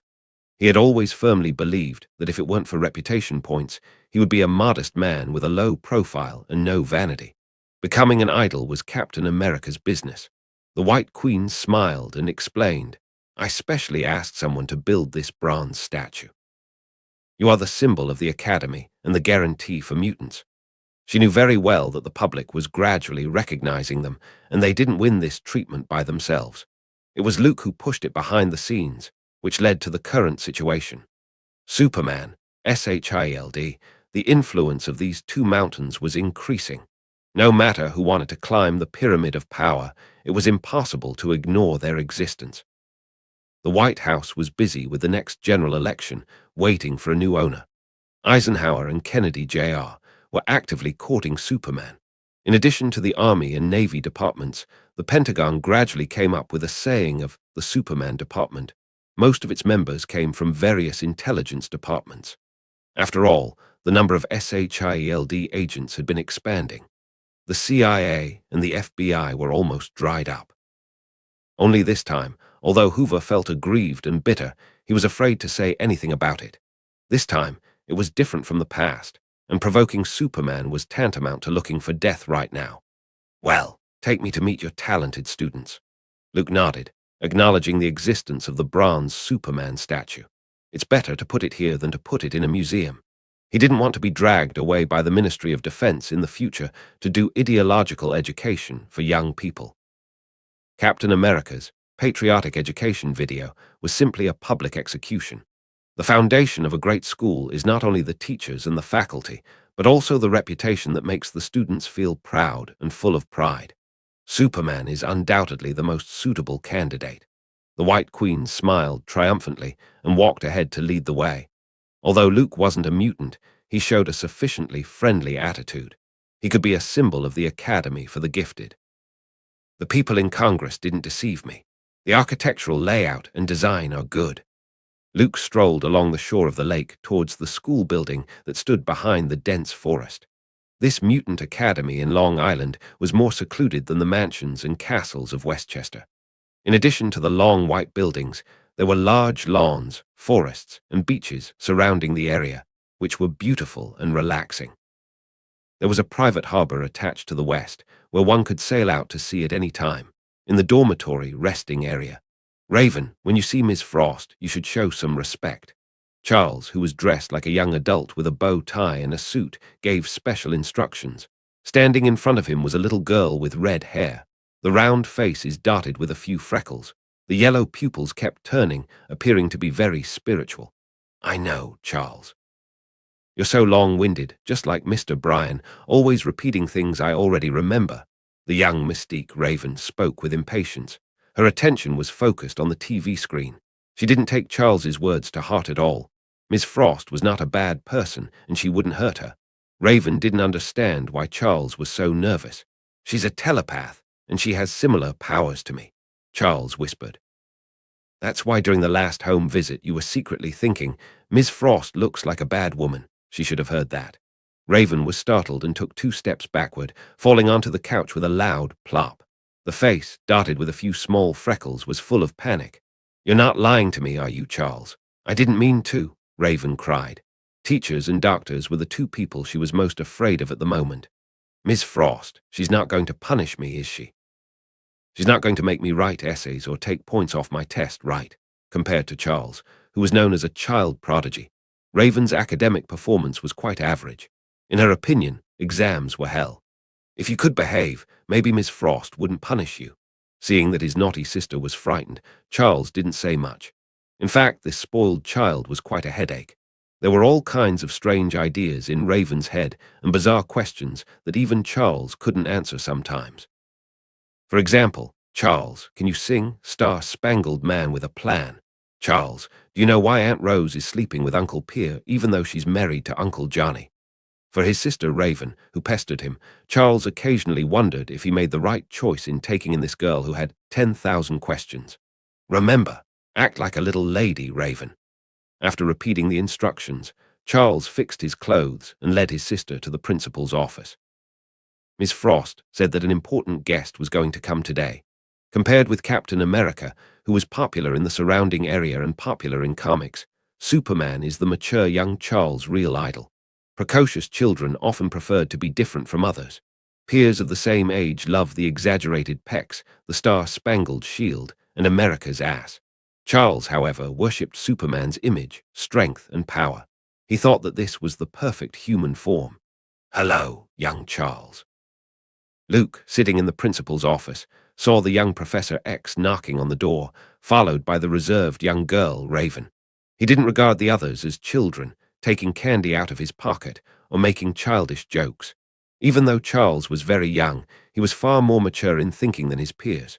Treating people as equals made it easier to earn goodwill and trust. "Hello, Mr. Principal," Charles said with a solemn expression. "Seeing you is the most exciting thing I've ever done other than convincing my parents to enroll in school." Although Luke was only an honorary trustee, Charles still chose to address him as principal. "Miss Frost and I are delighted to have recruited such an outstanding student as yourself." Luke smiled, not showing the slightest sign of disgust at Charles' overly formal tone. "Miss Frost." A question popped up in Charles's clever little brain. "Where did White Queen go? She's the principal, right? Shouldn't she be here?" After about 20 minutes of meeting and chatting, Luke had a deeper understanding of the young Charles in front of him. His conversation and manners were all trying to imitate adults, with a serious tone, meticulous hair, bow tie, and suit. It reminded Luke of young Sheldon, an annoying person with severe cleanliness and an equally intelligent mind. Young Charles' image highly overlapped with the other. "Mr. Principal, the main reason why I want to be a member of this academy is that I need to find peers and my respect for you." When Luke asked about the reasons for enrolling in school, Charles seemed to have written a draft before and seriously replied, "I found myself different when I was 8 years old. One night, I was a little scared because of the movie I saw at night, Zorro. The dark shadows, like bat-like monsters, scared me." Luke's mouth twitched.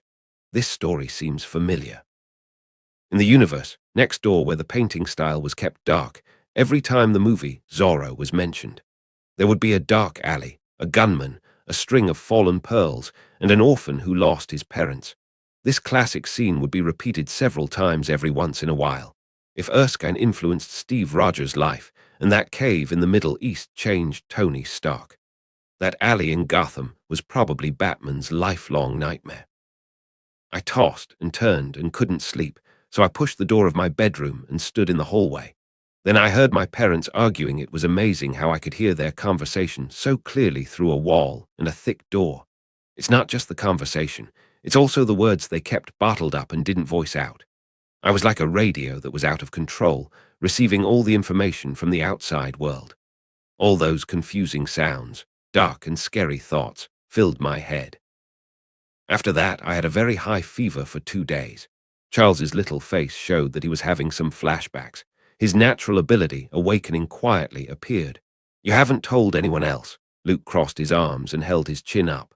The tone of his voice was normal, but sometimes he would unconsciously sigh as if he was holding back something. Charles, who had a keen observation ability, discovered this, but he didn't take it to heart and continued, "No, Mr. Principal. This is my secret. I was afraid to say anything to anyone for fear of being admitted to a hospital or being subjected to some terrible treatment." Charles's eyes couldn't help but show a touch of fear. Although he was much more mature than his peers, after all, he was only a child. In the face of unexpected surprises and an unpredictable future, he would still be frightened. So he chose to hide it. "You did the right thing, Charles." Luke nodded and agreed. With both hands covering his face, it slightly twitched for a few moments. His expressions also became odd, as if they were suffering from some kind of stimulation. He underestimated the White Queen, and the other party's flexible tongue, which could tie cherry stems into knots, was beyond the reach of ordinary people. His joystick was like the pottery touched by the heroine in the movie Ghost. The slippery feel, high-speed friction, spinning. If Luke didn't have great perseverance, he wouldn't be able to endure such extreme torture. "I once thought that I was the only one in the world who was so different and could listen to the voices of others and read their thoughts." Charles spoke a little emotionally, without taking into account that there was something wrong with the principal, and turned to look at his sister, who was in a daze and wandering off in her own mind. Fortunately, when I met Raven, I realized that I wasn't unique, and I also had compatriots similar to me. Since then, I have paid special attention to the news about mutants. Until I heard your speech, Mr. Principal, I was deeply moved by your interpretation of freedom, equality, and human rights. Charles's little face was full of sincerity, his eyes shining with glittering light, an emotion called admiration. you were brave enough to confess your mutant identity to your parents and become the first student in this academy. You're a good kid, Charles. Luke was silent for a few seconds, leaned forward and smiled. You're very talented and have outstanding abilities. You will have a bright future. However, before you can tap into your potential, you must first look at yourself and accept yourself. Charles, you don't have to be nervous about your identity for fear of being looked at differently by others.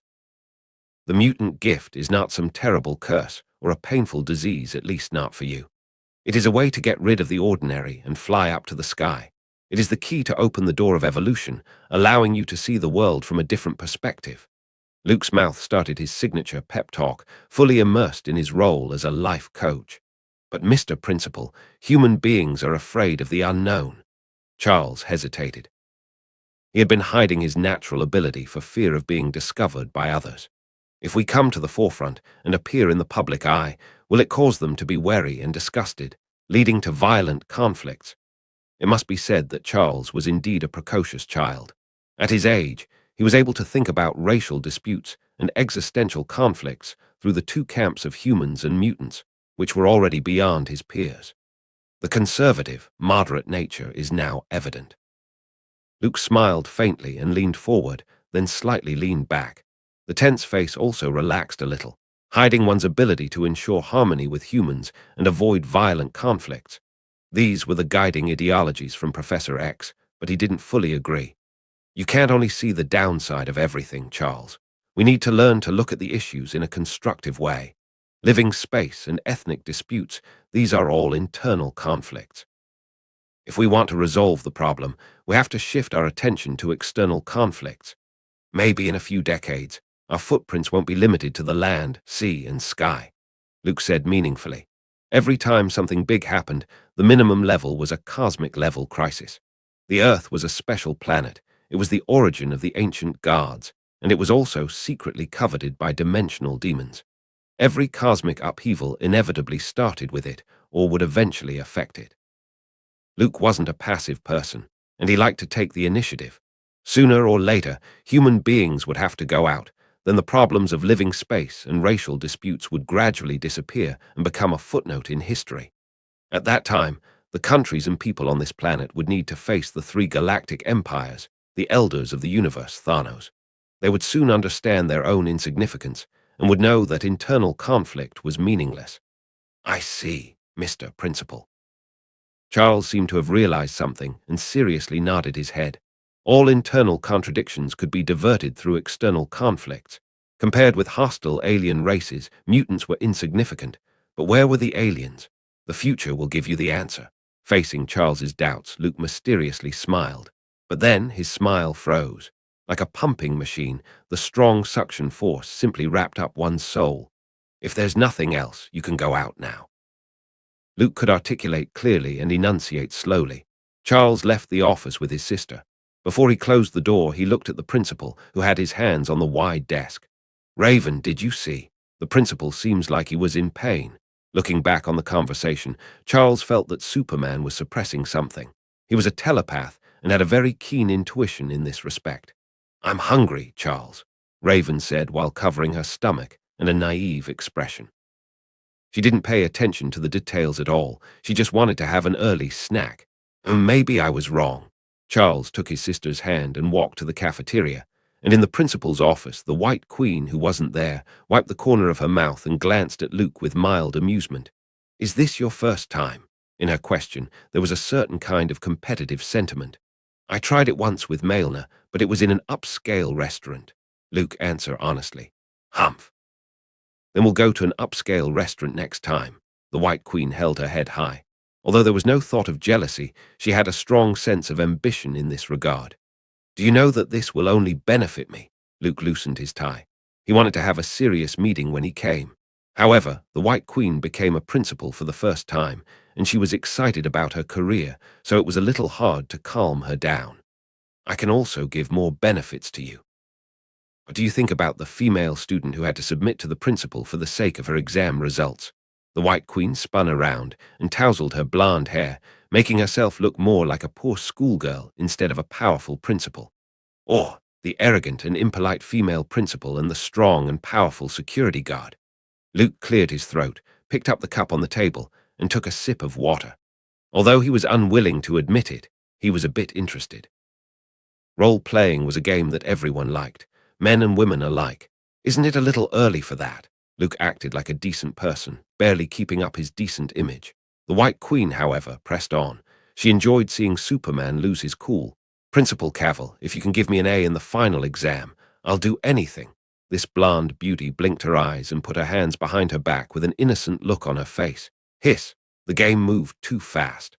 Luke lamented. Decided to cooperate with the others' performance. It's not because he couldn't hold back and give in to temptation. He just wanted to play a role-playing game and do a good job as a principal. Luke believed that he only had a superficial and shallow understanding of this profession. He needed to dig deeper and more thoroughly into its significance. Pleasant times would always pass by quickly. By the time Luke was dressed and the wet stains on his desk had evaporated, it was several hours later. A large cloud came over, blocking out the blazing sun. Frankly, Emma, you deserve an A+ for your excellent performance and hands-on experience in this course. Luke leaned against the comfortable leather chair and praised her. You're an outstanding student, not only with rich theoretical knowledge, but also excellent practical skills. The White Queen smiled and tied on the tie for the principal in a well-behaved manner. Then, after sorting out her messy clothes, she got down to business. Looking at the rosy-cheeked, refreshed White Queen, Luke couldn't help but feel a little impressed. Obviously, it was such an exhausting and emotionally intense high-intensity exercise, but the other party wasn't tired at all. This also confirmed that the relationship between a man and a woman was like that between a cow and a field. No matter how hard the cow plowed, the field would only grow fertile and productive. Superman, of course, had no trouble in this regard. He was a pile-driving machine that never got tired, plowing deep into the land and sowing hard. You need to find teachers who are much more patient and better suited to education. The White Queen sat on the edge of the desk, leaning sideways. Her hands pushed her sweat-stained blonde hair back from her cheeks. Women are always concerned about their appearance.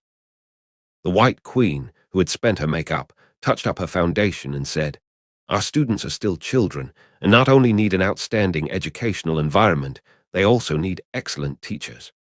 Are you implying that a certain couple of brothers are not qualified? Luke picked his eyebrows. The teachers of the Mutant Academy must be mutants. This would allow the Academy to maintain its independent operation and prevent infiltration by other forces. It would also create a sense of belonging for those students, as if they had come to a big family belonging to their compatriots. There would be no estrangement from the outside world. Charles would rather confess his mutant status to his parents and sign up for the Academy for the Gifted, mainly because he wanted to find more compatriots. The only problem was that not just anyone could handle the job of a teacher. The Academy currently offered several courses, including mandatory courses in national languages, national history, social sciences, and natural sciences. There were elective courses in the arts, such as music and drama. When students would move on to higher grades, there would be more rigorous combat classes. Overall, the pressure to study wasn't too much. However, the vast majority of mutant groups awakened their abilities during puberty. Once their identity was exposed, they would be rejected and treated unkindly by the outside world. This contributed to the fact that most of the mutants couldn't pass through the adolescent stage normally. For example, the White Queen herself was an obvious example. She ran away from home without finishing college and became a social outcast. If it weren't for her excellent family background, ability, and knowledge, she wouldn't have been appointed by Luke as the principal. Brothers like Sabretooth and Wolverine had been wandering all year round and hadn't received any systematic education. Apart from motherfucker, it was shit and bitch. They could be classified as illiterate. It was natural for them to have a lot of shortcomings as teachers. That's right. The White Queen's expression turned cold and seemed dissatisfied. Victor is a PE teacher, yet he only takes his students to watch the Chicago Bears and New York Giants football games. Last week, I even saw him drinking in front of the students at school. Logan is even worse. As a history teacher, he not only swears in class, but also smokes cigars, making the classroom a terrible mess. The White Queen felt indignant and wanted to directly expel these two black sheep who had infiltrated the teaching staff. Make do with it for the time being. Luke shrugged his shoulders. He transferred Sabretooth and Wolverine, the pair of brothers, to become teachers, which was also an expedient measure. And your sister, Kayla. She's doing very well, and she's also very popular with the students. The White Queen's face softened when she heard her sister's name. In fact, she also has her own personal feelings. The White Queen had never liked Logan, who stole her sister. She also hated Sabretooth just because he was Logan's brother. When the academy is on track, we will find a more suitable group of teachers. Luke, as an honorary school trustee, was still very concerned about the development of the academy for the gifted. There were quite a few mutants who wanted to live a quiet life, and they could be recruited as teachers at that time. The two of them discussed for a while, and then went for tea. Luke met Charles and Raven in the cafeteria, in addition to some other students. Most of them were 13 to 15 years old, some were showing signs of abilities, and some had already awakened. However, talented child prodigies with outstanding abilities in the alpha level, like Charles, were ultimately a minority. They are the future, Luke said contentedly. If this mutant academy could gradually grow stronger and enter the public eye. In a few years, it would become the base camp of the mutant group in North America. They would flock over to seek a stable life, just like the gold diggers in the Great Western Gold Rush. The future is theirs as well as ours. The White Queen seemed to embody the feeling Sebastian Shaw had, the feeling of holding power and being believed in. In a sense, she was a great leader of the mutant camp. Charles is in the bag, so where is Magneto? Luke's mind wandered, looking through the windows, across the green lawns and hills, into the great distances.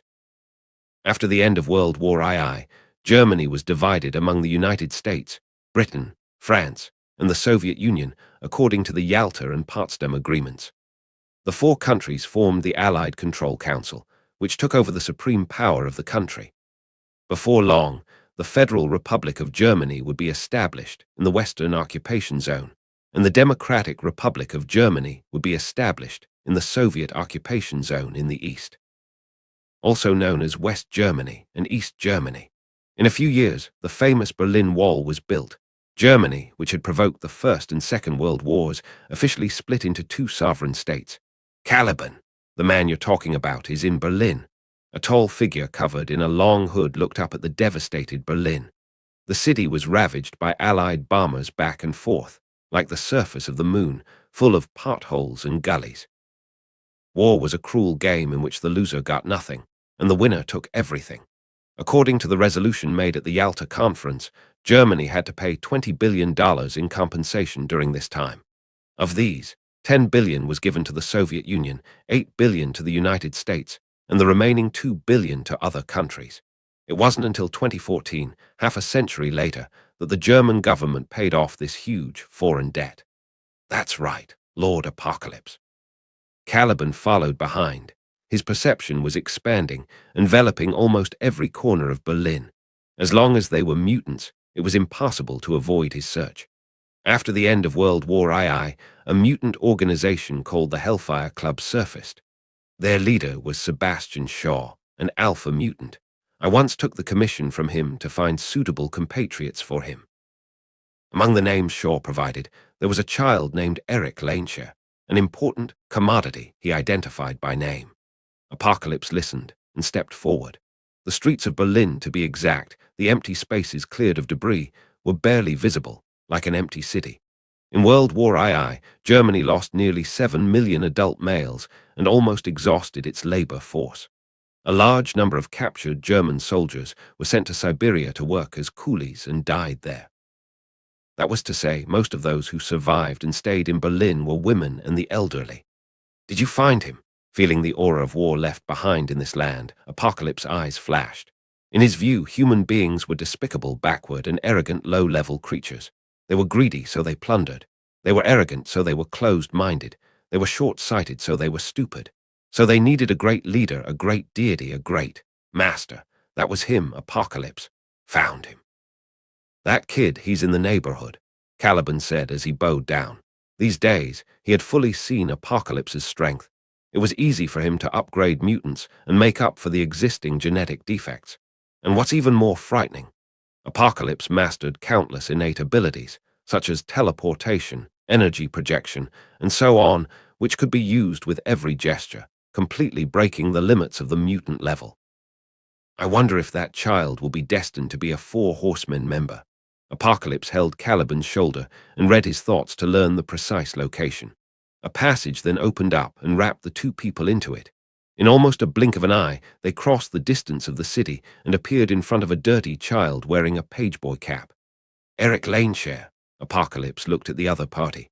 The child's face was reflected in his eyes. Eric, holding a bag of bread, was full of vigilance.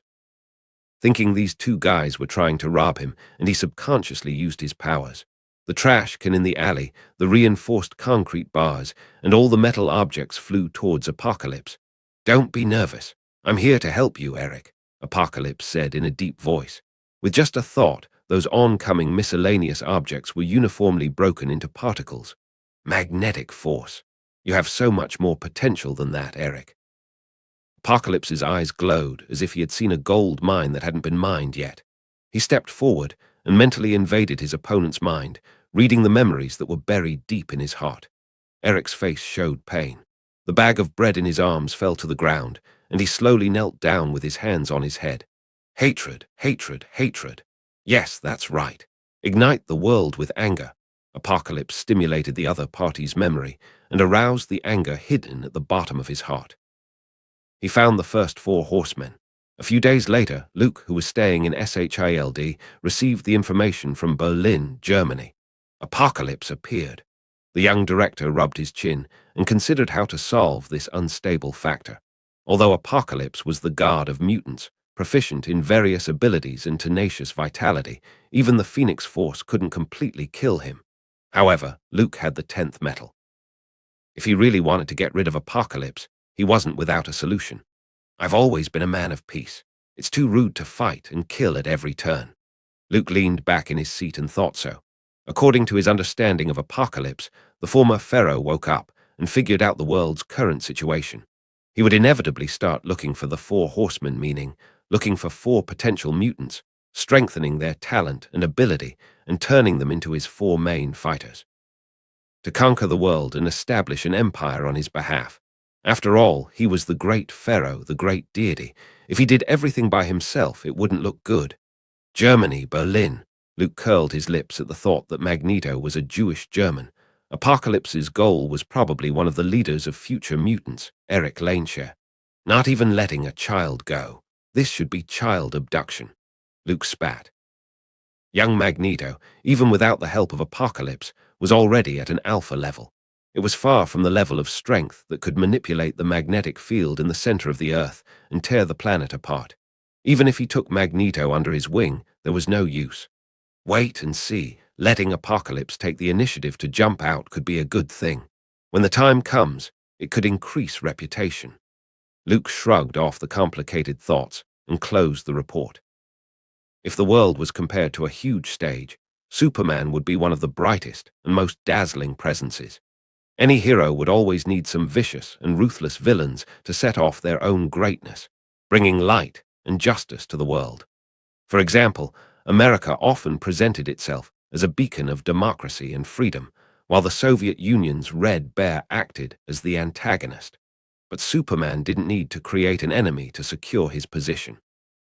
Because in the Marvel Universe, various evil villains would emerge one after another. Before Kang the Conqueror, there was Mr. Sinister. Because of their messy deaths and the need for confidentiality, he was unable to make it public, and they failed to shoulder this difficult responsibility. Now, it seemed like Apocalypse had become a suitable candidate. Knock, knock. The knock on the door interrupted Luke's thinking and planning. "It's really not easy to see you, Director Cavill." Captain America, who returned to Brooklyn, walked into the office with a familiar smile around his lips. He visited SHILD several times, but most of the time, Luke wasn't even in the office. "If you are someone else, you would have to make an appointment at the front desk and wait in line." Faced with Rogers's jokes, Luke also responded with a joke. After Superman returned, he settled the Egyptian mummy problem and took away Set's power. He participated in a secret meeting at the White House and indulged in a little bit of pleasure in a warm embrace. It was only recently that he got back to work, clocking in at SHILD every day on schedule. With several jobs and very high status, Luke was indeed a very busy man. Compared with the president in the White House, he didn't need to face interviews, participate in political shows, reveal his people-friendly side, and say embarrassing things. The heavy work in other areas wasn't much different. SHILD was now a large organization, with agents and spies worldwide, forming a secret intelligence network. The mobilization of tens of thousands of people, as well as various plans for secretly establishing and executing projects, all needed to be reviewed by him. In addition to the above schedule, there were endless meetings in the Pentagon, successive invitations from various interest groups, and so on. If Luke weren't proficient in time management and needed to spend too much time sleeping every day, he would have been overwhelmed. Well, once in a while, he wanted to send warm greetings to Carter, Mailner, and others. In this way, Luke was even busier than the president. "Ha! So should I call you director or general?" Rogers drew back his chair, and the secretary outside brought a cup of coffee in time. "So, should I call you Captain America or Colonel Rogers?" Luke returned his words. The two of them looked at each other and let out a pleasant laugh. After exchanging a few pleasantries and adjusting the atmosphere, Luke went straight to the point and asked, "What did you get out of your time in the Soviet Union?" Captain America was supposed to go to Moscow to find Bucky's whereabouts, but he hurried back to New York because Superman had disappeared. "I confirmed Bucky fell into the hands of Leviathan after a round of struggle with the agents of the Red Room. Entire city of Moscow is under KGB surveillance, but in reality, the real one in control of everything is the Red Room and Leviathan behind it." Colonel Rogers's face looked somber. It wasn't long before he lurked in Moscow and was noticed by agents from the Red Room. He almost fell in love with the other and became a prisoner of Leviathan. It sounds thrilling and exciting, like the plot of a secret agent movie. Luke smiled. Speaking of which, he was preparing to fight against Hydra. It wasn't easy for him to free up his hand just to finish that side quests. The arrival of a new era, the rebirth of Hydra. After scanning the quest list, Luke was quite excited. The reward was a Kryptonian spaceship. If he unlocked it, exchanged it, and carried out a replication project, maybe in a few decades, the Earth would enter an era of interstellar colonization. To say the least, owning a spaceship capable of wormhole jumps was a good thing for Superman, who wanted to conquer the Starry Sea. "Steve, have you ever thought about the fact that Bucky has been in Leviathan's hands for so long? Maybe he's no longer the old friend we know." Luke collected his thoughts and started to prepare Captain America mentally. In case he met the brainwashed Winter Soldier, Rogers would definitely suffer a big loss. He might actually become a cold-blooded killer, an emotionless tool, or a machine. Luke was earnest as he reminded him. The smile on Rogers's face slightly froze. This was something that he didn't want to think about. If one day he and Bucky were on opposite sides and had to be enemies, what would he do? Captain America's moral bottom line certainly wouldn't tolerate Bucky's indiscriminate killing of innocent people covered in blood. But he couldn't possibly kill his former best friend, placing righteousness above family. This was an extremely difficult choice. If there's such a day, I'll try my best to bring Bucky back. Even if he becomes a jerk, I believe that some things can't be changed. Rogers was silent for a long time and finally said so. This sincere confession simply made Luke want to send tears out to the world. If it weren't for the fact that Captain America had already had a girlfriend and exhibited a normal sexual orientation, he would definitely doubt whether there was some hidden relationship between these two men. It's not that bad. Maybe Bucky is just. On the bright side, at least he's still alive, right? Luke reassured and looked on the bright side. By the way, would you like to join the team and go to Moscow? After hearing the first half of the sentence, Captain America just laughed bitterly, thinking that Luke's method of comforting people was too poor. But when he heard the second half of the sentence, his expression changed, as if he was shocked. Rogers had no idea that Luke would take the initiative to go to Moscow, unlike when they infiltrated Sicily and conquered Rome. Now he was a lieutenant general, a very high position. The safety and security of this individual could even affect the global situation. At this time, he was taking a personal risk, although no one could threaten Superman. If he went to Moscow, it would undoubtedly add unpredictable risks to his own security. "You don't have to do this." Rogers was a little touched. He thought Luke was trying to save Bucky, which was why he left his job and took time off to go to Moscow. "I will continue to find Bucky's whereabouts and rescue him. That's my mission." Captain America pursed his lips and spoke earnestly. "Bucky and I owe you too much, Luke, whether in Brooklyn or on the battlefield of World War II. There are some responsibilities that I should take up myself." Luke's mouth twitched. He felt that Rogers had misunderstood something. He simply wanted to bring the remnants of Hydra hidden in the Soviet Union together and complete the side quest that offered great rewards. "Bucky is also my friend. I have an obligation to save him from Leviathan's hands." After a few seconds of contemplation, Luke stepped back and spoke righteously. "Colonel Rogers, you only need to follow orders." Captain America's face looked tense. After a few seconds, he stood up and looked at Luke, who wasn't joking. "Yes, sir," Rogers saluted. On the other side of the world, Baron Strucker, the leader of Hydra, sneezed. He rubbed his nose and habitually complained about the weather in Moscow. "Mr. Sinister died in Superman's hands, but we obtained his cloning technology." Baron Strucker held his arms around his chest, looked out the window at the red square, and confidently said, "This country will soon fall into my hands. The Hydra flag will replace the red." Hydra, as the villain of the Marvel Universe, was an evergreen tree and a professional, blame-taking organization, adhering to the basic principle of doing things behind the scenes and never keeping one's peace. Even if their leader, Red Skull, had gone on a vacation to an alien planet. Even if the alliance of the Axis powers collapsed and Berlin was defeated. Even if there was Superman to deter the world. But no matter how serious the situation was, the remnants were led by Baron Strucker. They were still trying to overcome the difficulties and strive to complete the mission of becoming the villains. This conscientious and diligent work attitude was simply touching. At this time, Baron Strucker didn't know that a big red word, danger, had appeared on Hydra's head.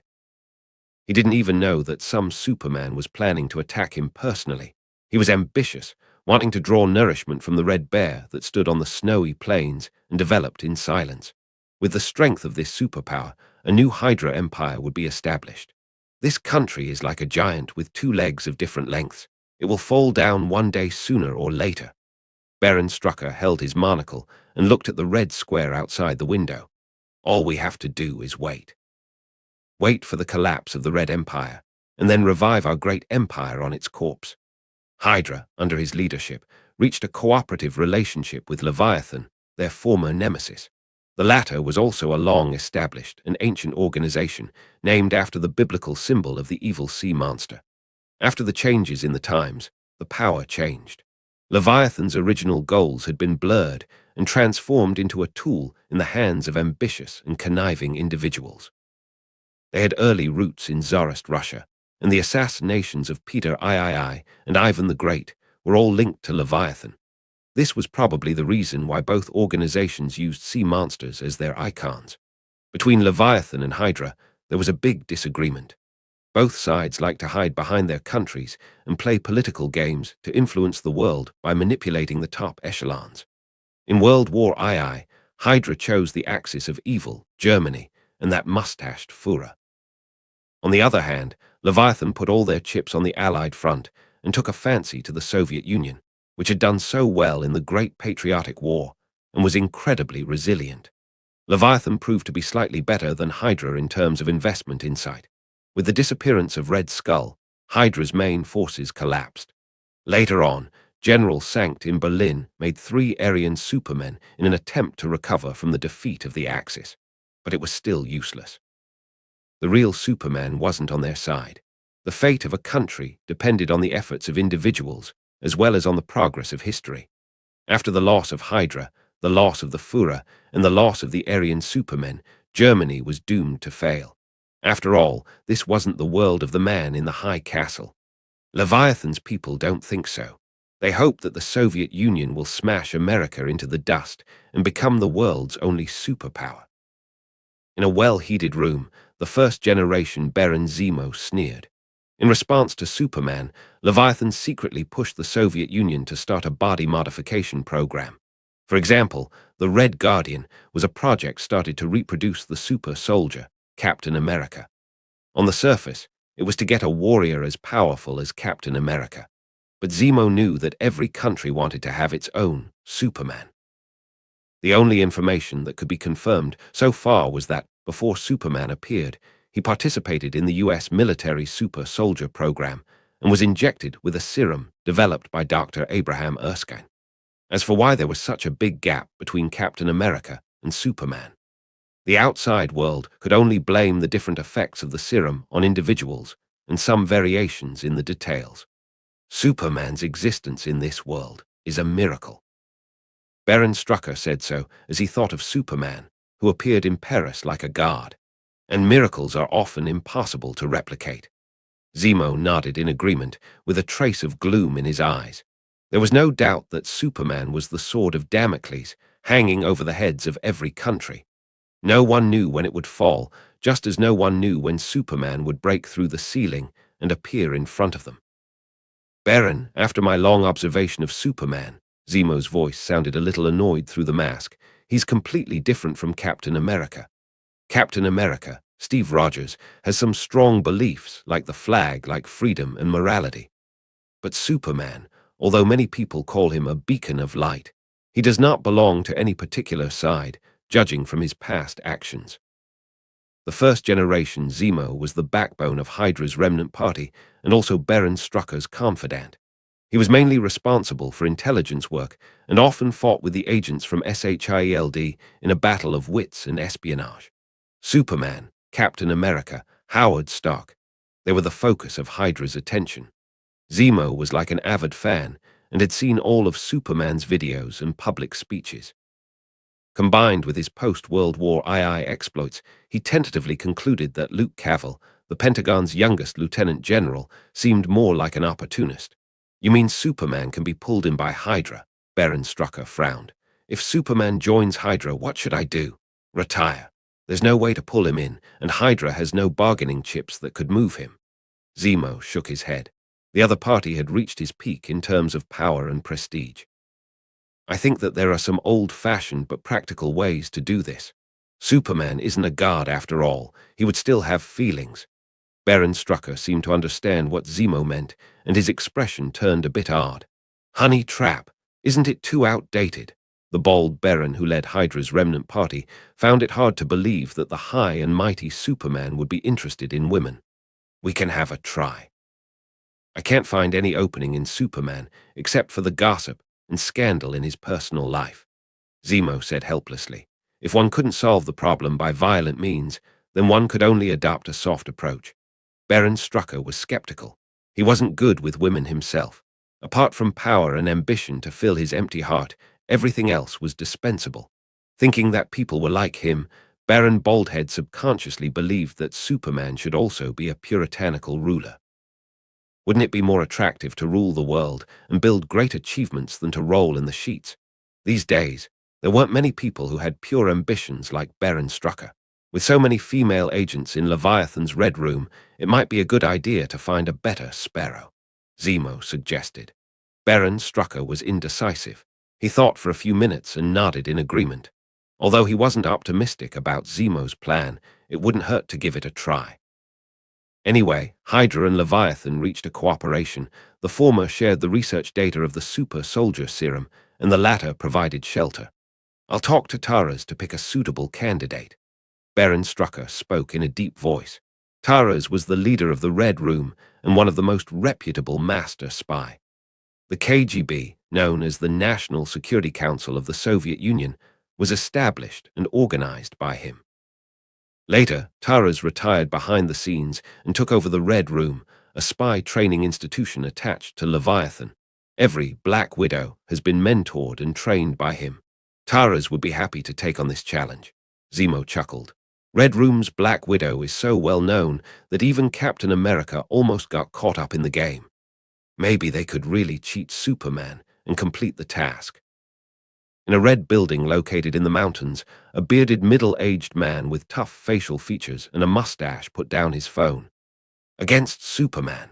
He slightly frowned and took out a file from the drawer to his right. His fingers flipped through the pages as if looking for something. Every page was personal information, with a photo of a young girl attached to each page. They had immature faces and innocent eyes. The Soviet Union became one of the winners of World War II, but at the cost of more than 26 million lives. The war broke countless families. Many children had become orphans. Every year, the Red Room would select some children and train them to become spies and agents. Among them, there were men and women. The males would be given the code named Raven, and the females would be given the code name Sparrow. What they did most often was to act as spies and conduct espionage. Most of them adopted the honey trap to lure their targets and make them unknowingly disclose high-level secrets. At the same time, they would blackmail, buy, or turn people against each other with some pornographic evidence. Those Hydra fools, they think they can gain Superman's trust by sending a woman there. Thinking of what Baron Strucker said on the phone, the master spy named Taras showed a disdainful smile at the amateurs. For the kind of low-level spying above, just give it to the KGB. What the Red Room could accomplish was the more difficult infiltration, concealment, and assassination. Claire. Taras's fingers stopped flipping through the files and gazed at a blonde girl. This was the first Black Widow of the Red Room, a world-class ballet dancer and a respected artist. This was only her superficial identity. Secretly, she was actually the #1 spy in the Red Room, a socialite trained by Taras. Specializing in the upper echelons of the Soviet Union, as well as celebrities outside, she held the secrets of many dignitaries. Relying on the Black Widow, Leviathan completed the infiltration into the Soviet Union and stole power. She has appeared in public too many times. Taras thought for a moment and shook his head. Familiar faces were too inconvenient for him to use in a plan, and a romantic encounter between a ballet dancer and Superman wasn't attractive enough. He kept turning. Igorova. Taras saw a girl in a red dress with a stunning look. I need someone a little younger, preferably a newcomer. The Igorova in the photo belonged to the glamorous type, which could arouse the hormones of any male creature, but it couldn't completely arouse a man's desire to protect. He kept scrolling and went to the last page. Taras raised his mouth and whispered, Romanova. In the photo, there was a young girl with long red hair, both young and attractive, like a budding flower. That's her. A beauty scheme against Superman began unfolding under Taras's careful design. Leviathan, behind the Red Room, worked together with Hydra. They set the stage in Moscow, and the show was scheduled for the Red Square Conference a week later, a dialogue between the Western camp, represented by the United States, and the Eastern camp, represented by the Soviet Union, about the Cuban regime. At that time, Superman would attend. It was the best time to carry out the plan. Although actively provoked by Kang the Conqueror, the signs of the Cold War were a little earlier than before. However, at this time, the Warsaw Pact wasn't officially established yet. The Red Bear and Bald Eagle didn't completely fall out and enter a state of war. The two superpowers, who could barely maintain basic courtesy, hadn't reached the point where they were about to fight, rolling up their sleeves. In fact, the short-lived peace was due to the return of Superman. It was he who acted as the boundary of peace between the Eastern and Western camps. The White House was unable to use Superman as a strategic weapon to intimidate the East. Despite many hints from the president, Luke remained indifferent. For example, keywords such as world domination and sole hegemony were automatically blocked. While the Soviets were wary, they could only keep trying at the edge of danger. But they were too afraid to cross the bottom line for fear of provoking Superman. If they followed this trajectory, they would continue to develop. The sprout of a Cold War might have been nipped in the bud. Of course, the premise was Superman would always be around and wouldn't show any preference or position. Unknowingly, Luke had become an important factor in the stability of the world. Clark Kent, welcome to Moscow. A few days later, Luke walked out of Domodedovo International Airport, and the receptionist greeted him. That's right, he wore those Clark Kent glasses, and automatically assumed a disguise, a brand new image of a tall, sunny-looking man with a pinch of curly hair. His current status was Superman's secretary. Miss, what should I call you? He arrived in the capital city of Moscow in style as Captain America's colleague. because that face was too flashy, plus the extremely conspicuous American ass, exaggerated pectoral muscles. They could only sneak in secretly and wait for a rendezvous. Dominika Igorova. The blonde told him her name. She was tall and beautiful. There was a mature style in her gestures. "Hello, Ms. Igorova." Luke took a brief glance. The mature lady who came to the reception was wearing a beige trench coat, a winter hat, blonde hair, and beautiful skin, which was extremely charming. "I wonder if she belongs to the Red Room or KGB.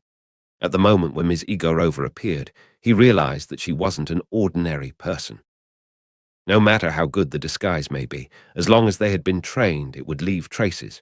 So in front of Luke, who had supervision, Ms. Igorova had too many flaws. The extremely flexible, charming body and the strength in her limbs couldn't be hidden from his eyes. "You can just call me by my first name." Igorova smiled sweetly as she pulled open the car door for Luke. "Okay, nice to meet you." Luke got into the car and nodded with a smile. "Who is this?" He leaned back and found that the driver was also a woman. Compared to Igorova, the other side looked a little more mature. The brows and eyes revealed a charming grace. Like a ripe peach, you can't help but want to take a bite and taste the plumpness and sweetness of the juice in your heart. Something isn't right. Luke's heart thumped. Where did my disguise go wrong? I just got off the plane in Moscow and was targeted by two beautiful spies. Excuse me, what kind of experience is this? I'm just an ordinary secretary. If Luke used his real identity, Red Room and KGB would call up more than 200 beauties. But he was currently Clark Kent, just a little handsome, curly-haired man. There was no need to invest so much, right? "Hello, Mr. Kent." The female driver's eyes were shifting, as if with electricity, causing a little tingling. That's the beauty of a mature woman. All it took was a look, and someone could get a slight hard-on as a sign of respect. A veteran driver who had seen a lot of scenes and was well versed in all kinds of positions, didn't lose his cool and calmly asked, "Before I came to Moscow, everyone said that the most beautiful scenery in the city was in the Kremlin and Arbet Street. Now, it seems that this isn't the case. I don't believe those two places could be more charming than the two ladies sitting in this car." The female driver covered her mouth with a smile and revealed her name. "I'm clairvoyant. You can call me Claire." She winked at Luke with a playful demeanor. After chatting on the way, Luke roughly understood the surface identities of the two women accompanying him. Claire was a ballerina and an internationally renowned collector. Her husband, an aviator, was killed in a rocket test. In this Red Square conference, Claire was the organizer and was responsible for the reception, so she worked as a driver for Luke. And Igorova's origin was even more remarkable. Her uncle worked in the Foreign Affairs Bureau, studied piano at St. Petersburg State University, and had held several concerts. "It feels like the Red Room's routine," Luke secretly lamented while chatting and laughing. This accidental encounter was like Taras's tailor-made script. Before he left for Moscow, integrated all known information about the Red Room and submitted it to the desk of the director. One of the most impressive was the master spy, Taras. This guy was a self-proclaimed director and would write a script each time he targeted someone. In his words, it could arouse the emotions of prey and make them slowly walk into a trap. But shouldn't Taras's goal be Superman? Luke was a little confused. What about Superman? The two women sitting in the car didn't look like sparrow spies that were casually developed. The way they talked, their temperament, looks, and appearance all belonged to the top list.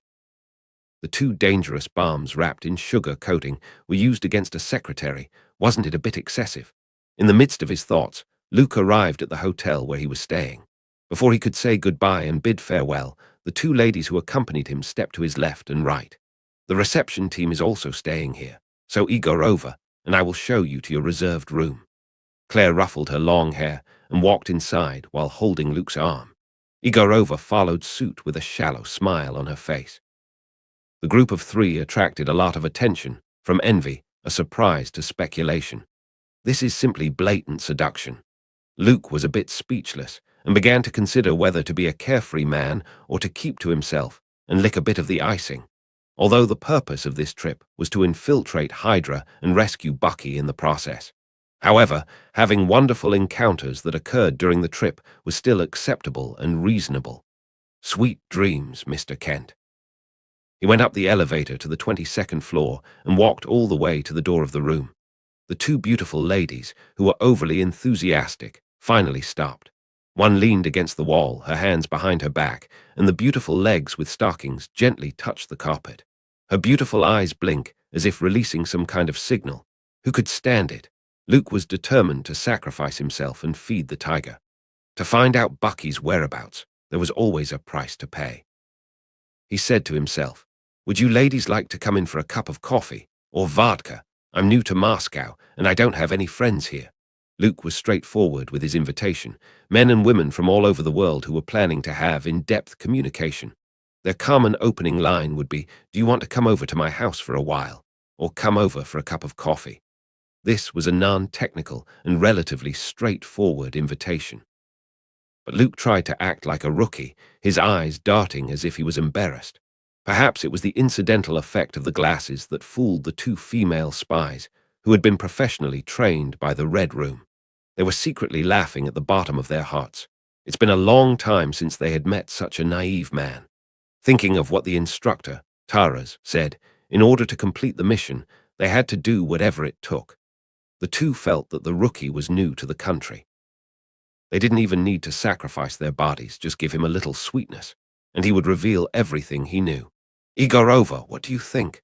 As a mature woman, Claire didn't directly respond but kicked the question to her colleague. Before getting down to business, they needed to whet the appetite of these men and arouse their inner restlessness.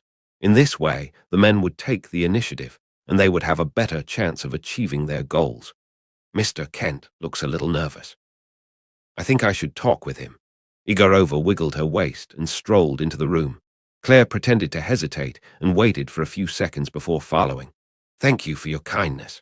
Luke turned on the heating and lighting.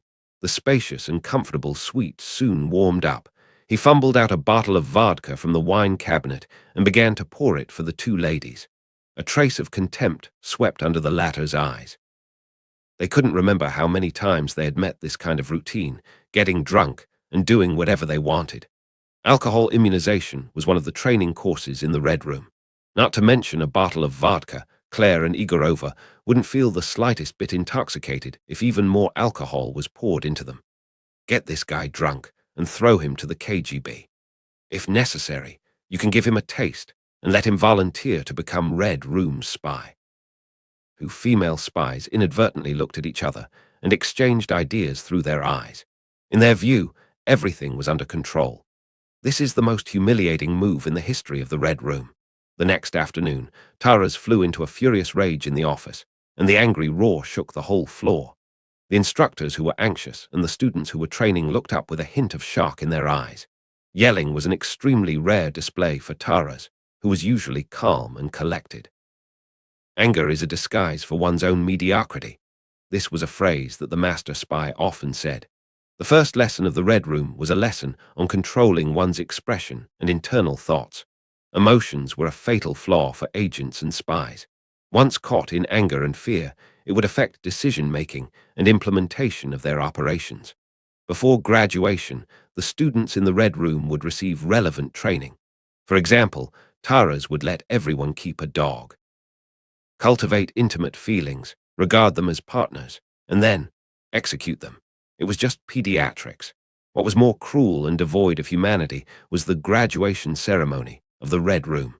Throwing the trainees into the snow, leaving only one or two pieces of survival materials to create a bloody battlefield of killing each other. Finally, the person who could successfully get out of the snowfield could become a qualified graduate. Agent and spy training were essential tools to domesticate human beings into cold machines. Therefore, Taras would instill in them the extreme idea of doing things by hook or by crook. What happened? I don't know. I heard that Mr. Taras sent Black Widow Clairvoyant and the Best Sparrow, Igorova, before. Did they fail the mission? Probably. Who could get the Red Room to mobilize both of them? Whispering, like an undercurrent flowing slowly under the calm surface of the sea, it formed a thick wave. Even if the Red Room were an intelligence agency, it would always stay in a cold and stressful, high-pressure state. But there would always be curiosity, and gossips would spread. The instructors and students downstairs were speculating, while the atmosphere in the office upstairs was gloomy. You are the best students I've ever taught, and no matter what the task, you have never failed." Taras tightened his eyebrows, pressed down his anger, and coldly said, "Infiltrating the Kremlin, moving between the oligarchs and military VIPs. Each time, you bring back the information I need." He seemed to have lost his temper, calmed his heaving chest, and slowly sat back in his chair. Claire and Igorova stood across the desk. With their hands behind their backs, the two charming beauties maintained a straight and beautiful military stance. I never imagined that the two best seductresses to ever come out of the Red Room would be bamboozled by a secretary. Tara's mouth twitched, trying to endure the urge to swear. The external evaluation of him basically carries words like scavenging vulture, cunning fox, and cold-blooded butcher.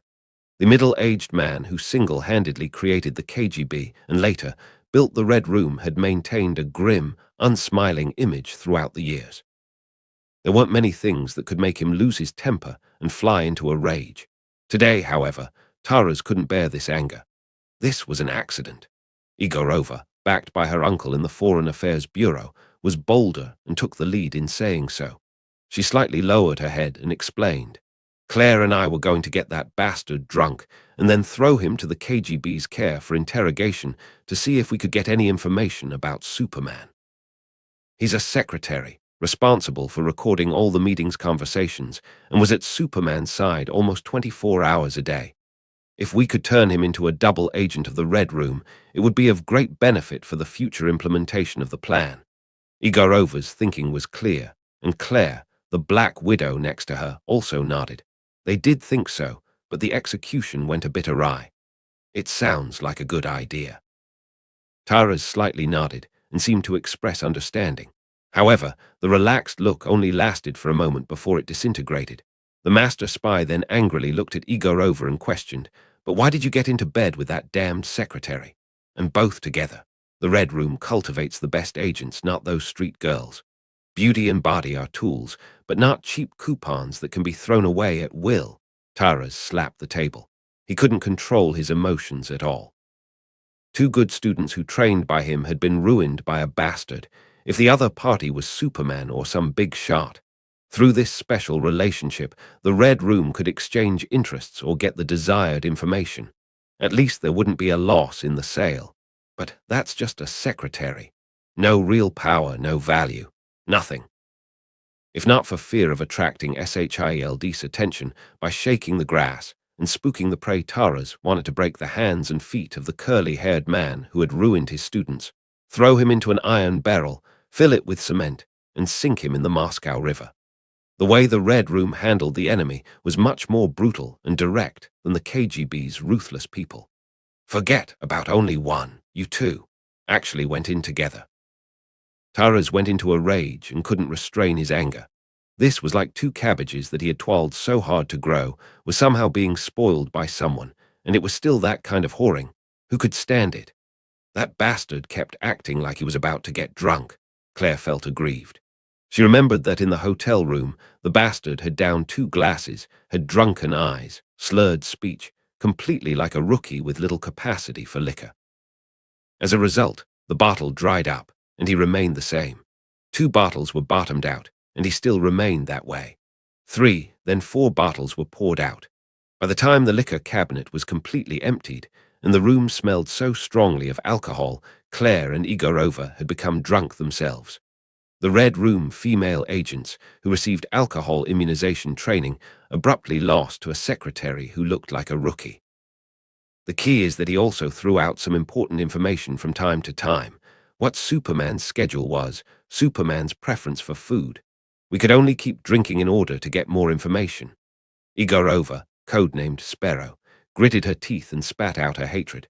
Her highly flexible waist was still sore. When she thought of herself in bed, she was sometimes positioned below, sometimes up top, and various positions were unlocked one after another.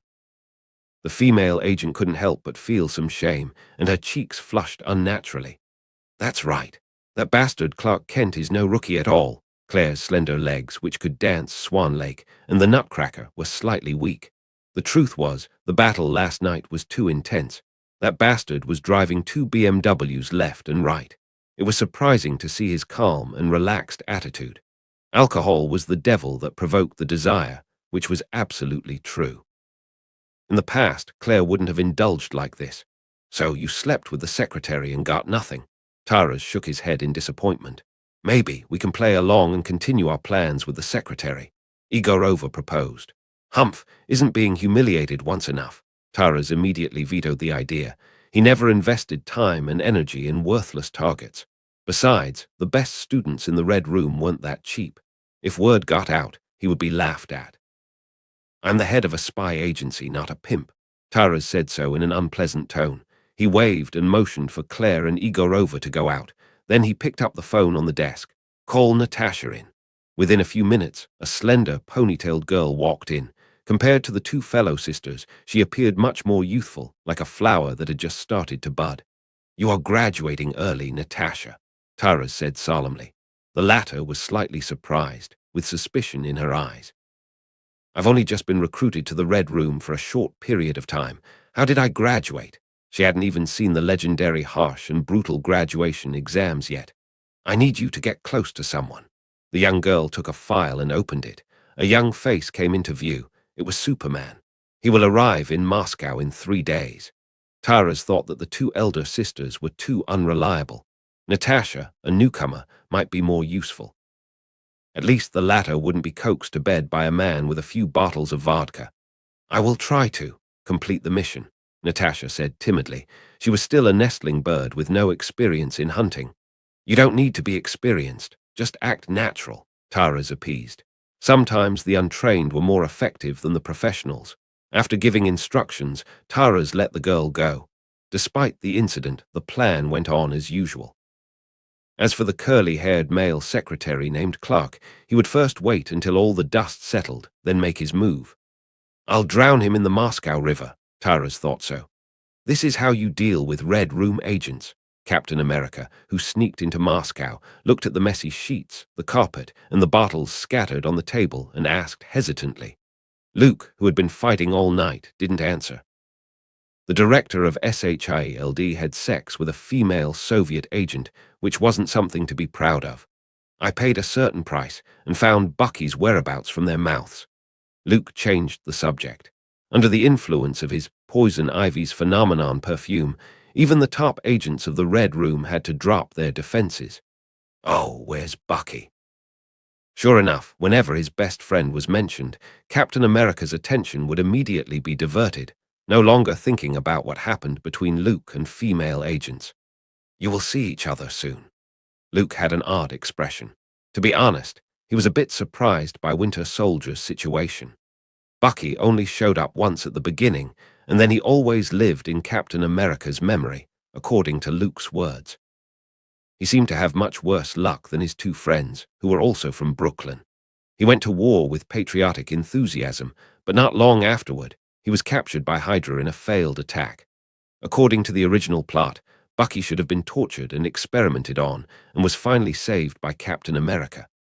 The two of them look at each other in the sea of fire, and uttered similar lines to those in the movie Titanic. Bucky, get out of here. Don't worry about me. No, I won't leave you, Steve. And so on, and so forth. In the follow-up, Bucky accidentally fell off a cliff, and Rogers acted out an emotional drama scene. This was a successful conclusion, and they would see each other again after 70 years. However, it may be due to the butterfly effect of a certain guy who had wandered into the set. It affected the normal development of the world. Not only did the Axis powers create Aryan supermen, but it also changed Bucky's fate. He couldn't wait for his best friend, and was moved to another place by Hydra. After a few twists and turns, he fell into Baron Strucker's hands, and became a cold-blooded killing machine. If that was all, then Bucky was merely bringing forward Winter Soldier's grim fate. But who would have thought that Baron Strucker would meet up with General Sankt and cooperate with him? Bucky, who was chosen as a test subject, successfully survived 24 transformations. Hydra's Aryan Superman was born. The genetic modification was obviously much more powerful than the increase in strength brought by the robotic arm. Bucky's status had been changed as a result of the enhancements. From the original ace killer, he was promoted to Baron Strucker's personal bodyguard and Hydra's #1 hitman. What's the difference between the two? The former was expendable cannon fodder, and the rarity varied when he died. The latter was a close confidant and wouldn't be rashly sacrificed by Baron Strucker as long as it wasn't the last resort. Simply put, his personal safety was taken care of.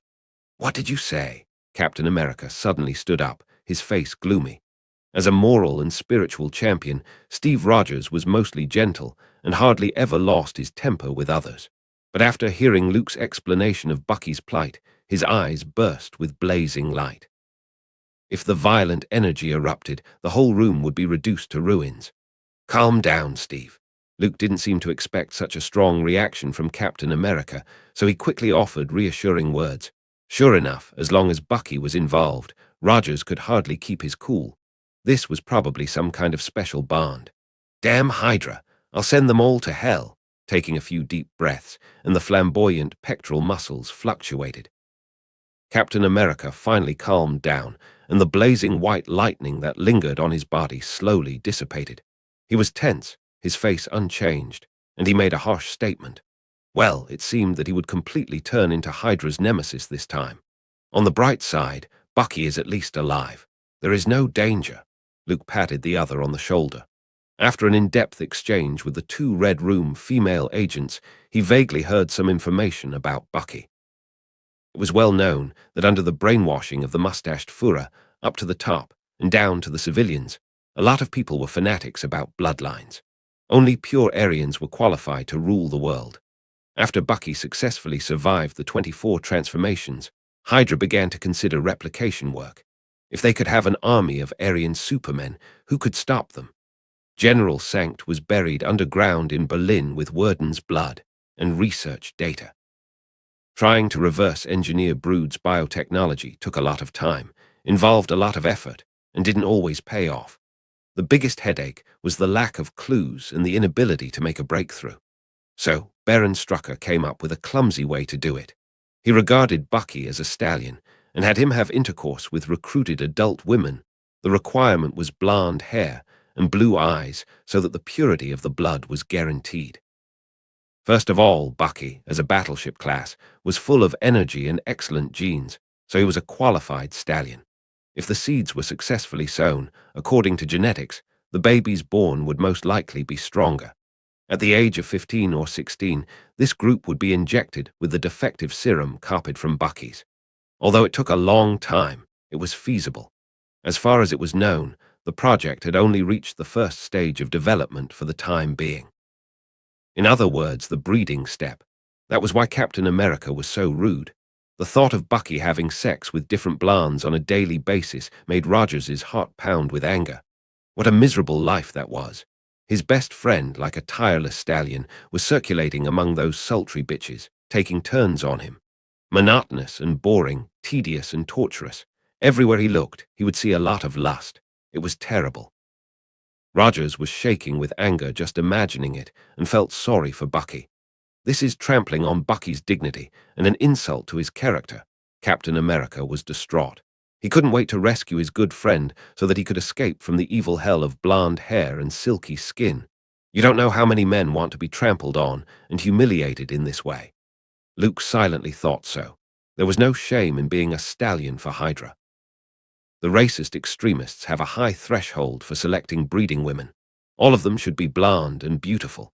Moreover, in order to prevent Bucky's body from being drained and hollowed out, Baron Strucker also arranged a nutritionist team to customize his menu. When he was not on a mission, Bucky spent his days eating and drinking well, preparing for output. Speaking of which, the only thing that made Luke think that Hydra was out of their minds. As racists, a group of people who emphasized Aryan ancestry, they actually found an American to breed with. Thus, what supreme lineage? It was all lip service. Then we will completely wipe out Hydra and Leviathan next. Luke cleared his throat and seriously said so. But first, you have to stay calm and don't be impulsive. The angry Captain America was silent for a moment and nodded in agreement. He couldn't come up with a better plan for the time being and had to follow Superman's orders. So what do I have to do? Rogers thought about it and thought that he still had to take on some responsibilities. He couldn't leave everything to Luke. Don't worry, I've already assigned you a mission. Luke opened the curtains and looked out over Moscow's scenery. Steve, You're the bait for fishing." A few days later, Superman arrived in Moscow, and there was a welcoming ceremony. The appearance of Captain America would inevitably arouse Hydra and Leviathan's vigilance. Maybe Bucky was already the Winter Soldier. He might be able to take time out of his busy schedule to talk to an old friend. A few days later, Superman arrived in Moscow. His arrival was the focus of the world. The welcoming ceremony was arranged in the concert hall of the Kremlin. As one of the most influential people in the world, Luke shook hands with Joseph Vissarionovich Stalin and greeted him cordially. This scene was immortalized by cameras and became a historic moment. "Welcome to Moscow." This was the second time Luke had heard that. It's just that last time he was Clark Kent, the secretary, an ordinary man. Now he was one of the most powerful and influential people on the planet.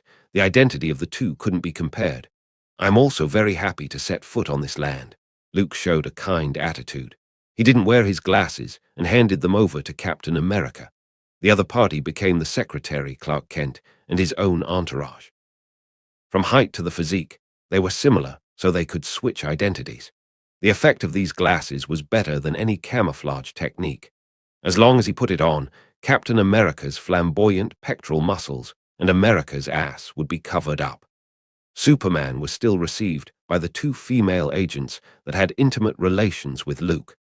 They obviously didn't recognize the young lieutenant general in front of them as the curly bastard who cheated them into bed. If they knew, the two female agents would probably be ecstatic. After all, sleeping with the secretary was a loss for them. Rolling in the sheets with Superman, now that's profit. "General, sir, here we are." Igorova, who was in charge of reception, talked while playing with her hair and smiled beautifully.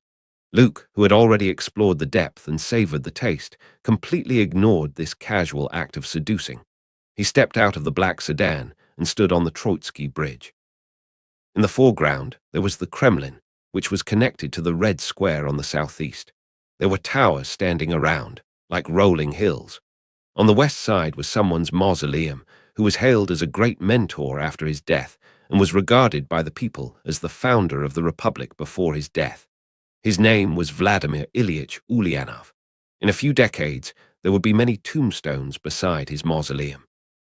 Those leaders who dominate the Red Empire's fate and determine the Red Empire's direction would be buried by his side. Luke didn't directly enter the Kremlin. He stopped in front of the man's mausoleum and then walked around the Red Square. The latter was the oldest square in Moscow and had experienced two fires. Napoleon's army had set fire to it, intending to burn Moscow to the ground. It seems that the capitals of both the eastern and western extremes have suffered this kind of calamity. The White House was burned, but the perpetrators were the British. "General, the welcoming ceremony is about to begin." Seeing that Luke was enjoying himself, Igorova had to remind him. The group of people standing at the top of the pyramid of state power was waiting for Superman. Leviathan's Red Room was also prepared for the welcoming ceremony. Most people were aware of the reality that it was impossible to defeat Superman by force. Therefore, the Red Room wanted to adopt other methods. "Then, Ms. Igorova, please take me there." Luke took back his supervision. He just wanted to see if he could find Hydra. Those villainous organizations usually preferred to place their bases under magnificent buildings. Unfortunately, Baron Strucker didn't have this hobby. Otherwise, this game could have ended sooner. "By the way, miss, why are you staring at my secretary? Does his charm attract you?" Luke suddenly asked, before getting into the car. Igorova was startled and quickly averted her gaze, restraining her gritted teeth an expression of anger. She was just a little annoyed. How did this curly-haired man manage to get into bed with her and still act as if nothing had happened with an indifferent look? It's like nothing ever happened. What a complete and utter bastard. Igorova cursed, then smiled charmingly as if she had changed her face. "I only feel like I've seen this secretary somewhere before, General. It feels a bit familiar." Luke laughed, patted Rogers on the shoulder and said, "It's his first time in Moscow. Miss, you've probably made a mistake." The two were laughing and joking, but Captain American, wearing the Clark Kent glasses, looked confused and had no idea what was going on. 20 minutes later, Luke entered the Kremlin with his entourage. On the watchtower, the double-headed eagle, symbolizing the authority of the Tsar, had been removed. Instead, there was a red 5-pointed star. although the Kremlin was now resplendent and colorful.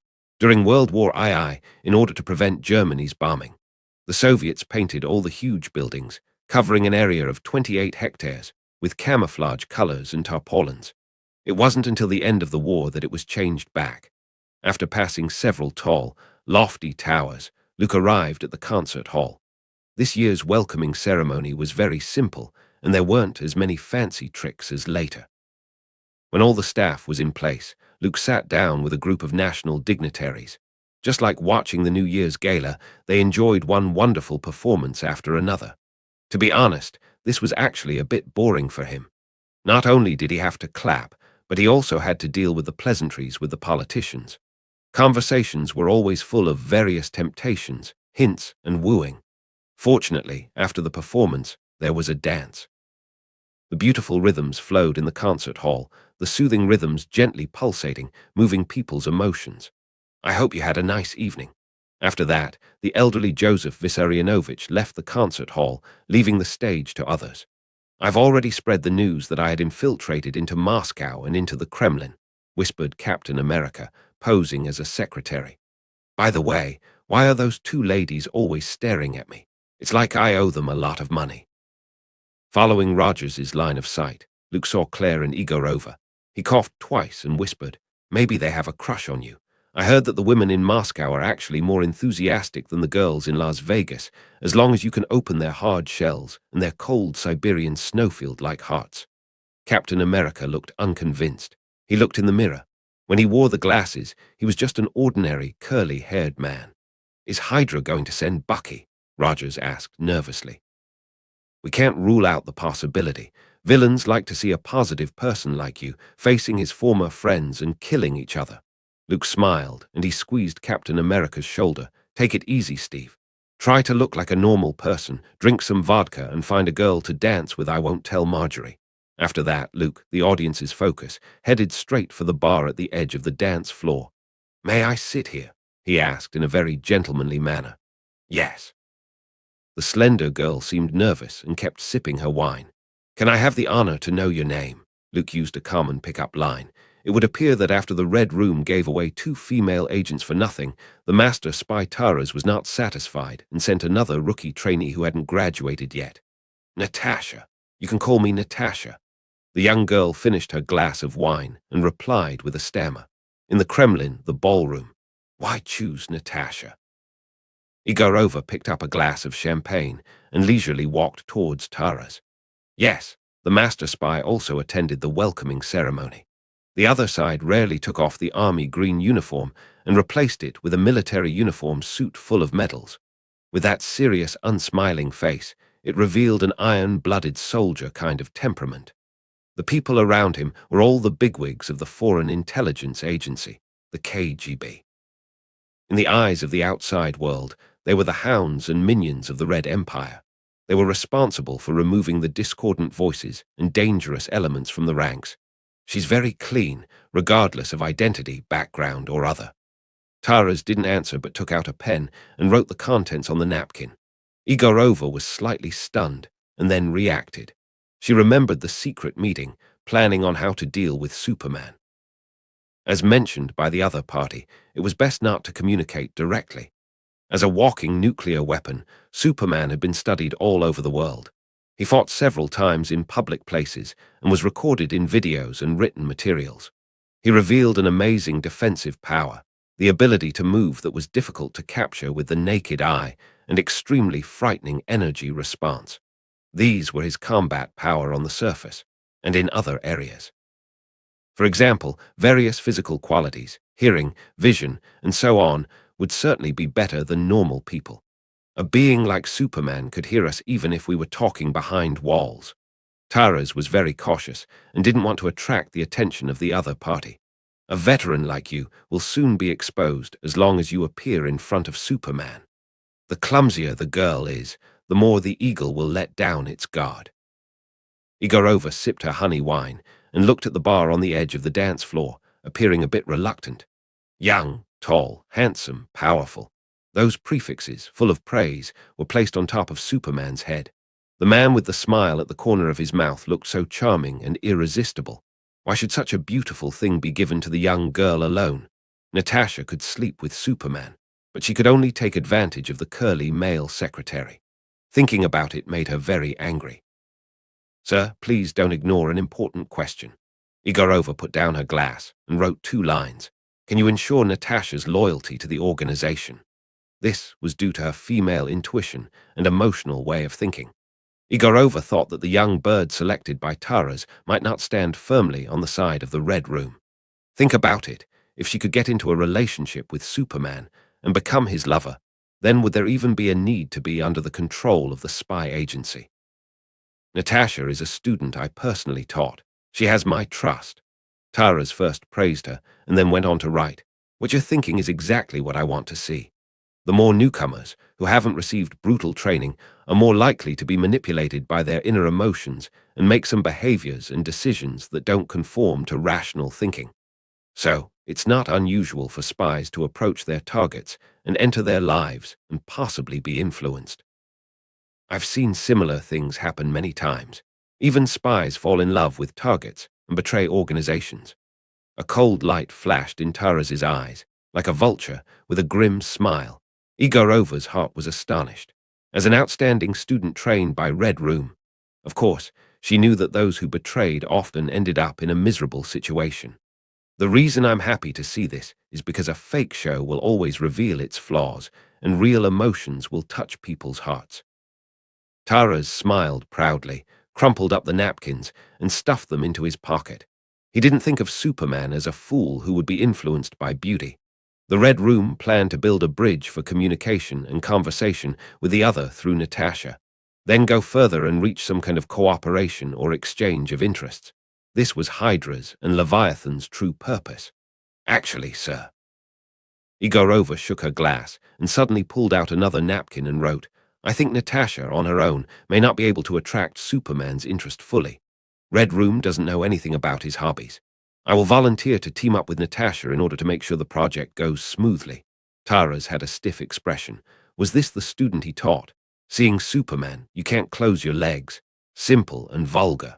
You'd better go to the curly-haired male clerk. The master spy stood up and left, with his careful study and full understanding of Superman. The other party wasn't a shallow person who was keen on women and indulged in the opposite sex. Things between men and women, at best, could only be regarded as a seasoning to add to the fun. It was simply a fool's errand to try to influence anything. Sending Natasha was just an attempt. Even Hydra's side didn't have much hope on it. If I could send enough women to get a good impression on Superman easily, I wouldn't have a problem sending out the whole Red Room. Tara thought silently. However, it's impossible. In his opinion, if Claire, Igorova, Natasha, and others were packed together and presented with both hands, it would arouse Superman's resentment, and the other party may regard it as an insult and get angry. Taras shook his head and walked out of the ballroom. Hope Natasha's performance tonight will satisfy Superman. In this way, Superman would be satisfied with the Red Room. The Kremlin means inner city in Russian. It was located in the heart of Moscow, with 18 towers spread around the palace walls in a triangular shape. Among them, the most famous one was the Spasskaya Tower, or Savior Tower. It was 71 meters high and was equipped with chiming clocks on 4 sides, which were connected with the calibration clock of the observatory. There was a red 5-pointed star at the top, which was originally made of brass, and then replaced by expensive ruby to prevent corrosion from the rain and snow. Every night, people could see the red 5-pointed star shining on the Savior Tower, piercing the dark clouds, like a lighthouse guiding the way. Captain America appeared, Zemo informed Baron Strucker. The opponent, with his arms folded across his chest, stood on the highest floor of the Savior Tower, looking down on the Kremlin. The bald Baron held up his monocle and snorted. It's disgusting. With Superman around, Steve Rogers doesn't even have a shred of respect for Hydra's forces. Captain America had been lurking in Moscow to inquire about Bucky. Later, he was discovered by agents of the Red Room and almost fell into Hydra's trap. However, before long he came back, and this time more high-profile than before. Provocation. This is an outright provocation. Baron Strucker was a bit dissatisfied. If it were in the past, he would simply send Winter Soldier to teach the opponent a hard lesson. Things were different now. Just thinking of Superman, mingling and drinking, not far from the Savior Tower, Baron Strucker felt uneasy, and his back felt cold. Who would know if the other party would suddenly smash through the tower, appear in front of him, and blow his head off with one punch? This feeling of a sword hanging overhead was really uncomfortable. The most dangerous place is often the safest place. Zemo saw the bald Baron's thoughts and comforted. Superman won't think that we're near him. Even if he can see far and hear far, he wouldn't monitor a fixed point every time. There are at least a few thousand people in the Kremlin. Their voices and footsteps are just like many channels of radio. We are just a grain of sand in the sea of people, a tiny noise that's hard to detect. Although Zemo said so, he subconsciously lowered his voice. Baron Strucker sat back in his chair, and after a short silence he said, "Let Leviathan speed up the progress. If Superman can't be solved, he will always be the sword hanging over Hydra's head." A sparrow, sent by Red Room, got close to Superman. Zemo contacted the Master Spy Taras and learned that the plan had already started. Hydra needs to develop, and it needs time. Baron Strucker sighed. The Red Empire stands tall at the top of the world. The future was predictable, a confrontation between two superpowers. A stalemate would create confusion and breed opportunity. Hydra was best at drawing nourishment from controversy and conflict to seize victory. This huge and secretive organization inherited a legacy of power and intrigue. By the way, has Whitehall and Madame Viper received the news? Baron Strucker suddenly asked. Zemo shook his head. Daniel Whitehall was the leader of the inhuman faction of Hydra. He advocated to welcome back Hive and worship him as a god. His base camp was in Southeast Asia, where he had many ties to the long-vanished Inhumans. Madame Viper was active in the Pacific Theater during World War II. After Japan's defeat, she also gathered her power. The woman, with a beautiful appearance and a heart like a scorpion, seemed to be proficient in black magic. There was also a private relationship with the newly emerged Hand. To sum up, anyone who could become a leader in Hydra and control a faction was no slouches. No, they refused to communicate, Zemo replied. Hydra was originally full of factions. When Red Skull was still around, the others weren't convinced and didn't really recognize each other as leaders. The only problem was that Red Skull had the mustached Führer's support, and the Axis powers was growing in power, so they showed him a bit of respect. Later, Red Skull went missing and was suspected to be dead. Hydra forces that belonged to him were packed away by the Strategic Science Reserve and integrated and digested. Baron Strucker also got a piece of the cake and strengthened his faction.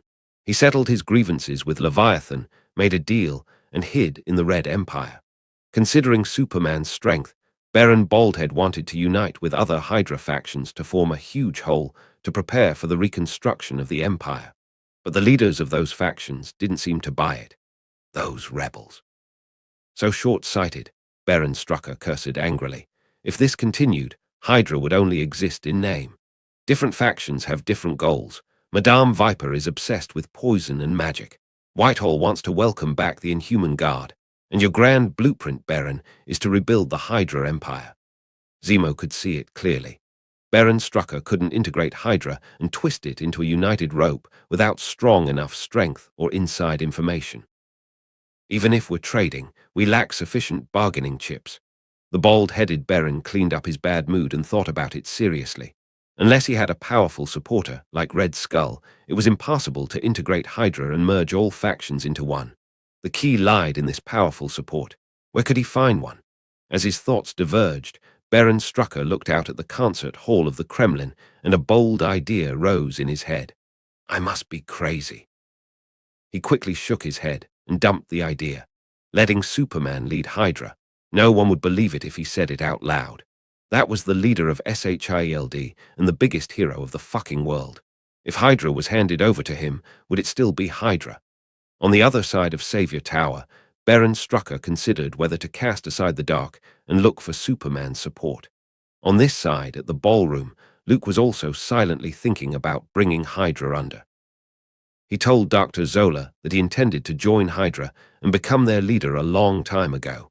Anyway, SHIELD was a house with leakage on all sides, and Hydra would always penetrate it, no matter how it was patched up. Instead of being on guard against thieves for your whole life, it was better to avoid future troubles forever. Completely destroy Hydra. It was out of the question. These people were like cockroaches that couldn't be killed. When someone found one, it meant that there were countless cockroaches somewhere. Their ability to develop and expand in scale was comparable to multi-level marketing schemes. They could gather a group of believers easily. Whether it was the Führer or Red Skull, their shtick never goes out of style. Those so-called blood supremacy, racial superiority, and inferiority. The slogan, to create a better future, Hydra decided to rule the world. These days, there would always be more fools than crooks, and there would always be people who fall for it. As we all know, the best way to completely exterminate a nest of cockroaches without considering the consequences and costs was to blow up the house. Therefore, unless Luke was determined to blow up the planet, he really had no confidence in eliminating Hydra completely. He never liked doing something that took too much time and effort. Besides, whether in comics or movies, Hydra's pawns were always tenacious, dedicated and hardworking as a villain, receiving one paycheck after another.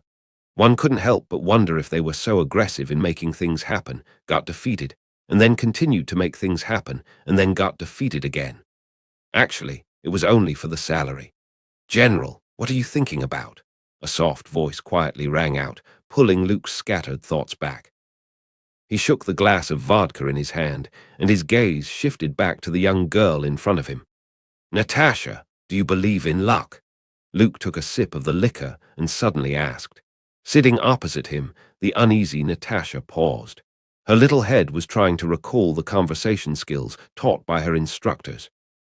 How to lead the topic to areas that Superman was interested in, and how to express her own meaning accurately if she bluntly said, "I want to talk to you under the sheets." It would seem too vulgar and unreserved. And from a male creature's point of view, things that are too easily obtained are often unappreciated, because subconsciously there won't be much value.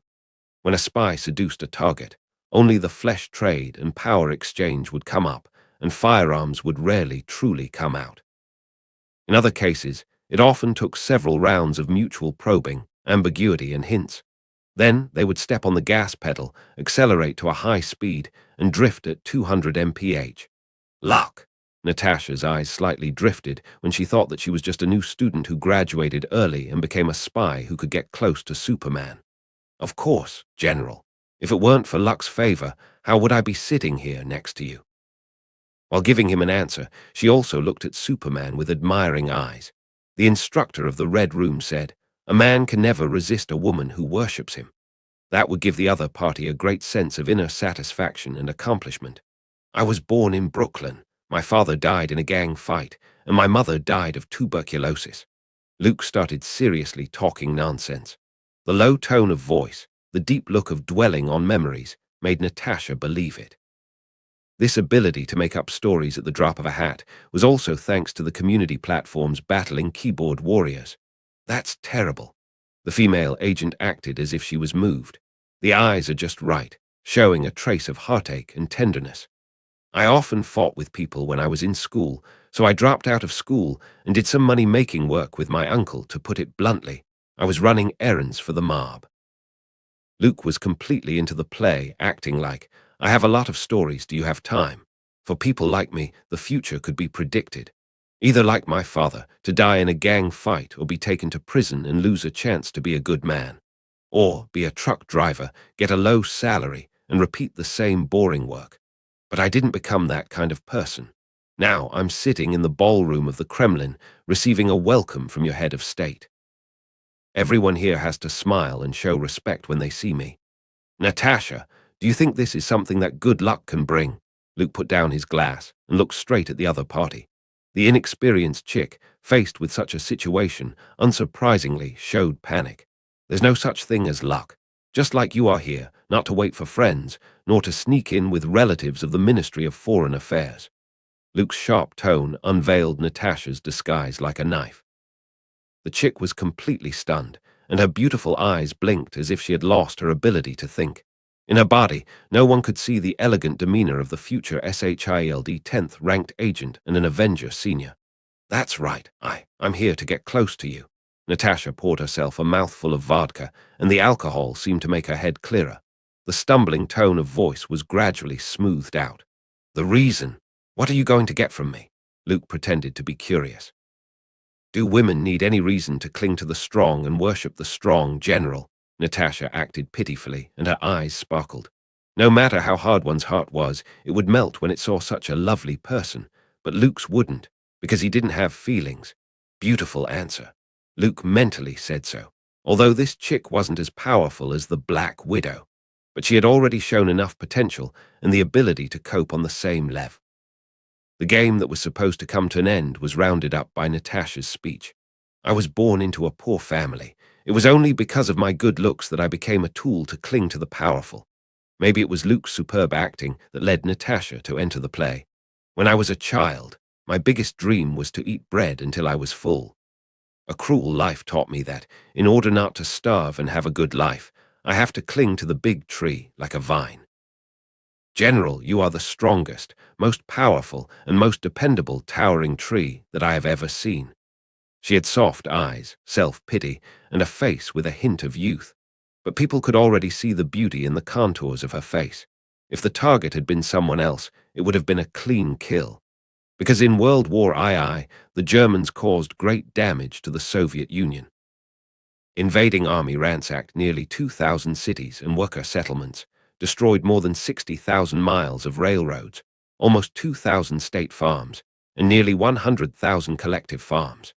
The economic losses were enormous, up to 700 billion rubles at pre-war rates. This, coupled with the depleted population of the war, made the Red Empire's advancement difficult. At least as far as the standard of living was concerned, there was no significant improvement. Everyone lived a collective life, and the supply of food and items for daily use was often in short supply. Therefore, it was reasonable for Natasha to say the words above, the tragic life and the beautiful face.